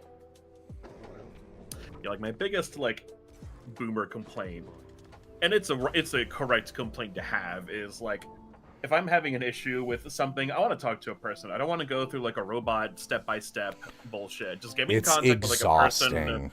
who can talk to me and be like, "Oh, I know what you mean," because I have like human thought and I'm not a machine. Like, You know what I can't stand are those fake calls where they like they have the robot voice go like, they'll be like talking, oh, hang on a second, or something that makes you think they're a human, like you'll hear typing noises or whatever, but it's like fake just because they know that people are more likely to hang up on a robot than a person. I hate that shit. You can just be like, are you a robot? And then they don't like respond They don't because they're answer. a robot, and you're like, okay, goodbye. I think John Oliver did a segment on that once, and it was very silly, where they, like, some guy had recorded, like, a call like that, and they were like, I just need you to tell me if you're a machine or not. Ha ha ha. Anyway, it's like, that's how they sounded, and they just wouldn't answer the question. It's like, that's a robot. I know, my mom sent me something. I'm gonna look at it. Alright, but it better be good. Happy eggs. She just sent me a Snoopy gift that says Happy Easter. Aw. I picked up some cheesecake slices for Easter tomorrow. So I'm like, Mom, you want me to bring me? Do you want me to bring me anything? I'll bring myself. And she was like, oh, can you bring some sort of dessert? And I was like, oh man. And I asked her, I'm like, it's a good dessert for Easter. I guess Carrot cake. anything, but like, you know. Yeah, I mean, you can, honestly, you could just go to the, like, Easter aisle and check out, like, grab some candy, and as long as you, like, arrange it nice. Try that again. And a friend of mine was like, oh, do cheesecake. That's always good. I'm like, oh yeah, I always, like, just forget about cheesecake. I'm not super into it, but, like, I'll have it. But it's never my first choice. So, you know Amy what? likes Sure. cheesecake. I got like a variety. It's like a bunch of, it's like 2 slices, and every 2 slices is a different flavor. So it's like, oh, that'll be neat, probably. Yeah, that sounds good. I'm a big ice. Walmart. This isn't really a, like a bring a dessert kind of dessert, but I love ice cream cake. I love ice cream so Yeah, I much thought more about than that. cake. Blast. I thought about doing that one, but anytime I've ever brought like an ice cream cake to like a family function, it doesn't all get eaten. Because like usually I have to drive like an hour or so to one of these things, depending on whose house it's being held at. So it's like, do I really want to like lug back this now not completely frozen like ice cream cake and then like hope it doesn't drip all over my car or something? It's like more of a hassle. Even if it is really good. Like I have like a Reese's one from, I think it was Christmas probably. And I think someone had like a slice or 2 of it. It didn't come out very good. It's just been sitting there ever since. Okay, So I don't really I want told, it. I texted my mom. I told her Happy Easter from the chat. Aw. I said from the audience though, because I don't know if she knows what chat is. I think she knows what streaming is, but The Legion says, Happy Easter. On a toxic strain of fungus. So rare you would not have heard of it. Oh, damn it.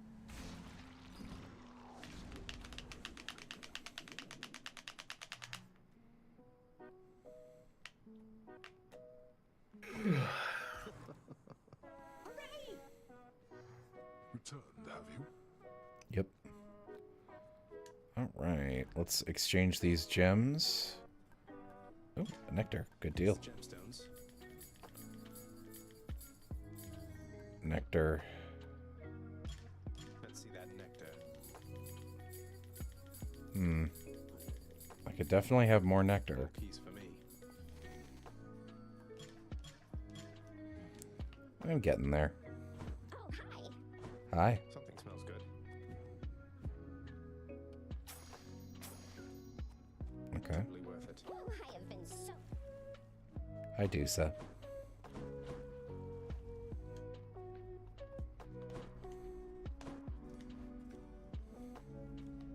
I knew it. What do you mean you knew it? I think I'll try this one. What are you saying, Skelly? What are you saying? What's your problem? No thanks. There is I never, like, I think I did like the basics of this game. I didn't like do any of the challenges but like, I got to like the end. But there was a neat little Easter egg I discovered the other day. I just saw like a clip of it on YouTube. That's pretty neat. You can push, so like like in the scalia room over to the left, there's like that platform where you can walk out and you can see whatever. You can push him over there, and he has like a special line of dialogue he says. Oh, that's funny. Yeah.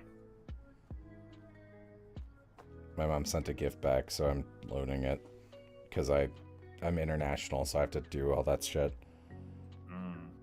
I just completed this miniature kit. Oh, it's a video. Okay, let me look at the video.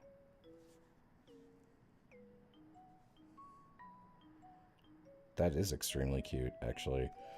She's constructed a sort of little fake, like, model train town cafe building. I don't know what this is, but I love it. It's really cute.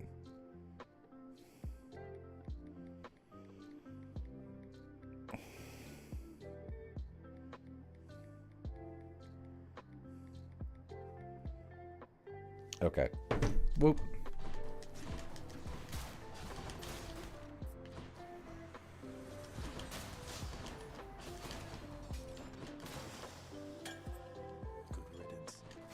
Yippee. Goo. My favorite. Everybody likes the goo. Boop. Everybody likes the goo. You can too. Right. Blue Skidoo, get that goo. Boing.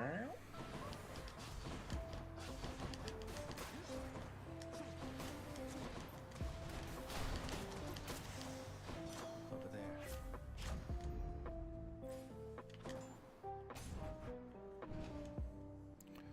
Would I want to live in a big house with all my friends? No, the ideal is that you live in like a cul-de-sac and each of your friends has their own house. Yeah. I don't want to live in a house like A lot of people. I like living with Amy, Share but space, before that I really liked living alone. So We all get houses in the same neighborhood, and it's like, oh, so and so is having a barbecue.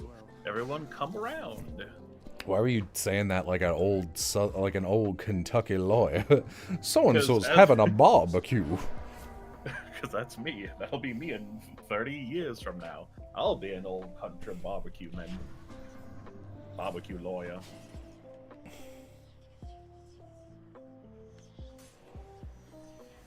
More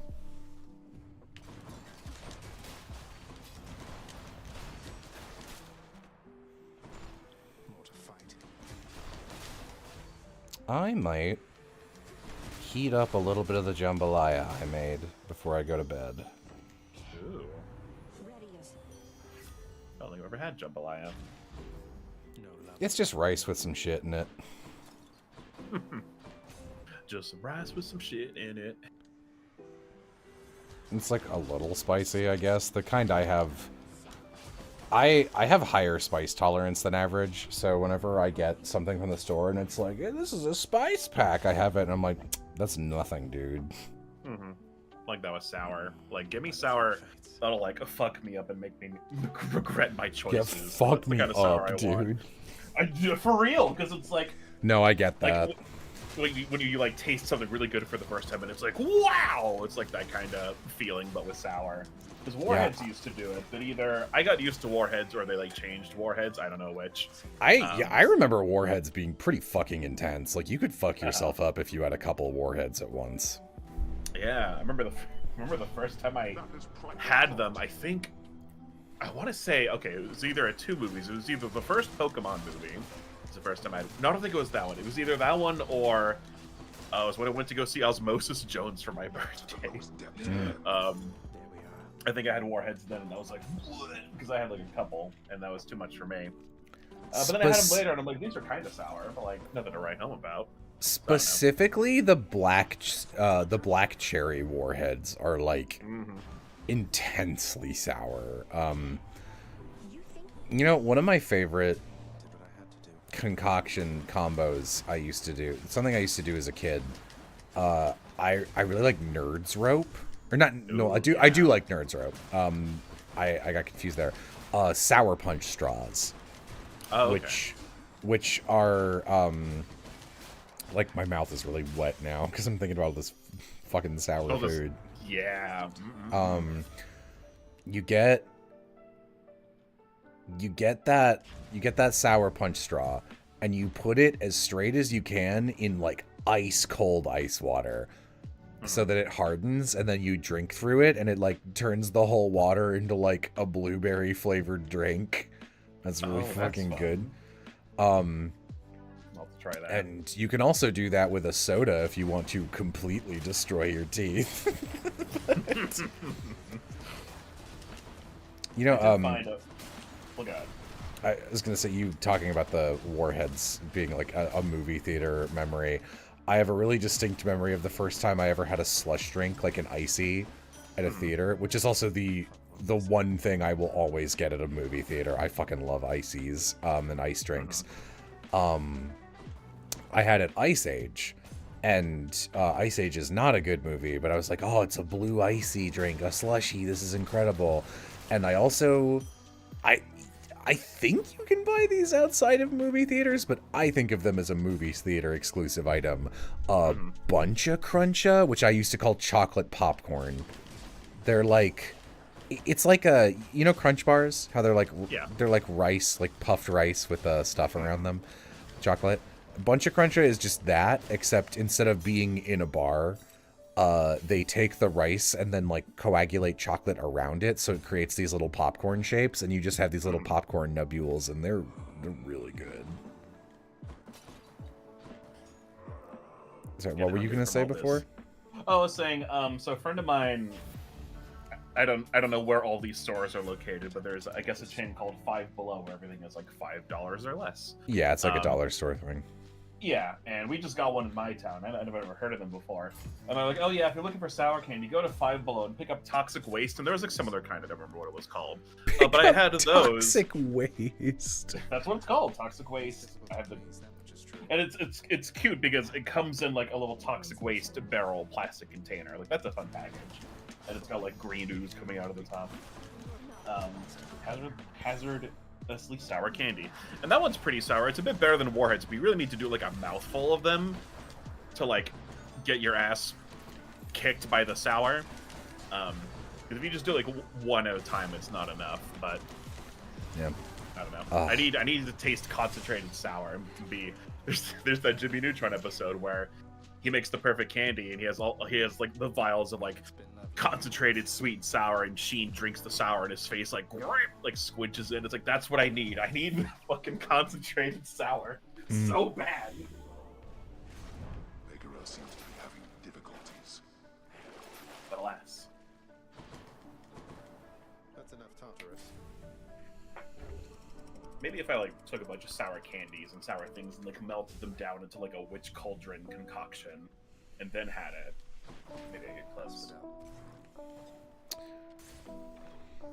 You know what else I was thinking about is that I haven't had in a while is runts. The little I forgot about runts. Like little fruit shaped fake candy.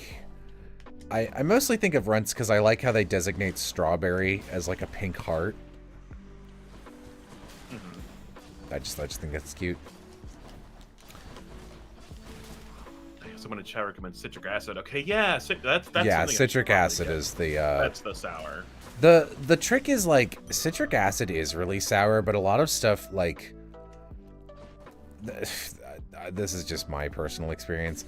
A lot of because I lived in LA for a while and also Texas, so we got a lot of Mexican candy and Mexican treats, and Mexican candy is like really sugary, and like sometimes it'll be like, this is really sour, and it's like just citric acid, and in a way where it's like, this is sour.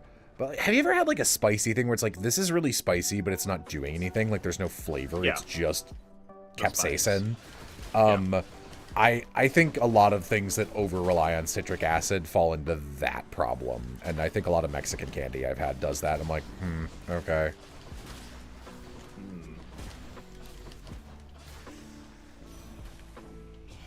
if they have any citric acid next time I go to Walmart. When chat brought that up, there was like a Game Grumps 10-minute power hour from a while ago where they just like added sour to stuff like that's normally not sour, so they'd have like citric acid sprinkles on like a chicken tender or something, you know. Oh, and they tried a bunch of wacky stuff, and it's like, oh yeah, that's just the sour. Maybe that's what I need to get. But then I forgot and told us now. That's citric acid. No need for that. How goes it, Zagreus?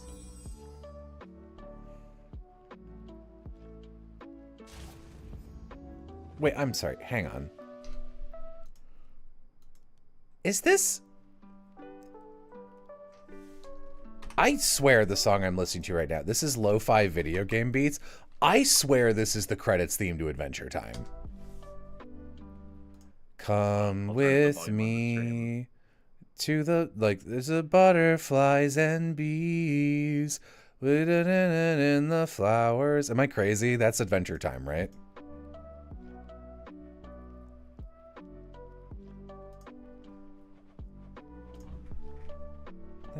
Oh, kinda, yeah. No, I can. I'm not crazy. hear Okay, it. Chat agrees with me.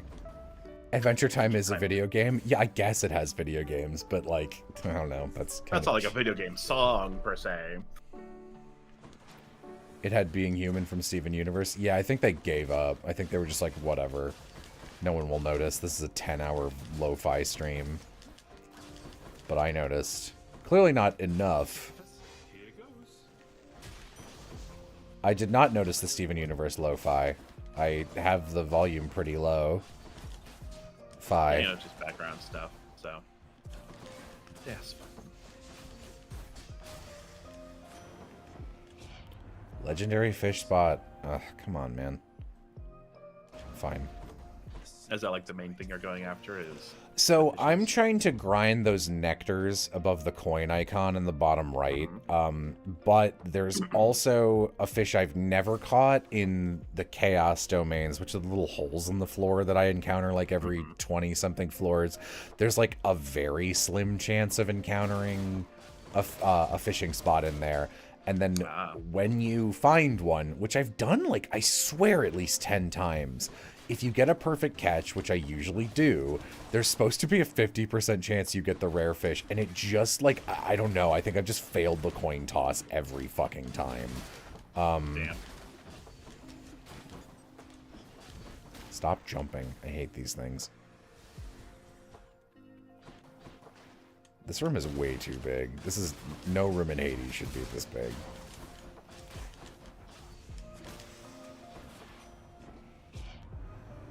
Are there any good horror games I'd recommend? Probably not. Silent Hill. Silent Hill 2. The remake is quite good. The original, I think, still totally holds up. And I think you could actually play both of them and have a good time. You can play them back to back and have a good time. Played the heck out of Hades, never got the rare fish for Asphodel. Like, that's the thing. Like, I've gotten all of the fish multiple times, except I've never found the one in Chaos. Like, I've done, like, hundreds of runs, and I always am looking out for it. And, the RNG is just garbage.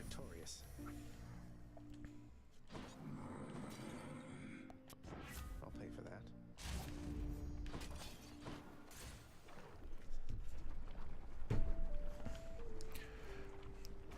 Signalis, if you'd like Silent Hill with lesbians. Yeah, a lot of people like Signalis. I had some fucking issues with it. I think it takes some mechanical inspiration from both Resident Evil and Silent Hill, but it takes them in ways for its combat that don't gel together at all. It also, this is like a personal issue, Signalis is a woogity-woo kind of surrealism storytelling game that does not have an answer. Like, there's all these video essays where it's like, what does this mean? And the answer is nothing. They're cheating. Like, there's no way the timeline checks out no matter what you do. And, that's, like, a pet peeve of mine. Whereas, like, Silent Hill is a little woogity-woo, but, like, everything has answers and everything has reasoning behind the choices. But I really do feel like there's a couple moments in Signalis where they were like, we really want to do this thing, or we want to have a moment like this, and it doesn't really make sense with our lore, but like, who cares? Or, oh, let's do this thing and keep it ambiguous. And instead of being like, we the devs for sure know what this thing means and what the answer to this question is, and we'll leave a couple hints, but we're going to leave it so vague that it could be discussed for a long time. I truly believe they just went, oh, we don't know. And I think that's illegal. That's illegal, you know. That's illegal, you know. This is illegal, you know. It's not worth it. Speaking of illegal, I'm gonna go lay down for the night because it's almost 1. Good night. Have a good one. Yeah, I wouldn't compare Signalis to FNAF. I think FNAF is way more predatory. FNAF was just like, I don't know, I don't have an answer. And then kids were like, what does this mean? And he was like, oh, I can monetize this. Cool. I'll just never explain it. And I'll just keep selling the idea that maybe one day if you're smart enough you can figure it out. And like, that's truly actively reprehensible. That's bad, and I hate it. Signalis, I think, is a lot more worthy of a piece of art. Like, there's a lot of great work into it. It's a pretty good video game. And there are cool questions that I think there are answers to. It's just that there are many things that they definitely didn't consider.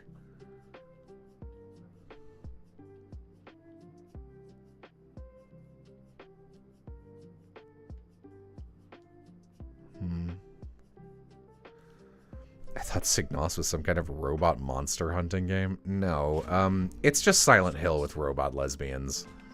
That really is the best way to describe it.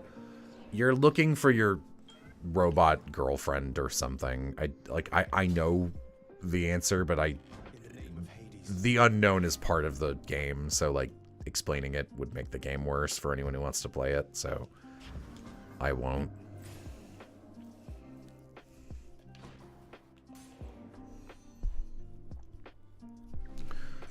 Yeah, the robots at a station have become infected by... They're basically robot zombies. There's a virus that, like, straight up killed all the humans, and then, like, the virus puppets the robots and makes them, like, disgusting flesh creatures. But, like, the robots had... Let's call them magic radio wave powers, and those manifest in weird, fucked up ways that, the creepy bio stuff can use to like do video game attacks with. None of these are good. Stygius grows stronger. Anything I need. Yeah, Crow Country is good. I love Crow Country. Should help keeping you. Hey, free money. Whoops. Would I recommend Hades if you like roguelikes? Holy shit, it took so long to remember that. It's a pretty well-made roguelike. I have some complaints about its economics. Different bosses drop different spoils that you need for, like, you need, like, 2 diamonds for every song you want to unlock in the jukebox or whatever, or you need, like, 3 bloods to upgrade your weapons, and, like, there's 3 different boss drops, and 2 of them have a pretty much even exchange rate, and one of them drops twice per run, so you're like, okay, this one drops on the 1st and 4th boss in a game with 4 bosses, so obviously that one has to be less valuable because there's more of it, but, like, you can exchange it, like, one of them for... You can exchange one of the ambrosia items, which drop on the hardest boss, which is the 3rd one, and you can just... Oh, sorry, I thought I had Aphrodite, and that would have ended the fight instantly. But then, like, diamonds don't... They're, like... They don't go on that exchange table. This is not a good way to talk about Hades for someone who hasn't experienced it. There are things I don't like about Hades that, like, after how long it's been out and how how much attention it had gotten. I did think certain aspects of it would be a little tighter, but I mean that in a way where I'm like, yeah, this is like a 8 or a 9 out of 10. The worst thing about Hades is that there's an incredible amount of dialogue in the game, which is good. Like, they recorded a bunch of lines, and characters can react to different things. So, like, say I'm fighting this guy, Asterius, the Bull of Minos, right now, and say he kills me. Then I come back, and there's like 5 or 6 NPCs who have a chance of being present in the hub when you come back. And if you've ever used a printer, you know, like printer queues where it's like, I'm going to print these 5 things, and they're in that order. Characters have lots of different reactions to stuff, but they proc in a printer queue style. So say I die to Asterius there, and then I come back and beat him. But like a character who can react to that, and they'd be like, wow, you fought Asterius, or you finally beat Asterius. They'll get both of those in their printer queue. So every time the RNG decides, oh, they're not there right now, you'll have to come back on another run.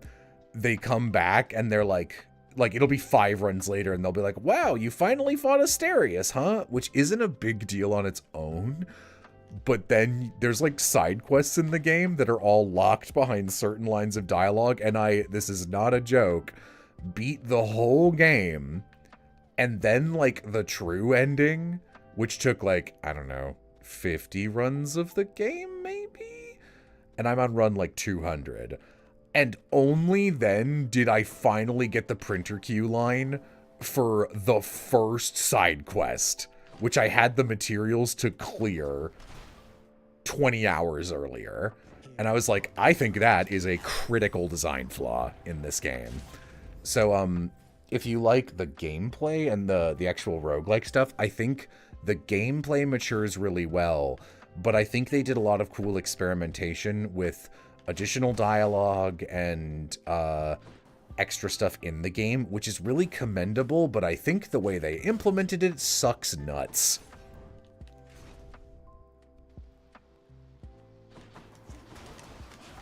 Do I like how BioShock's story goes? No, I hate BioShock.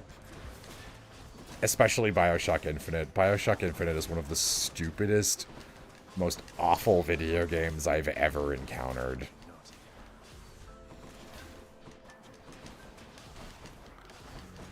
Do you think it works for someone who doesn't normally like roguelikes? I don't normally like roguelikes, and I've played a lot of this, so sure, yeah. My brain is good at roguelikes, because I'm good at figuring out which builds are better than others.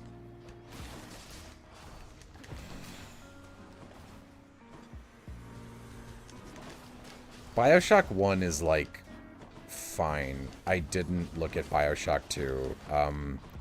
BioShock Infinite is so awful.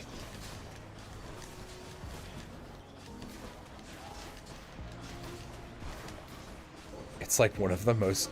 It's like one of the worst takes on racism I've ever seen. My being from chaos is transformed. But it was almost like a movie. I cried. That's bad. Being like a movie is bad for a video game. If it wants to be a movie, it should be a movie. Death has arrived. I can't stay long, so I forgot about the racism. It's only racism. There's nothing but race. There's racism-themed levels, dude.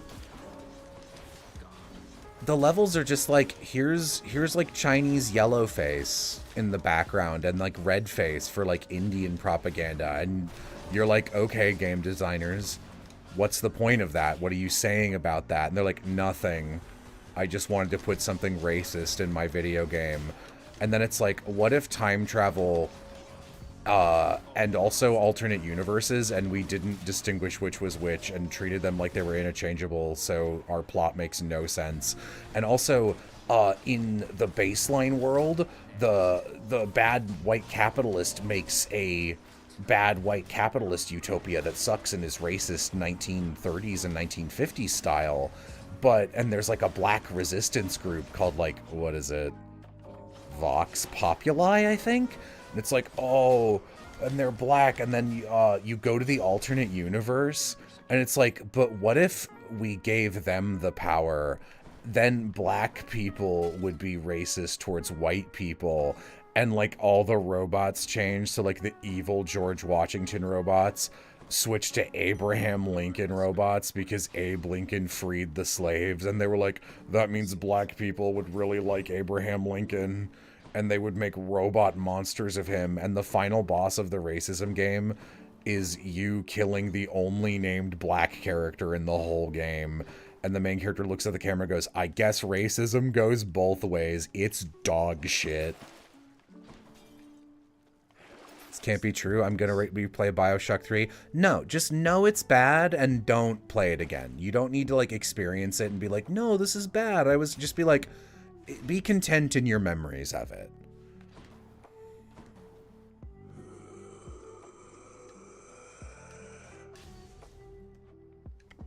Hey, what is that? Give me a second. I'm glossing over a lot. It's like a really racist game.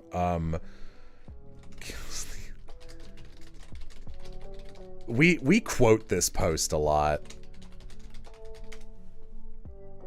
Oh, where is it? Oh my god, yeah, here it is. Bioshock Infinite. Hit X to say racism is good. Hit Y to say racism is bad. Player. Racism is bad. Booker, the main character, stares at a gun in his hand for a long time. Racism goes both ways. Kills the only black character in the game who has a name. Like, kills the only X in the game who has a name is like a format we use a lot.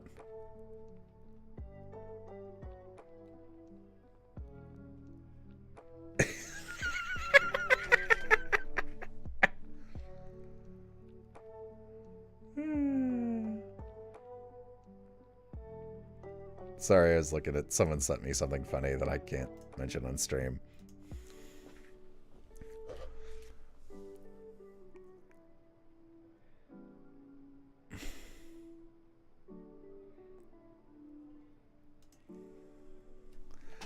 Yeah, it also just, like...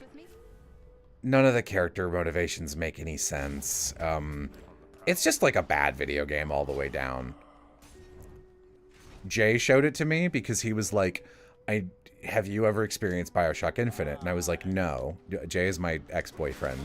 And Jay had another partner named Nico, who I believe he is still dating.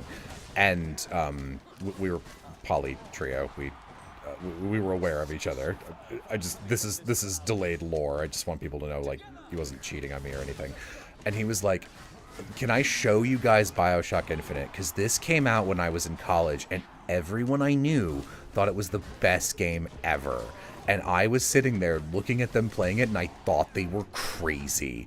And I want you to look at this, and I want you to experience what I experienced. So he played the game, and in 2 sittings played through the whole game, and we watched it. We were like, are you kidding me? This is, like, I was like, never have I seen someone so perfectly impart their anger to me, because I'm looking at this and going, how did people like this? Because I remember that too. I was like, when this came out, I heard about it in college.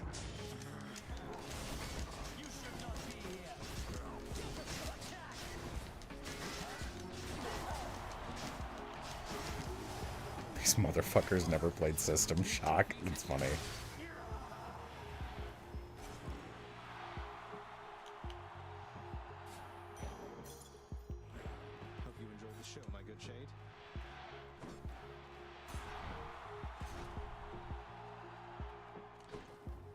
Eat. Keepsakes hold power. Should help. Sure, whatever. I'm almost to the top.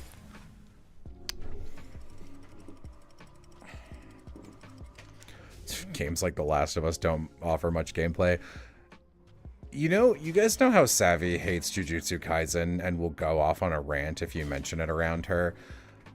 If you mention anything about The Last of Us 2 around Amy and Will, they will go ballistic. So just fair warning. They hate that fucking game.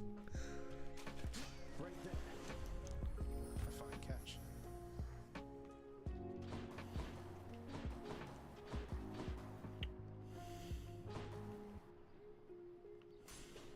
Should check this way. BioShock Infinite was a remnant of a time where you got a lot of points for just saying racism is bad. Yeah, you know what? Okay.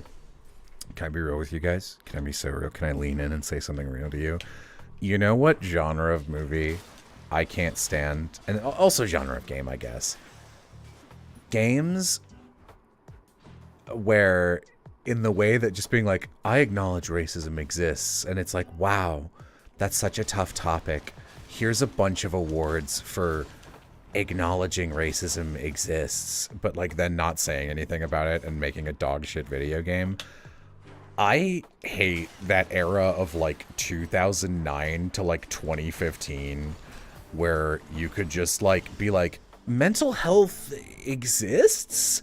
I've heard the word depression before, and that would just be, people would be like, I feel so seen, thank you, and they would be like, this is amazing.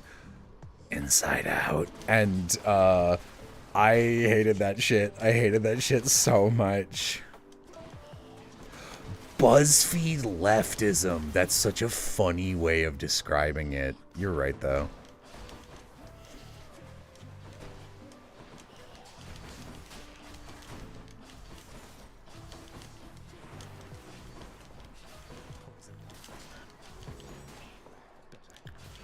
What ranking do I give to the opening of Kappa Mikey?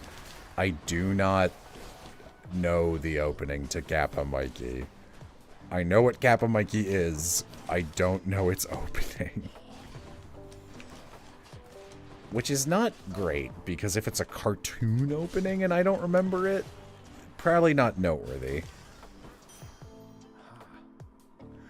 Dear Evan Hansen is a fucking farce. That's an amazing example. You're so right. I try to be. Will. Hi. Hi. How goes this? Pretty good. I'm just grinding for Nectar. It's like the last thing I need. I'm functionally have 100% of the game.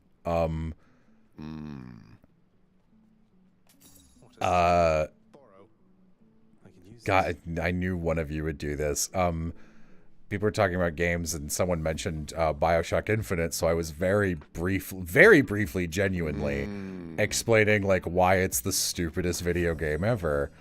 And I did mention on top of that, I was like, hey, just so you guys are aware, in the way that Savvy will go crazy if you mention Jujutsu Kaisen, I will throw rocks if you mention BioShock Infinite or Full Metal Alchemist 03. I was like, don't mention The Last of Us 2 around Will or Amy or they'll lose it. Yeah, I wondered about that. I saw someone immediately was like, can we get the rant? I'm like, normally I probably would. It's late. No. Yeah. It's also a thing of like, I actually went on a long rant about it on another stream, and I was like, it's fine. It's fine. Oh, when did I lose a life? Oh. I'm playing with heat off again, so I'm just like, it's fully autopilot. Yeah, no, there's like, that's the first time I think I've even lost a Death Defiance, and I don't know where I lost it, so.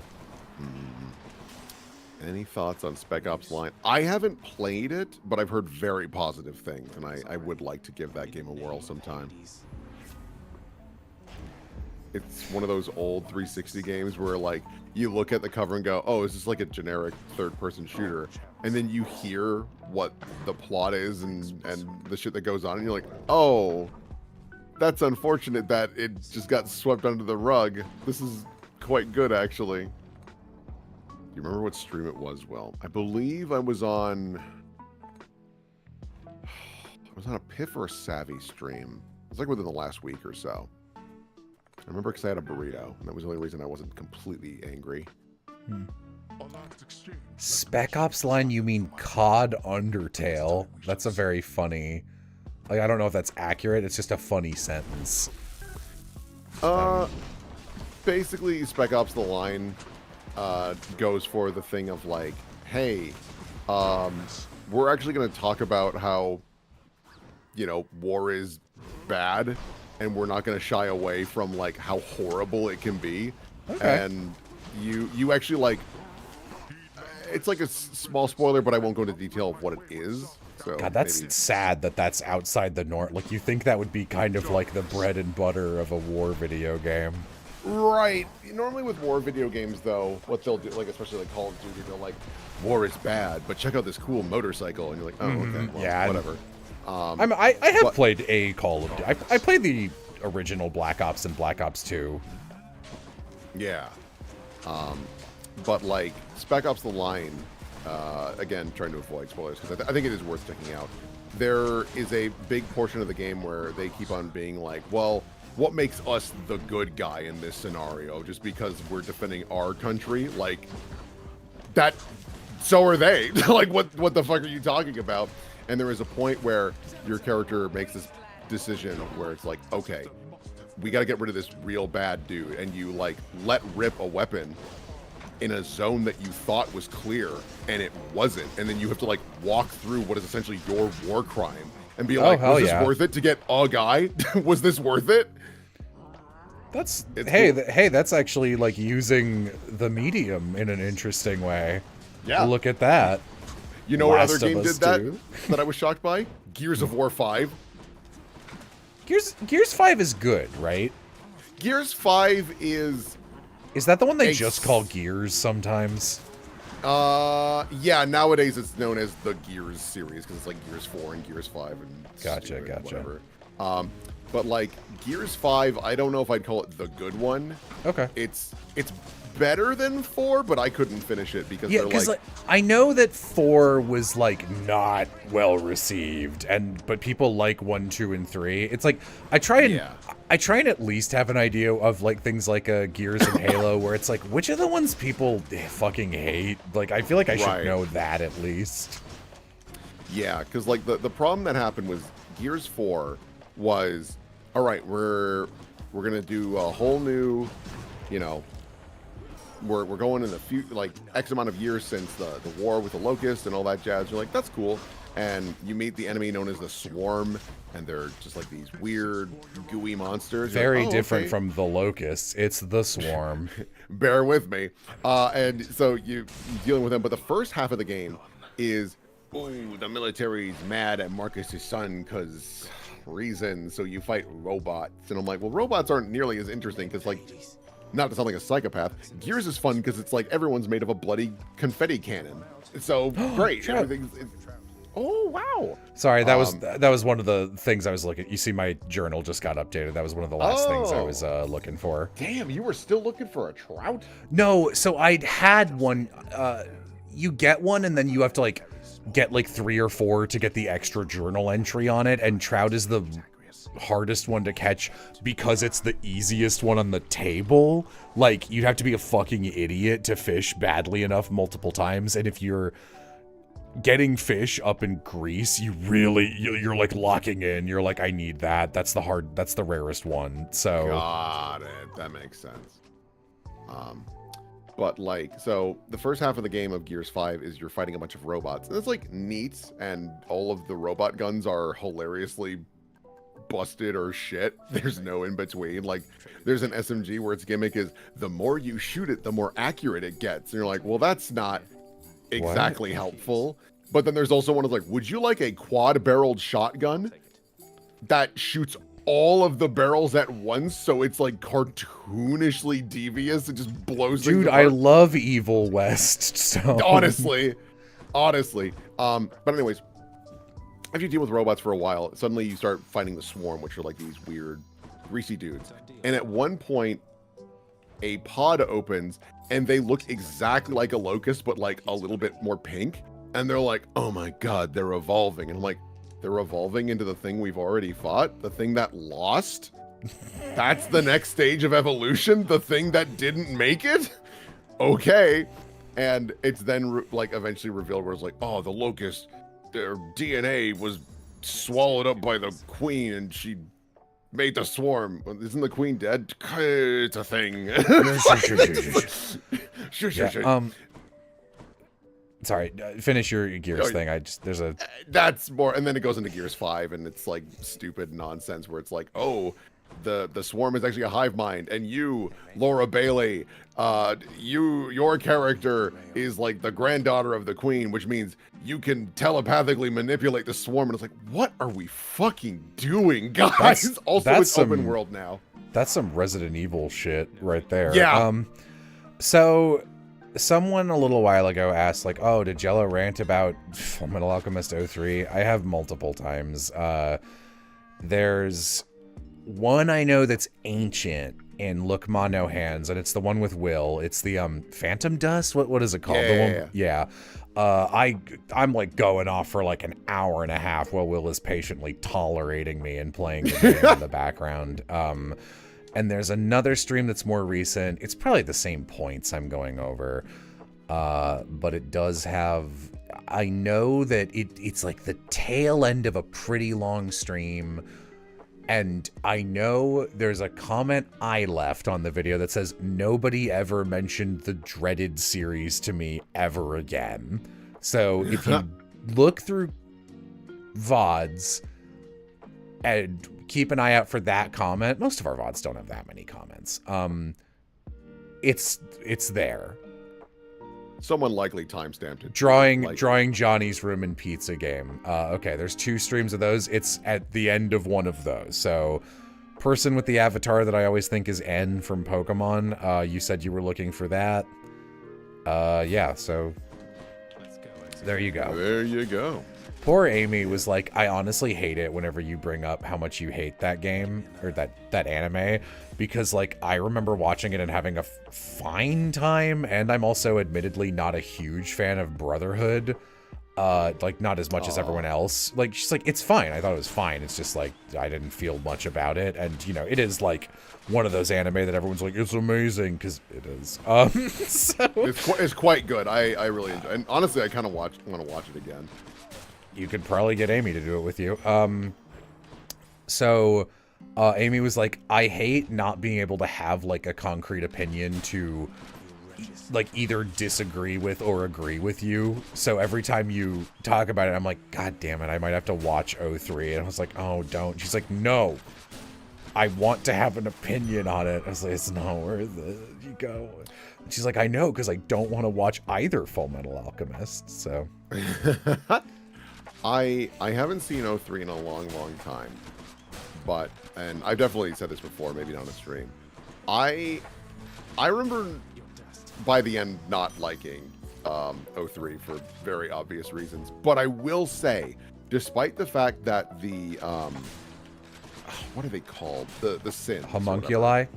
The homunculi. The rules around them I thought were very cool. It is, even though it.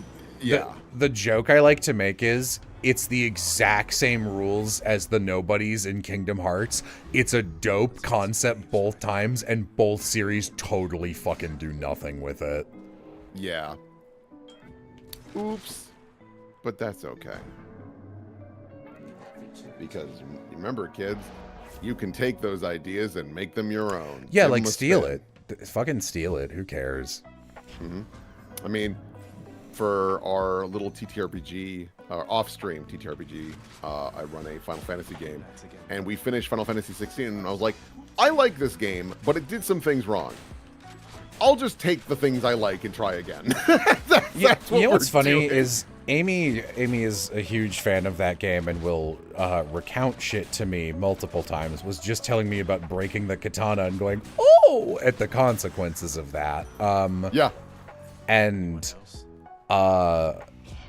she was describing it to me, and it was very funny because, like, in my head, having not played like any post 5 Final Fantasy actually, and knowing very little about like post 8, except what she's told me about 14 and 16, I was just like, this just sounds like the most standard Final Fantasy plot ever, and like fair enough, since it appears you pretty much just were like, I'm just gonna take 16 and put some fucking extra mayo on it this time. Yeah and like that's kind of the fun, is like a lot of Final Fantasy games and, you know, stories are very much like, yeah, and then this will happen, and then this will happen. And I don't think that's a bad thing, because there's comfort in a story where it's like, and then this happens, and you go, yay, and you move on. Like, I don't always need my plot to be deep and riveting and emotionally charged. Like, if you've got good characters or good set pieces, we're good. Like, that's fine.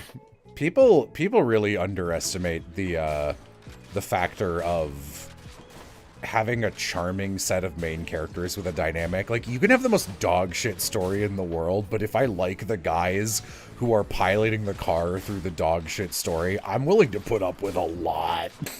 Right. Yeah. Good characters can carry basically anything. That's, if I can be full of myself, I think that's probably my best quality as a writer, is I think I'm very good at making characters likable, and like, to me, I'm like, this is the easiest thing on earth. So whenever it's just like, the cast is bad, I'm like, why didn't you hire someone to fix that? Yeah. I mean, so I don't know if this is a great example, but like, I think of something like Death Stranding.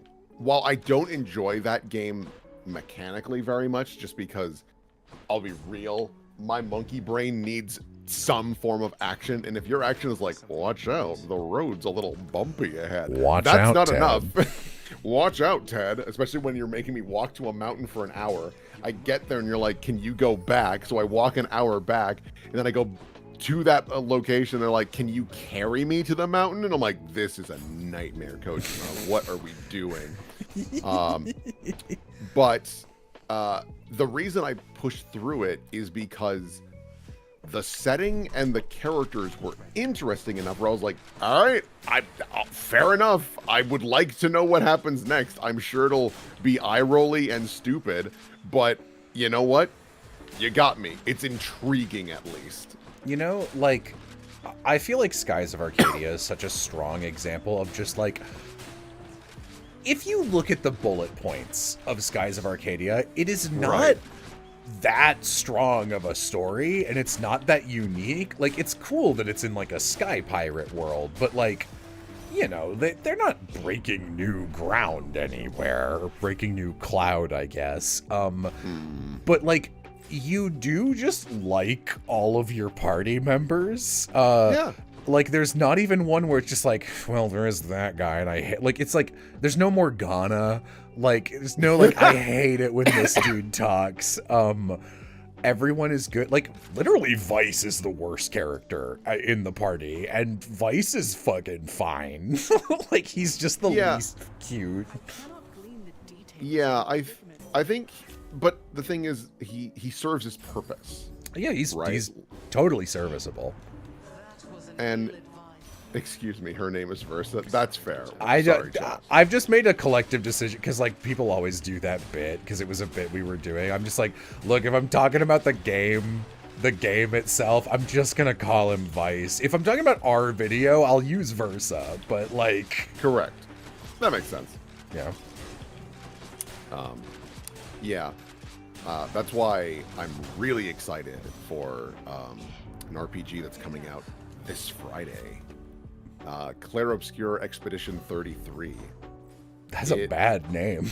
It's not a good name. Very bad name. But I saw one trailer for it, and it was such a good trailer. I've watched nothing else for it, and I'm buying it day one.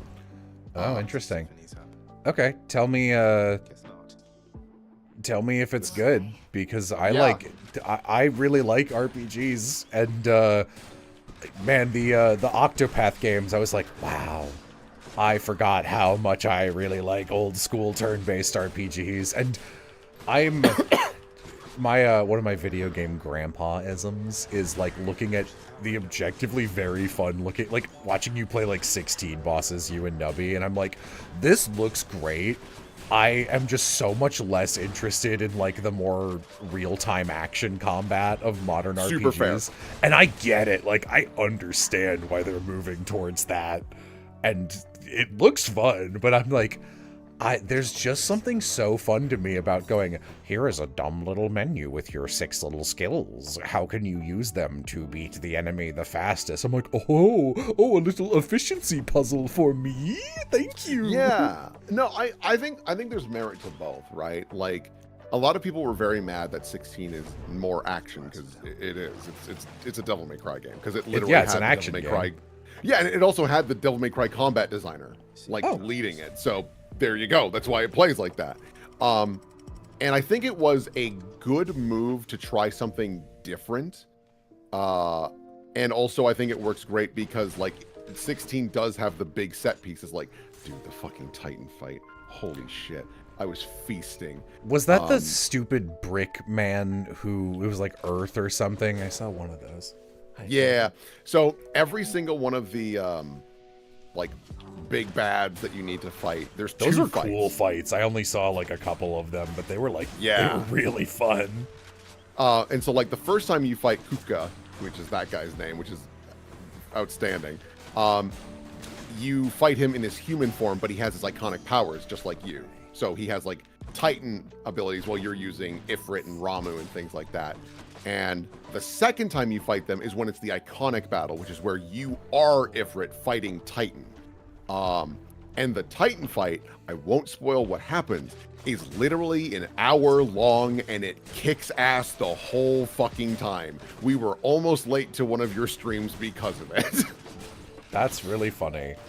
It fucking kicks so much ass. I cannot blame you. I would never go into a boss fight expecting it to be an hour long. Right. We looked at it like, yeah, we'll do this icon fight and then we'll jump into Jello stream, and we all logged onto your call and you're like, God, you guys really cutting it close. I'm like, sorry, we all need a cigarette. We all just nutted hard. Like, and the fight was fucking incredible. And I'm like, okay, I guess this one's demonetized too. Cool. But okay, someone knows what you're. Someone says that fight is so fucking good. So yeah. Oh my god! It's genuinely the when we finished that fight, that was when we were like, I miss Asura's Wrath. Like that's sense. the energy. Someone asked, "Hey Jello, should I wait for the Trails remake or play it now?" That's a good question. So, Trails in the Sky, the first game, is like that Skies of Arcadia energy, pretty fucking charming. Even though it's pretty basic, you just like the world and the people, and like the Sky trilogy, of which you only need to play the first two. The third game is just like good writing. It's like extra notes. It's like DVD extras, basically. The first two are really solid story-wise, and I played them and I was like, no wonder Jay loves this series. This is incredible. The gameplay fucking sucks, but like, you know, it's like a PSP game from like 2004, so like, you know, that's gonna happen. You get what you pay for.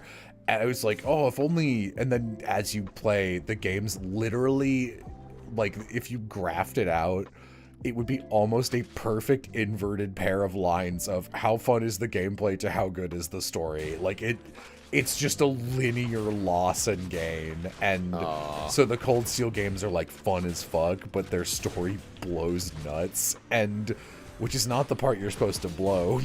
Pro tip. I gotta make a few calls. Oh, hey, I'm out here like, Sound like I'm hunting for geese. I'm trying to draw them out.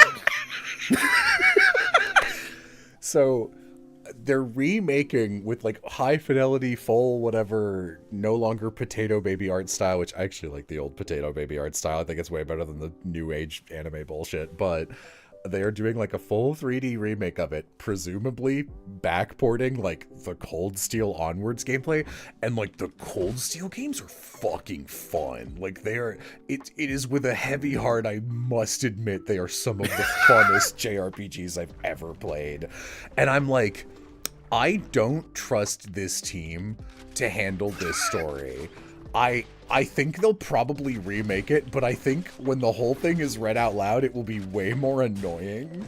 And I think that instead of being like, well, these things weren't very good, like there's a Matt Mercer's character is like a bisexual boy, and they treat him like a sex pest because it's Japan in 2004 or whatever. So Yeah, literally the the moment you're first, like, there's a bisexual character. I'm like, uh-oh. literally the first time he shows up, he's like, I wouldn't mind spending a night with like you sexualized female party member, or you actually at like sexual, like weirdly sexualized by other characters, underage male party member, and verbatim the main girl goes, are you one of those boys who likes other boys? I'm like, oh, you can just fucking smell the 2004 on this. This is rough. Stop, dude. It's awful every time. And just sniffing around, seeing what year it is. I hate it so much. I just picture like the pig snout on the camera lens every time. It's so disgusting. My snooter. So, like, in my mind, I'm like, what a great opportunity to remove all that. But also, they non-ironically have that, like, an equivalent of that character who's worse, Angelica, if any of you guys played any of the fucking Cold Steel games, who's like, I'm a lesbian sex pest who loves salaciously talking about fucking a trio of minor girls. And it's like, this is exhausting. And then they do the, like, they don't even commit to that. And it's like, oh, she's just having her phase. And then she, like, in the epilogue, they're like, oh, she's not a lesbian anymore. She stopped being immature. That was just a bit she was doing. And I'm like, that makes it Girls will be girls. And it's like, wow, that's so much worse, actually. And, like, that came out pretty recently. So it's like, do I trust you guys to handle this well now? Probably not. But, like, I bet the gameplay will be more fun. So I honestly don't know. And it sucks because like Aram and Austin were the two guys who I could be like, you tell me what you think of a Trails game and I'll believe you. Meanwhile, Jay and Aloha will play them and be like, yeah, it was great. And I'll be like, I don't fucking trust you idiots at all. That's not fair. But like that, the shit that I hate about that genre of game is stuff that Aloha and Jay are all the way immune to. And they're just like, that's part of the genre. Like, I'm fine with it. I'm like, I can't abide this shit, dude. It can't be fixed. It'll never change. It's like, but it can. I could fix him. I could fix her. You could just skip the story. Good luck. You know how fucking long those games are? Do you know how much of those game is cutscene? They have a turbo button and it's still too slow. Oh, you can't just like skip. You have to like go through the dialogue like a VM. I don't think so. I don't remember. I don't skip cutscenes in games. Like you have to really have proven to me that you are something of zero worth for me to start skipping the cutscenes rather than for me to go, well, I want to be informed about why this is bad by the end. Right. Like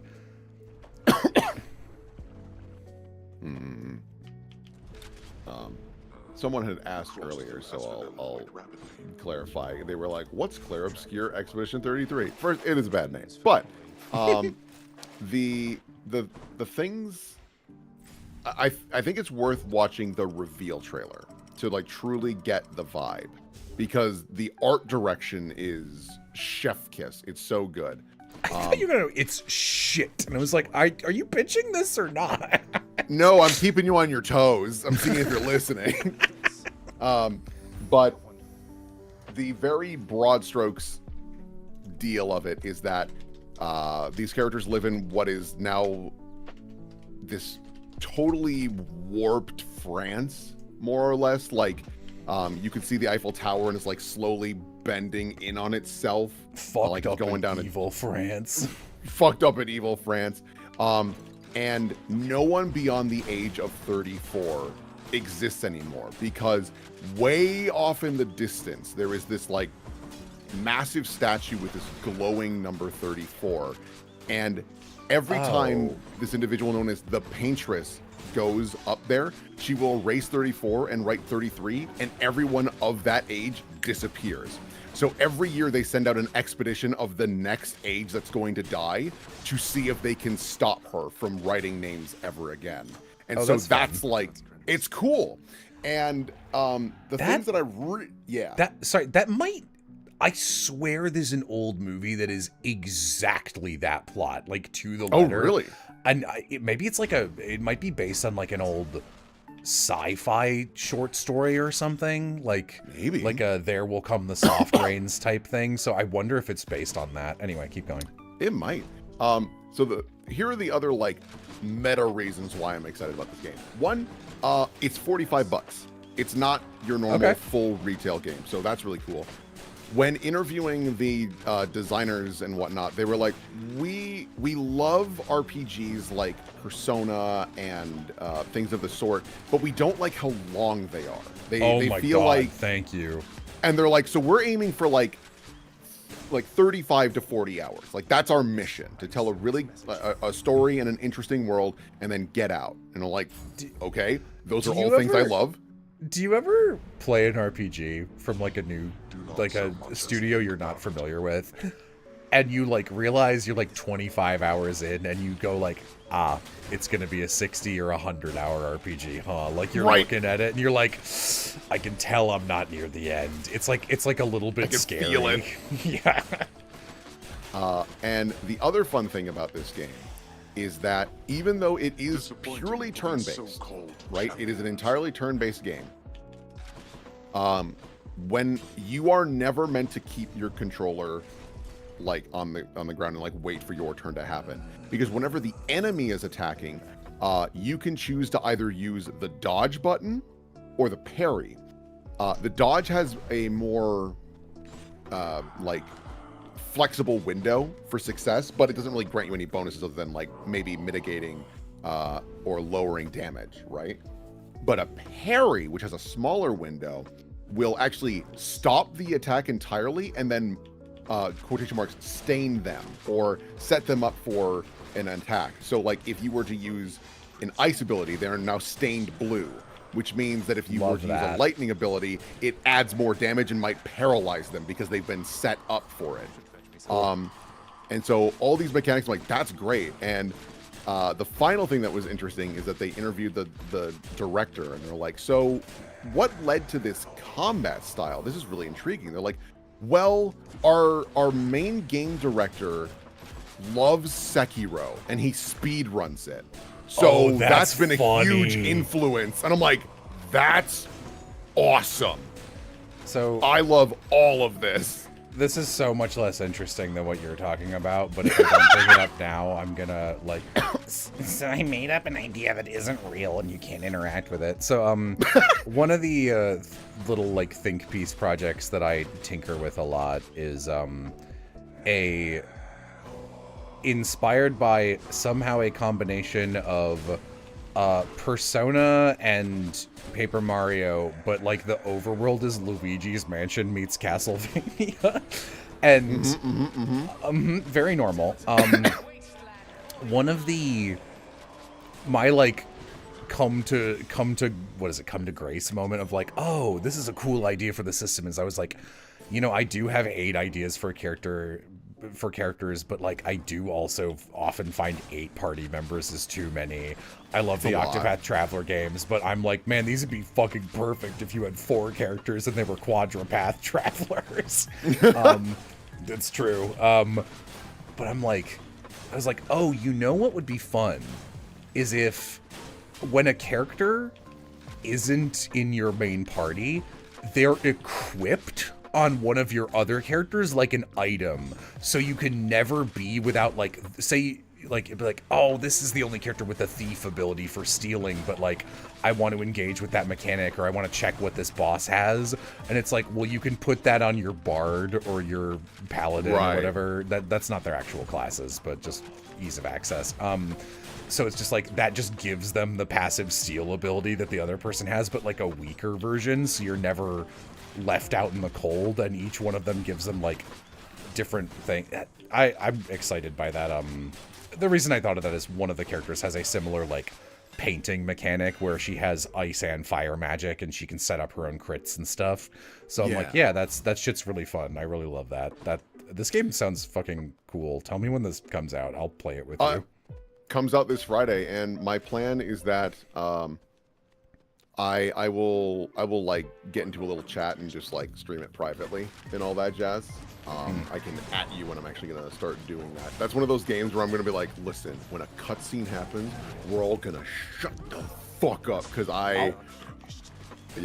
I'll probably play it on my own instead of watching you, but I'll try and play it at the same time so we can talk about it, because I was actually just saying in this stream, I was like, yeah, a lot of my friends will get together in groups and like watch something, and I'm always like, when I get into something, I'm into it all the way, and it's all I think about for like 2 weeks. And I hate waiting for like 5 people's schedules to line up, which is why I never join any of those things. Super fair. So I would rather be able to just be like, I beat it. Yeah. I think you'd like it a lot. Even just like from an art direction alone, because they were like, because it is going for a more realistic look, but there's this kind of like something's a little off to it. I don't know. It's hard to describe. The other thing that I'm really excited about is the voice cast, because my boy Ben Starr's in it. Love my boy Ben Starr. He's all over the place right now. He is fucking everywhere. It's crazy. But there's a couple of voice actors from like Baldur's Gate 3. And the weird one is because there's a lot of mocap in the game, they have Andy Serkis as someone. I was like, that's, if you're gonna get a celebrity like a movie presence in a game, I think Andy Serkis is a fair one to grab, because like he gets it. Is he like Gollum? Who's Andy Serkis again? He's Gollum. He's also Caesar in like the Planet of the Apes. Oh yeah. Yeah. No, very good. He's also the lead in an Xbox 360 game called Enslaved Journey to the West, which is like a sci-fi reinterpretation of Oh Journey my to the god. West. I think we watch that together once? We were going to, and then like something interrupted it, and we just didn't. I swear we did watch that one actually, and it was like silly, but there wasn't like it was like a good time, but there weren't any like she is dead moments that we quote all the time. No, because like it's well acted and it's like intriguing. So it was like, well, that was cool, and then you kind of move on. Yeah. Someone asked a while ago, Drat, private stream. It's not private. We're talking. I mean, what I was talking about, where I'm not gonna like stream. Yeah, no. Will streams a lot of games for like Amy and Oz and like Nubby. Who is my favorite traveler in in Octopath Traveler?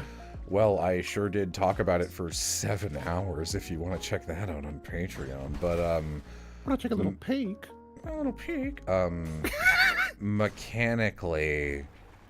Mechanically in the first game, Tressa and Cyrus, fucking Merchant is cracked, dude.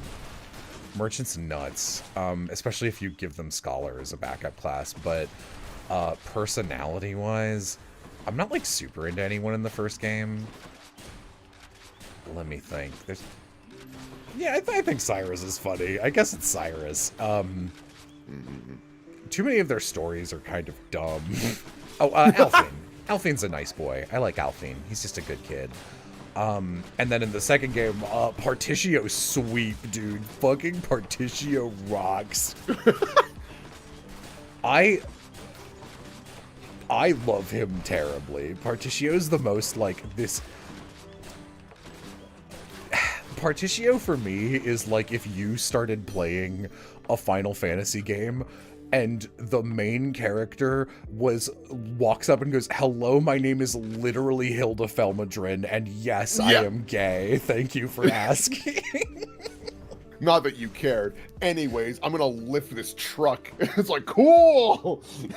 It's like, this fucking rules, dude. It's like, she's like, yeah, I'm Hilda Felmadrin, and I've got this big axe, but also here's my secondary weapon, and she pulls out like a chain gun or some other will-coded shit, like a shotgun, I don't know. Honestly, big gauntlets. I love just big dove gauntlets. Yeah. Because it allows you to do cool martial arts and like combos and shit like that, but now big. That's why in 16, I'm paying so little. My favorite. So I keep losing lives and being like, where did that happen? Oh well, smokes. Like, I'm not paying any attention at all. Must be nice to be rich in lives.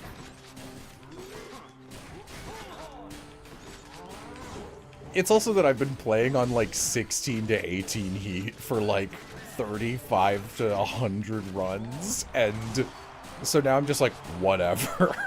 Back at 0 heat. Yeah. No, I definitely want to try and find like more games to share and just be like, behold this bizarre thing. The problem is tracking them down and also being like, has this aged well enough to be okay?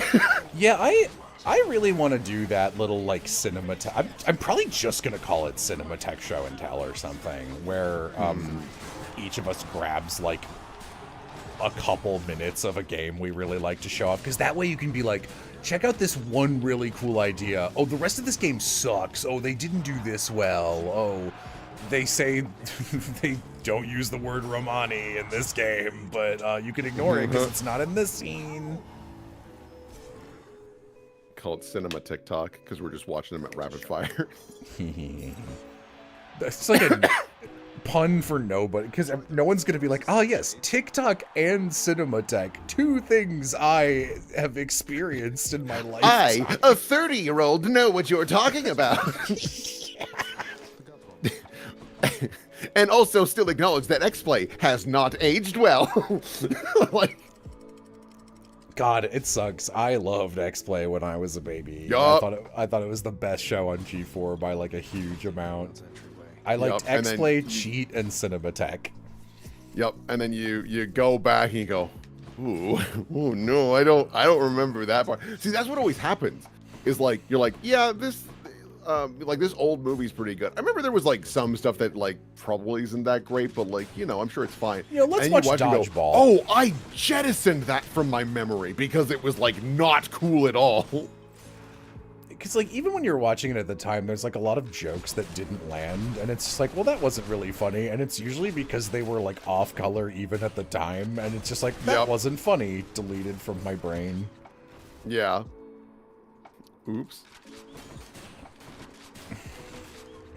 Yeah, I don't know any of the stuff off the top of my head, but I know there is some shit that like I watch a couple of different, you know, gaming podcasts because, you know, cringe. But they talk about some of the you know, old, cringe. You know, a little treat for myself. A little cringe. A little cringe. Inhales the plate, leaves the food. Oh my god. Oh, It's sorry, like I missed. Like the cartoon, like Tom and Jerry, put an entire fish in your mouth, pull out the bone with the tail attached to it, except it's like a silver platter with a turkey, put it all in your mouth, pull out the turkey. Yeah. Pretty cool, huh? Why did you do that? Pretty cool, huh? You're pretty under cool, huh? arrest. But like they talked about like specific things that happened in X-Play, and I was like, no, they surely not. Surely not. Don't you remember when they did that?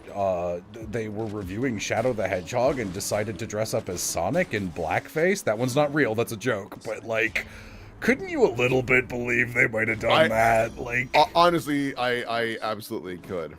Also, someone says, hey, Will, you got me to play the Devil May Cry series. The first game is really bad, but the rest are peak.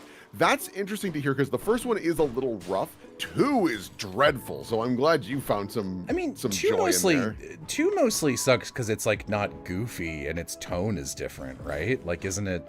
Is it a gameplay issue? It is also a gameplay issue because like there's just some shit that's just not designed correctly at all. And don't get me wrong, Dante is like just not fun at all, which is weird because I wouldn't say I don't think we get the true Dante until 3, which is interesting because that's technically a prequel. Devil May Cry is weird. But like Devil May Cry 2 has some bizarre design problems where it's like, Dante will fight a demon helicopter. The only way to hurt it is with your pistols that do minimum damage. It's like, that sucks. Okay. No, that's right. In 2, the guns are so strong you can like kind of just hold square and win, and it's probably fine. There's also no other weapons for Dante. Like it's just swords. Okay, so it's bad, but in like kind of a boring way rather than like bad in like a clunky, funky way. That's interesting, actually. There's also a character that based on her design, you'd be like, oh, that's a Will girl, and no, because she's bad and isn't good. Yeah, And people then she's people hit too. me with be lucky you're not into blondes, because you have no idea how often people are like, look, Jello, a blonde girl with fluffy hair. I'm like, you don't understand. It's not just You don't that. get it. There's so many bad, annoying blonde women in media, and like it's not the hair color. The hair color is a cherry on top of a different archetype. I'm just throwing it out there. Fuck. Okay. So before I forget, can anyone help me out here in chat? Someone going, I love Shadow the Hedgehog 2005. Heart reminds me of, there's this Pop Team Epic strip where it's like the short one, the tall one is looking at something that's like obviously something no one would ever want and is bad. It's like plutonium. But like it's got like a dumb name. It's like plutonium isotope 15. I'm totally crap shooting. That's not it at all. But she's like, no plutonium isotope 15. And then it cuts to the short one looking at the camera crying like a child denied candy. And she goes, but I love. And then in like a big awkward font, plutonium 2515. Yeah, I love danger zone. It's like literally, don't go into the danger zone, but I love danger zone. Like I've been thinking about that a lot. Thank you. I've been unable to find what the original is. So every time someone's like, but I love the terrible thing, my brain goes, but I love, and I couldn't remember what it was. God. If I win this round, fish.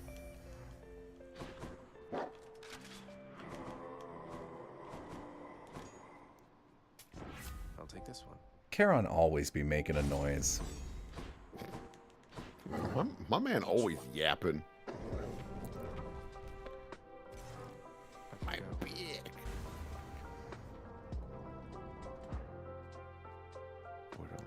God, part of me wishes that we had experienced Octopath 2 together somehow, because I feel like Particio is so head and shoulders more fucking awesome than everyone else in that game that, like, I feel like he really would have become a meme, like a sort of a mimetic friend group in-joke of like, it's like fucking Particio tier over here in a way you don't get a lot anymore. It really is. Good. Like a Starion almost, right? Where it's like, little, oh, this is like, but the rest of that cast is actually quite good. Most of that cast is quite good. The cast in Octopath 2 is good. It's just that like both Octopath games are doing that thing that like, you know, LA games do, where it's like, here's all the people you'd expect to be in this, and then like one of the 8 in both games is like, who the fuck is that? I've never heard their name before. And they do an amazing job, and it's usually the best job of the cast, because they're like a screen actor who's just like, yeah, I'll do a weird fucking video game, I don't care. And so in the first game, it's the guy who's playing like the Sherlock Holmes silly little autism creature man, and he's very good. And then in the second game, it's this guy they got to play like southern nice Bacano cowboy mafioso merchant man, and I was like, this dude fucking rules. And it's like, does he do anything else? And it's like, oh, he plays Frank West in the remake or reboot or whatever of the Frank West game, Dead Rising. Yeah, Dead Rising. And his entire Twitter's just like, I loved being Particio, smiley face. I was like, this guy was fucking great. Why doesn't he do more voice work? Why aren't we hiring this man? I loved him. Makes me think of Jansen. Yeah, dude.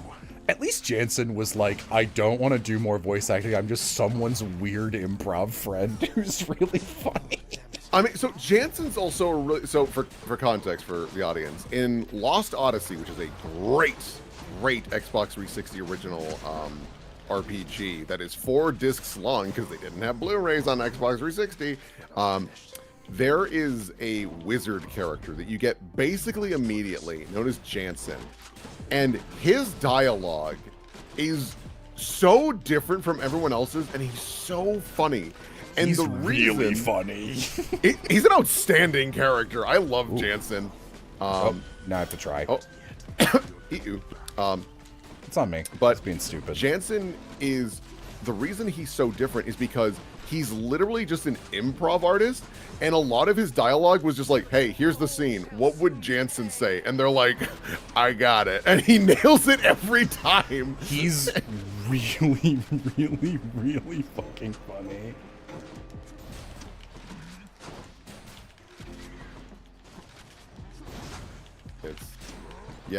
It's just dynamite. Man, I wish Lost Odyssey ended on a better note. I don't think it's bad. It's not even bad. Yeah, it's still above average for RPGs, but yeah, it definitely falls off, and I'm definitely gonna die. That's what I get for fucking around and focusing on my friend Will. Uh-oh. But where there's a will, there's a way. So like, don't fuck up or whatever. Don't fuck up or whatever. I believe in you. I believe in you and stuff, I guess. Anyways, what's a 4-letter word for... It's like doing something else. Which reminds me, I should play Scrabble against my mom. What's a 5-letter word for fucking up? Choke, choke, choke. Jello. No! What the hell, man? What if I took, like, serious offense to that? I mean, like, fair enough. It's like, what the fuck, dude? Okay, I got it. See? Easy, heckin' peasy. Yar me Hades.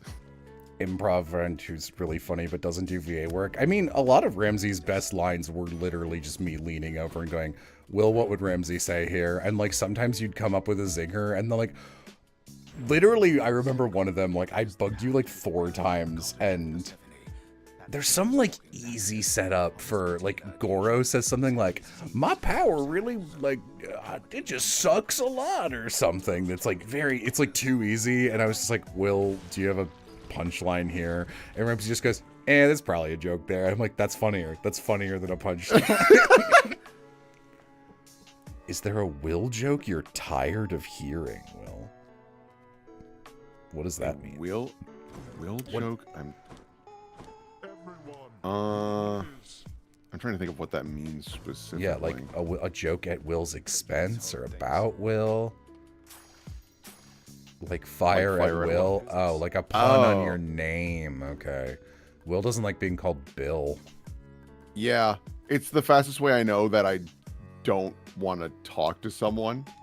Like, for example, as most people know, I work in radio, and more than that, I am like the production director for 3 markets at this point, and I'm very good at it. But a part of that process is we need to record various clients. This includes during Big Strong Brain Go political season, we have to record like candidates and things like that.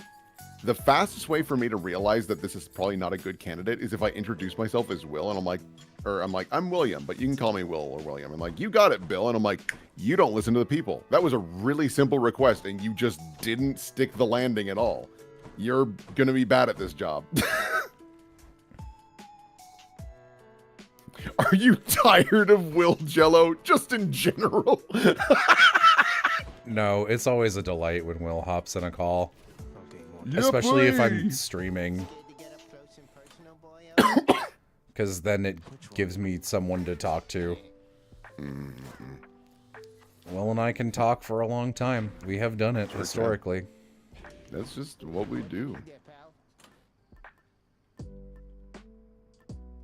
Also, as a William, Will jokes aren't common enough to get annoying. Yeah, you'd think it would come up like more frequently or something like that. I think part of the problem is a lot of people aren't clever enough to do anything with it.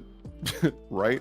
That sounds very mean, but I have found the more I have engaged with people in various workspaces that creativity is not as common as you would anticipate, or improv skills, right? No, and I understand like you don't really train people for improv. I think it's a very useful skill because it allows you to well, I mean, obviously, think on your Be feet. clever and interesting. Yeah. I took this sounds like I'm making it up. I took a creativity class in college that was mostly just like about the field of study of like what it means to be creative and like if there's a way to actually train that muscle. And one thing we would do pretty regularly that I really liked, I thought it was so fun, and also I was so good at it, was... Come on, give me the thing. Give me the nectar. There we go. Okay.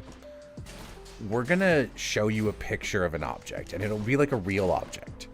And you need to think of as many uses for this object as possible. And they didn't really need to be feasible, so...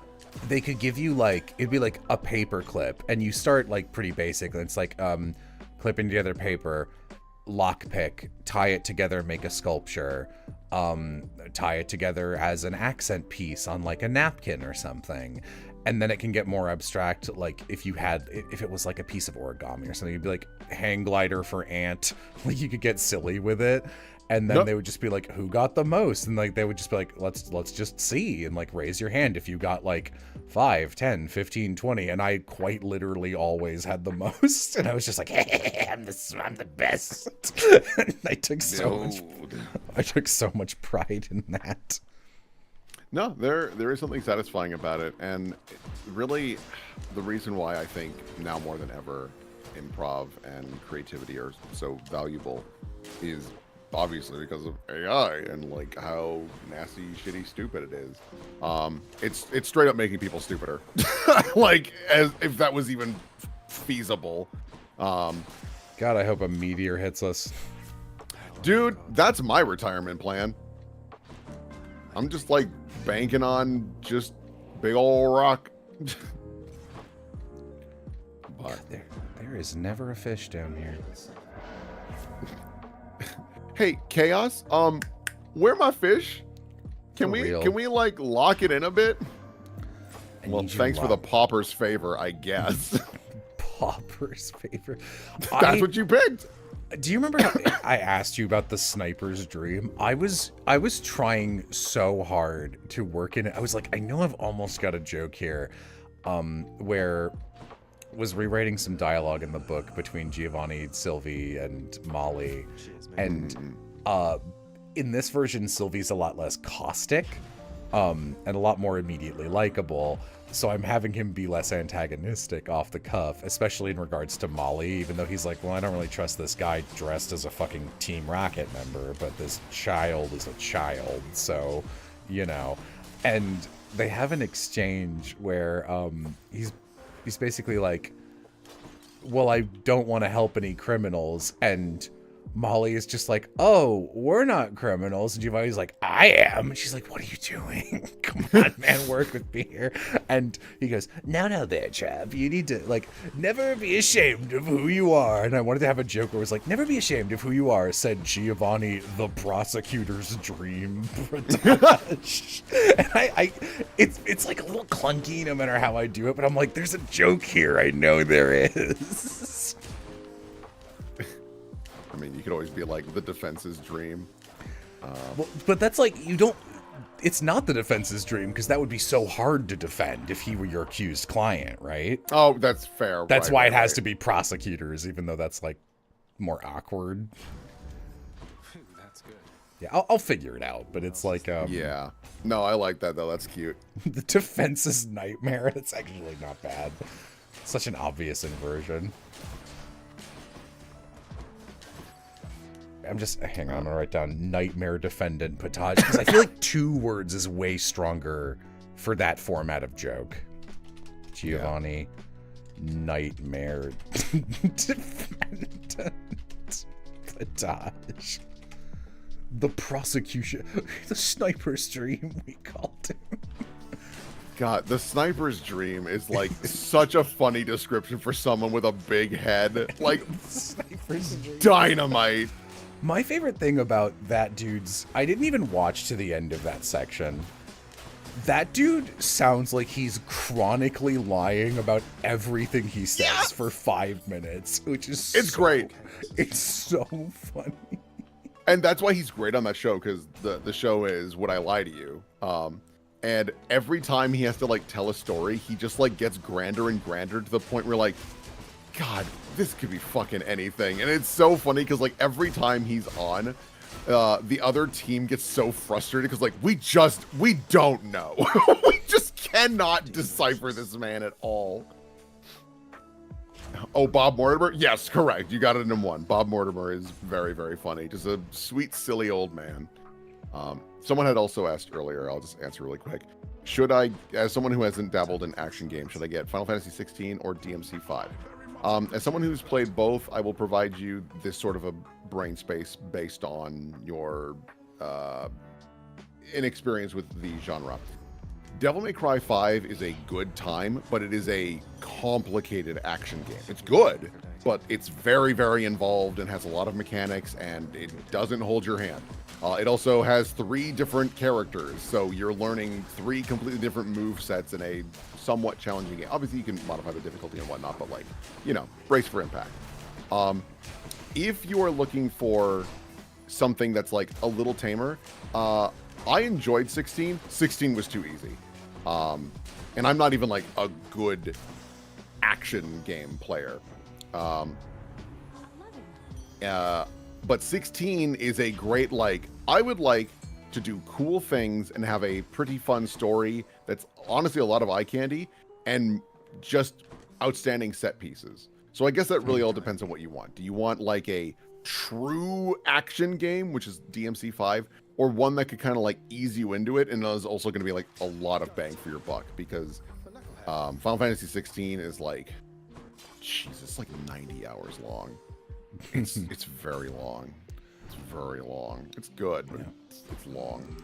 You saying like, oh, 16's too easy.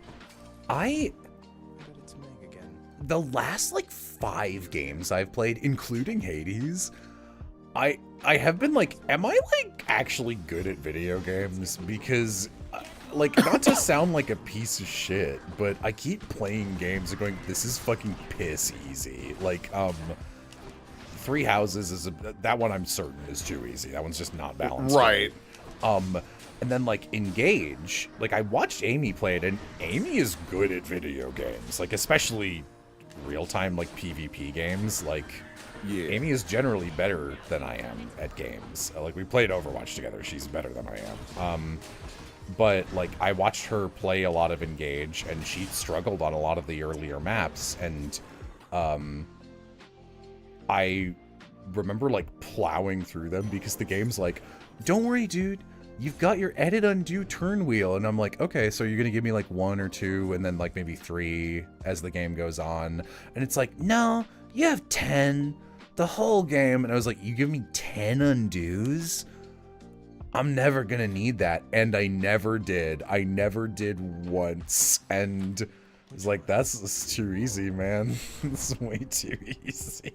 I think a big part of that is, yeah, some games are just designed to be easier, and I feel like nowadays a lot of game design does boil down to like, well, we can't have much resistance, which is why I think Souls games and similar are like so popular, because it's like, oh my god, something with teeth, right? And I don't think there's anything wrong with an easy game, because trust me, I love me the occasion like, I'm just gonna turn my brain off and just fuck shit up for a while. Yeah, it's interesting because like I don't mind. I'd rather a game be too easy than too hard usually, but yeah.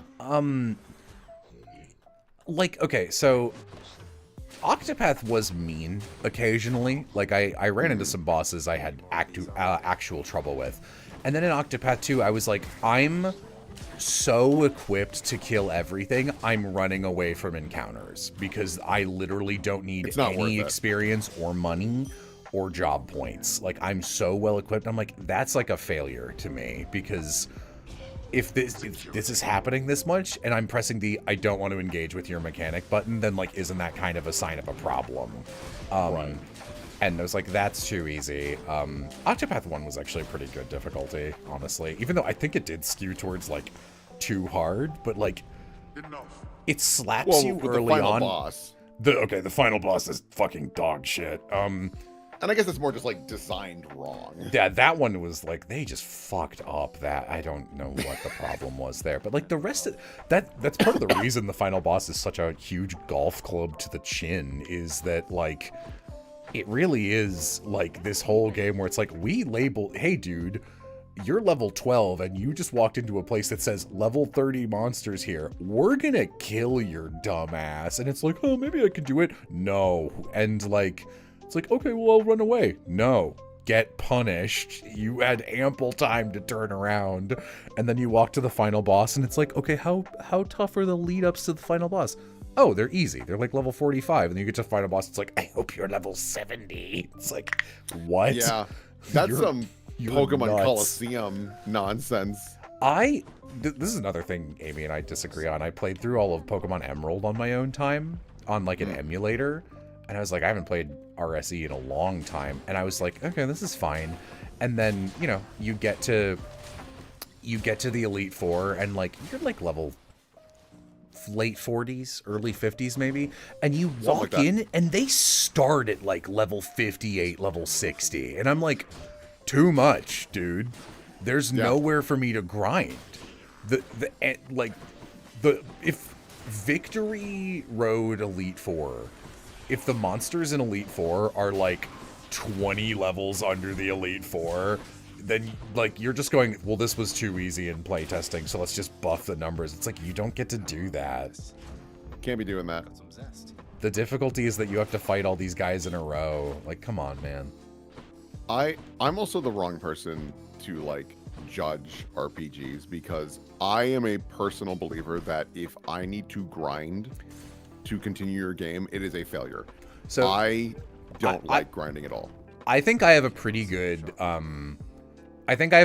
metric that has never failed me for whether or not an RPG is balanced or not. If I am playing your game at a regular pace and I do not run from any enemy encounter, and I fight all the enemies, I should never have to grind ever, even one time. And like I will not seek out enemies and I will not avoid them. If there's like overworld enemies and one is like really strong and annoying, I'm like an Anubis in Persona 5 Royal, then I'm definitely gonna fucking avoid that thing. But if like in general, and like it should never be an issue, and like Skies of Arcadia is a little easy, but like it's not a problem, right? You just play it and it's like, this is pretty simple. And I don't know, that's the thing about, we were just talking about this with Adrian on the last stream, but man, oh man, the fucking Earthbound and Mother games.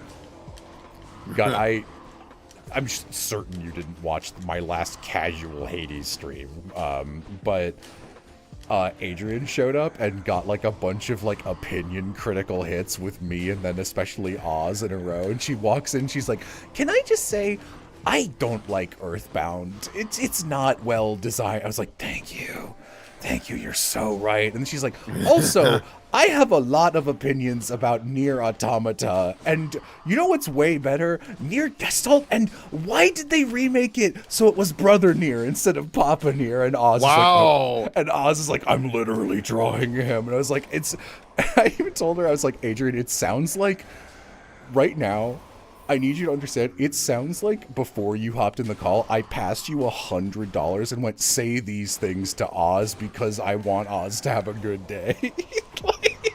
Like literally all of that is like, and that's all shit that I agree with too. Like that's all just entirely correct. Give us old ugly caveman Papa Nier. It's so funny.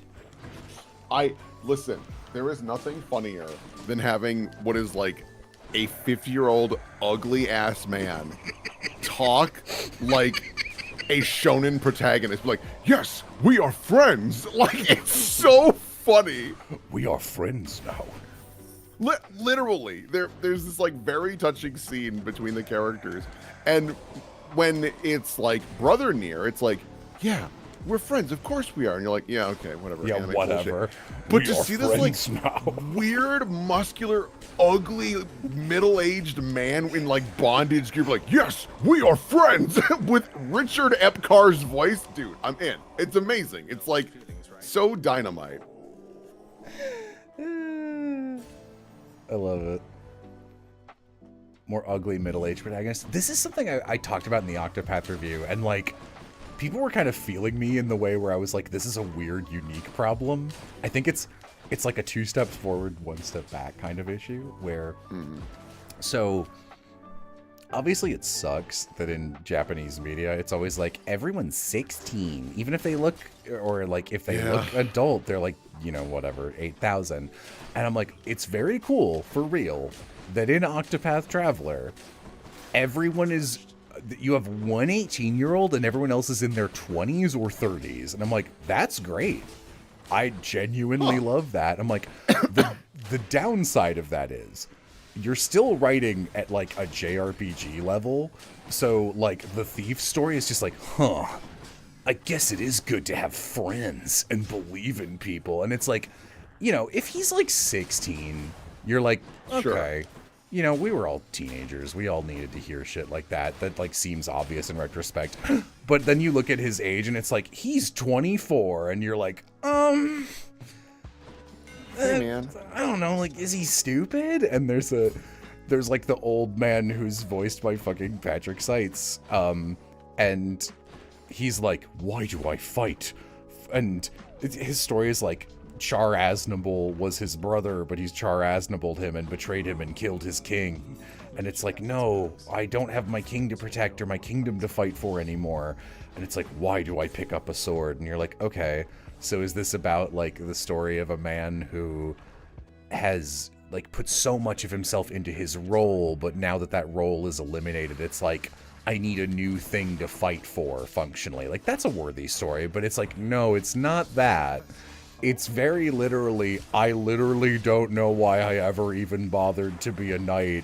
And you're like, okay, that could be something, I guess, if like the end of his story is figuring out something else. But then, like, over the course of his story, he's like, why do I do this? And like, he just goes from town to town, and people, like, you know, Waluigi will step out of the shadows and be like, I'm stepping on this baby! And he'll be like, stop, and beat them up, and then like a little, like, sparkly-eyed orphan will come up and be like, thank you for saving my baby sister, mister. And he'll be like, why does this make me feel good? And you're like, and at the end of his story, he Greymon with a flower. Oh my god, it really is. And he literally is just like, wait, I fight to protect other people. And I'm like, you can't be having these revelations at age 43, dude. And someone in the Patreon comments was like, speaking as someone who works with a lot of 40 to 70-year-old men, I can say there are a lot of guys I've met who truly have done this level of zero introspection. I'm like, listen, I know that. I know that's true. I'm not saying this is unrealistic. I'm just saying it makes me think the character is a dumbass. Do you understand? Right. Yeah, no, that's a hard pill to swallow. You know, like, having older characters be your leads and whatnot is so fun just because, like, there's more for them to, like, pull from, right? Like, you can have people show up from their past to be interesting and engaging. And They're not locked to high school. They're not locked to high school.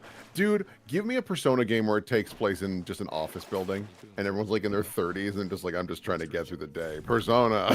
You know, it's like Persona 6 and the color is like purple and it's you enter the TV world by pressing a secret button that only you can see on the office elevator. There, how's that? That's free, Atlas. I could get behind that, actually. No, that's like there's a real suggestion. One of my favorite things is that, like, people, you know, I'm me, so I'll be like, I have this opinion, here's my conclusion, and people will be like, I don't understand how you reach that conclusion, so it seems unreasonable to me. And, like, I don't even mean that in, like, a mocking way, just, like, No, yeah. I think of stuff, like, a couple steps further without explaining how I got there, which is super not evident a lot of the time. So people will be like, especially if it's like, I think this thing sucks, and people are like, what do you mean? I liked it. And then I'll be like, well, they did this, and they could have done this, or this. And they'll be like, wait, yeah, that sucks. And the amount of times I've done that in my life, I don't know. I deserve money, is what I'm saying for that service. Just like, you could hire me to be the auditor who comes in like right at the end of the blue sky stage of your game, so I can look, and if there's something that like a 6-year-old could point out as stupid, I can be like, don't do that. And you don't even have to pay me. I'll do it for free. I've always joked that I think companies need a professional realist, like just a person who comes in and goes, It seems I need to look for better. sure about that? Why would people be mad? I think people would be mad. Oh, I guess I never thought of it that way. Yeah, no, people don't like slurs, so let's maybe not use that one, huh? Like just like trying to keep them on the level. Pop Team Epic, but I love slurs. All right, you need to fire that guy. You need to fire that guy. Yeah. That guy. Find that guy and fire him. God, But I don't. Just, I think you'll. It's really quick. I think you'll find this really funny. So, when we were making, like, Danganronpa has an unusually terrible localization, and I joked early on, I was like, I might look up who did this and make fun of them by name, and I was saying that as a joke, but then we played longer, and I was like, no, like, something unforgivable happened, like, twice in a row, and I was just like, I'm tired of that. So I looked it up in the middle of a thing, and I was like, Phoenix Spalding? There's no way that's this guy's real name. So anytime something stupid started happening, we were like, Phoenix Spalding, what are you doing? And like, man, that level of just like, I'm not letting you get away with this, I feel like you would have appreciated that. definitely. I mean, even Yam and I were shooting the shit about it. The most recent expansion for Final Fantasy XIV, don't worry, this won't be long, is Dawn Trail, and we ended Dawn Trail, and like, we both were just like, nope, there were a lot of balls dropped here, and people always latch on to the wrong shit. Like, they'll be like, we don't like Woke Lamont, or also known as Woke Lamont. And I'm like, jeez, shut the fuck up, you idiots. I hate all of you. Get out of here. There is nothing worse than having people, like, agree with your point for the wrong reason. Right. And you're like, no. Yeah, and, you know, for example, there are multiple scenes where there's just bad reads. Just bad reads. And people are just like, oh, this is why you shouldn't have had this actor. I'm like, that's a voice director problem. I can 100% guarantee you this is a voice director's fault. Because this actor has been performing excellently for like a vast majority of this. And it's just, every once in a while, actors that we've also had for like multiple expansions for like over a decade, I'm like, that's a weird read for them. But of course, all the people are just like, oh, it's just because Dawn Trail's bad, and it's just because like these actors are shitty. And it's like, you guys just don't know what the fuck you're talking about. One day I'll do my voice direction video, and maybe it'll give some people. It's so tricky to have a platform, because like, as nice as it is to be like, let me explain this, I hate the idea that like, I also hate it when people just like start agreeing with me too readily, and it's like, well, I'm glad you believe me and you take my thoughts and opinion into account, but like, also, don't like take something I say as gospel, because like, I can be wrong, or yeah, like, you are a resource to develop your own opinion, or to like be a launching off point to learn more from other locations. Like, that's how research works. So you learn. I wish more people liked doing research. I love doing research. It's so fun. I said nerd emoji. I guess it's just like the smell of knowledge. How old is my average audience member? Definitely younger after I voice Mr. Puzzles. We got a lot of kids now. I don't, like, look, kids will come in and be like, can you say, I don't know, can you say Zippity Doodah as Mr. Puzzles or some shit? And I'm like, no. Or I'll say nothing. I gotta say, that's like a big reason that I've also just not dabbled too heavily in voice work and things like that. And I was like, that sounds so fucking annoying. especially considering characters that I normally voice, which is like, you know, villains or very handsome folks. It's like, can you say this? And Oh, yeah, like, You yeah. got the same problem Marissa does, because you guys kind of have the gender swapped version of each other's voices, where it's like, I'm playing the sultry, deep voice character, and Right. so you're getting a lot of people going, can you sneeze, but like really slowly, Right. so I can record it? And it's like, okay. Oh, not true. Here, let me get ready for a sneeze. Well, let me just get some dust in there first so it comes out real good. I know I was literally just doing the bit. I hate it so much. You don't like making piggy noises? You don't like the good old pig sauce? One day I'll die, and then I won't have to deal with this anymore. That had the energy of like hard cutting to you like laying in bed looking at the ceiling.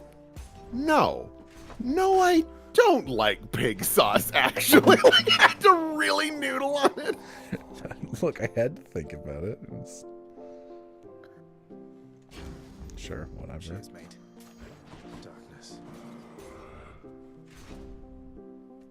Another reason I don't dabble is I've seen how much it's like, oh, I gotta be like relevant in Twitter and Instagram. I'm like, I just couldn't give less of a fuck, gang. I just can't. Yeah. I'm not built for it. You're too mentally well. I mean, I got my own problems, but like, You know what I just, like, mean. Yeah. It's just a thing of like, you know, anytime something happens and when we're like, oh my god, this big event has happened. You, random voice actor from possibly a porn game I like, what's your political stance? And you know it's only a wrong answer. And it's like, come on, man. What do I get out of answering Doesn't matter. this? I get nothing.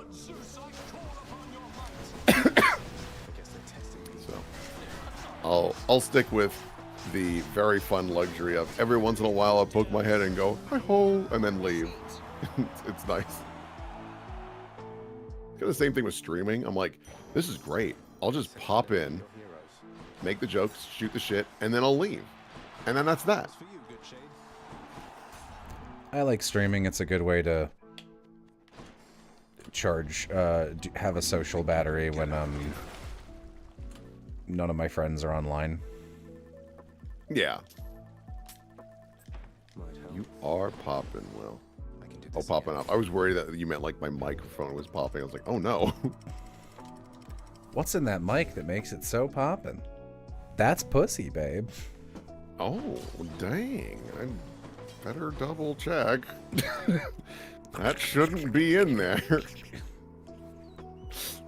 Especially if it's making that noise. I don't know if I can like remove that from any voice work. Which one first? Oh yeah, his mic's great, but you've got that plugin on oh, what's it called? You got that Pro Tools plugin that removes the pussy noise, right? The what? The pussy noise. Yeah. It's weird that I put the plugin to put it in there in the first place, and instead of just removing it, I put in another plugin that hides it. Steam mods be like. Honestly.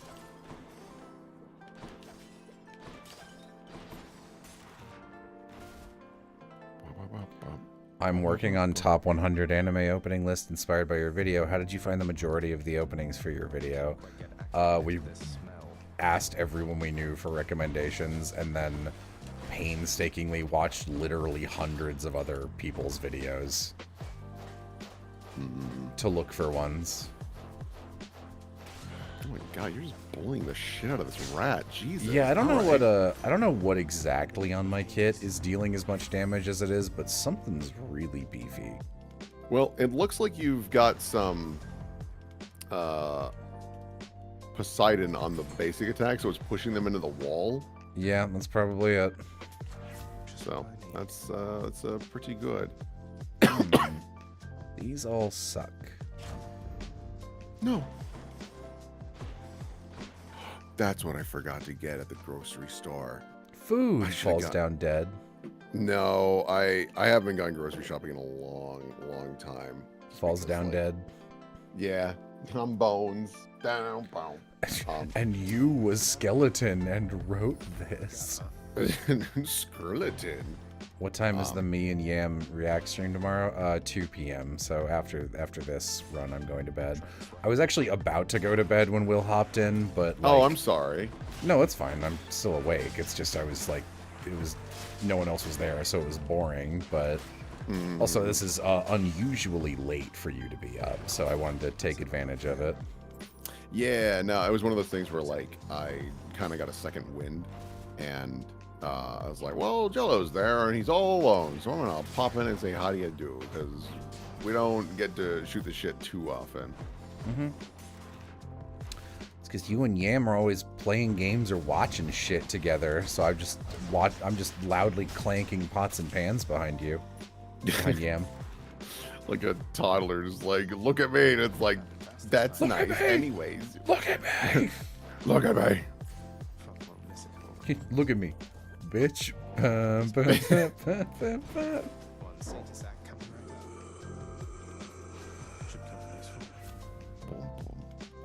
Sure. But the thing I should have gotten when I was out grocery shopping is more picnic sticks. I fucking love picnic sticks, bro. What the fuck are picnic sticks? They're shoestring potatoes. They're like very thin. Oh, okay. Little.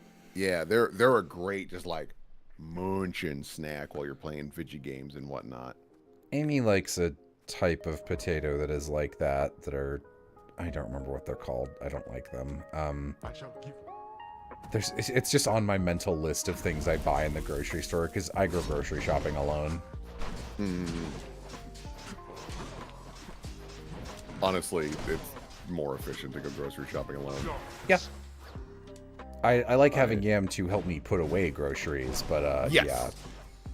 I really like grocery shopping too. I think it's a nice excuse to get out of the house and walk around for a bit. Boop, boop, boop. I don't mind going grocery shopping, but I have to go at a specific time. I have to either go very, very early or very, very late because I'm like, Yeah. I just don't want to engage with people because it's nightmarish. People in Toronto are pretty nice, but in Texas, I tried to go grocery shopping at usually 11 p.m. Yeah. Especially because it was during the COVID times, and it was in Texas, so... Alright. I usually try to hit up the grocery store at like 8 a.m. or so.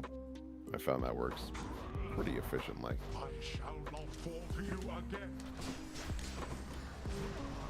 Alright. No more. Hi, Flair. Hi, Flair. Scary nightmare. This is the scary nightmare. It's still happening. God, that's doing so much damage. That's cuckoo. Take this, father. Take this, father. Beware my Arctic blast. No. What? I don't know what that was. Who is this guy I'm fighting? I don't know him. That would honestly probably make Hades fume. It's like, you fucking piece of shit, kid. I hate my shit son. It just makes me think of that really funny line from the Ace Attorney playthrough of like, Miles, I've forgotten who you are. Miles, I can't remember your name. I have amnesia. I was also rewatching random bits from the Great Ace Attorney, and not even just like the banger ones of like my brother Clint. I am still very tickled It's a good by. playthrough. It's a very good playthrough. I'm still very tickled by. You can't arrest me. When I stabbed her, I jumped, thus meaning I wasn't in your country. That case is bananas, dude. It's God. And then we also had the Olive Garden of Eden. I cracked during that. Yup.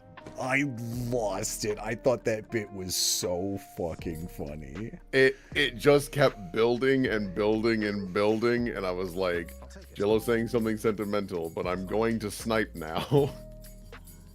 The Olive Garden of Eden. Oh my god, it was so fucking stupid. Seems like a good deal. Let's have that nectar. 60 nectar is pretty good progress. Oh no, he's got another basket of cupcake cakes. Oh yes, they were given to me by Anonymous. Thank you, Asagi. That dude, someone added me. That dude on Tumblr was like, "Hey, just got laid off from my job and need help for coffee, and like if you could donate something to my coffee." And he was like, "If I get to like $700, I'll do another thing or whatever." I was like, "You don't need to do that." So I just gave him $500, and I was like, "You fucking deserve this. These are incredible animatics. They're so fun." I think from like a pure art and staging format, I think they are the best animatics anyone's ever done of our stuff. They are Pretty handy being able to turn somebody into stone. so well drawn. Just do whatever Not quite as easy as all that, but not so hard. No, I am always pleased as punch anytime anyone makes animatics of stuff that we've done, because I'm just like, there is so much work probably for the that first goes thing we can ask. into this. Like, this is a process. This is like hours upon hours. Who are we talking about? Oh man, I'm totally blanking on their screen name. I was watching it the other day. Let me see if I can find them. Oh, I don't know. They're like a guy who I suspect likes a bunch of gay old men because they're like a TF2 fan, and they do like Manfred von Karma x Damon Gant art. Like they're really into the old boys. Infamously dorky. Yeah, I just found them. Yep. No, I love Bananas, and Bananas is crazy. Bananas is always the number one, but Bless Bananas. Infamously dorky is does a couple of these Lord Strongheart final animatics, and like they're something. They're really good. Yeah. Bananas spoils us. Good lord. Yeah. The master chambers. Fucking like 20-minute animatics, and then every once in a while it's like, and behold, some of the smoothest animation you've ever seen. It's like, whoa, whoa, whoa, whoa. Whoa, whoa, whoa, what the fuck? Yeah, the Bananas is kind of a god at taking like little bit like noises and turning them into bits in animatics. I think that Tyranio animation is no joke. Well, that one especially, yeah. The whole Tyranio animatic, the whole like 26-minute thing, whatever it is, I think it's funnier than several of my fully edited down playthrough videos. Like, I really think it's that good. Yeah. I've watched it multiple times. I'm like, fuck, this is so goddamn funny. Like, the whole thing. God. All right. I will wake her. You know the technique. I would normally do the sound effect, but it's a little... Yeah, it's a little late. Here I go. Micaiah. The slow motion blast. He falls over. Oh, oopsie daisy. Stinko Jim hungers for blood. I'm going to watch that again. It's really fucking funny. Very Yeah, good. go watch Bananas' Tyranio stream. Okay, chat, I'm going to sleep. Tomorrow at 2, I'm probably going to be doing at least, it's going to be hours, I bet. Stream with AB where we look at anime openings. It's on Twitch. Woohoo. It's not here. It's on Twitch. It's on Twitch. Ooh. Jello_apocalypse. Tomorrow's Easter. Well, it's be not Catholic or Christian. It's also 420. Blaze it. Mm-hmm. Okay. Blaze it while you praise it. Blaze it while you can. Okay. All right, I should end the stream. Good night. Toodles.